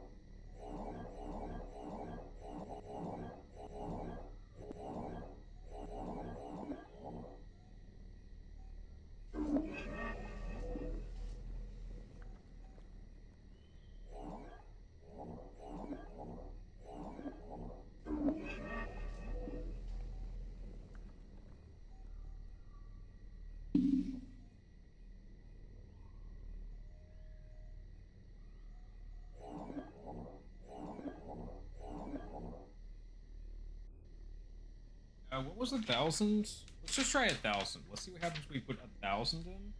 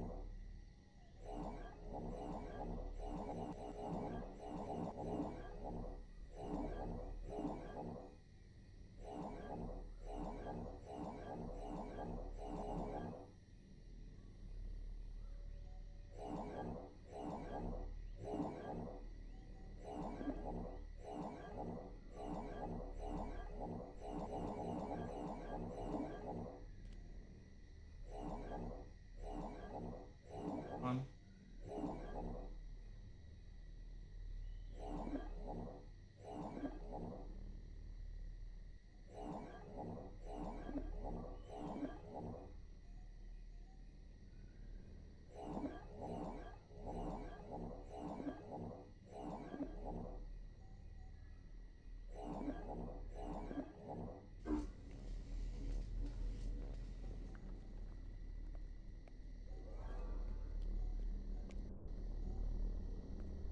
Well, 1,000 almost did it.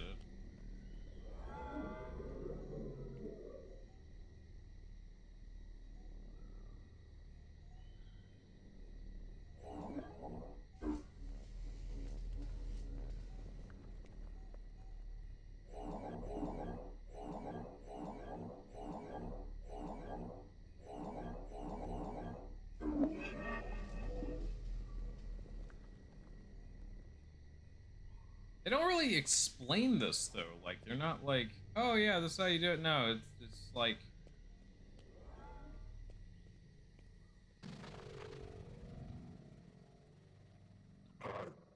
This desperate situation up here. yeah, I know. Could please.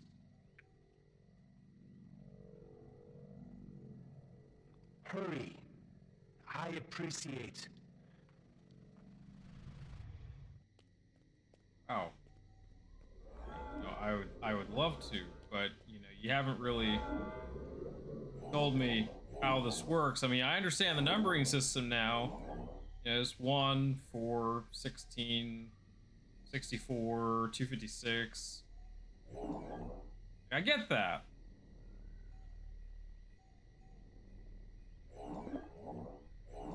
I do like 18.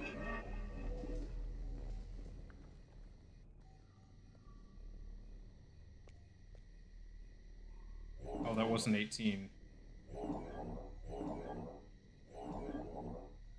Right, what if I do 256?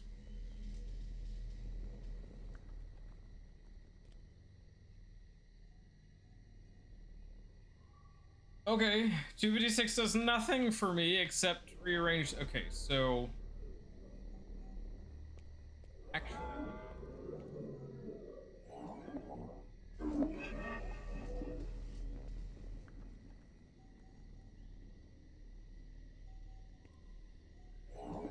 wait, if I do 2,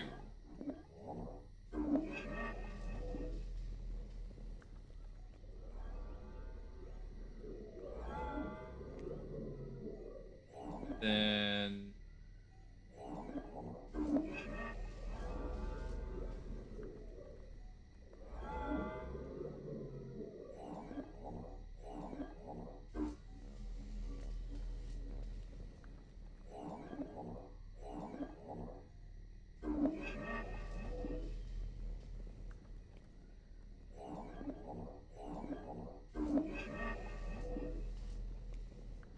kidding me.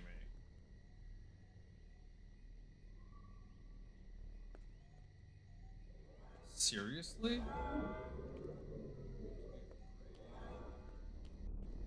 4, 5.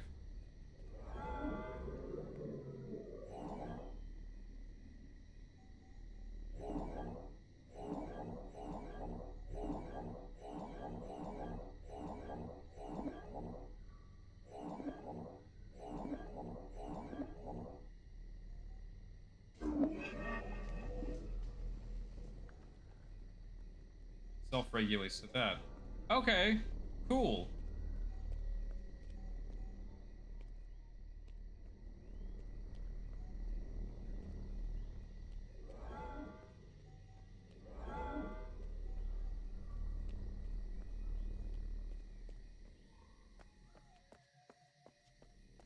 Well, I figured it out, I guess.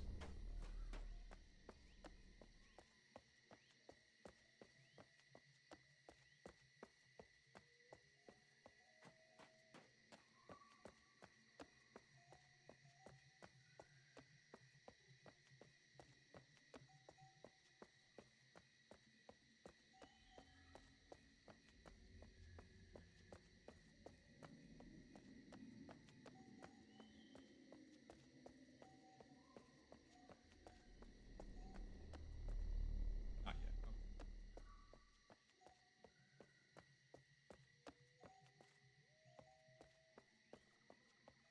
Okay. I'm slowly unlocking more and more. Slowly. Oh wait, I think I've already been done.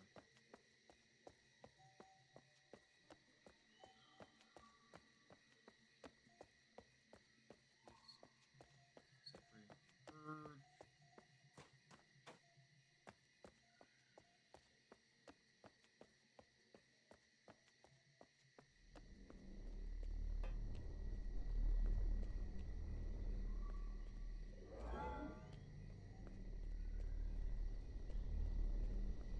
So this is that hut I was seeing.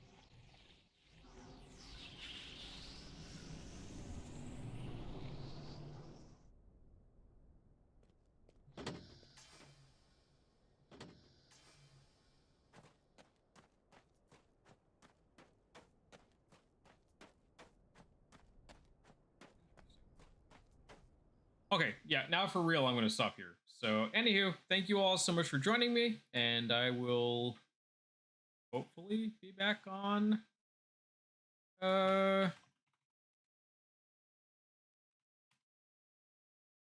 um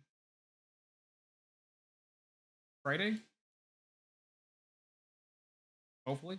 So, yeah. Until then, hope you all have a good day. Happy holidays. Bye.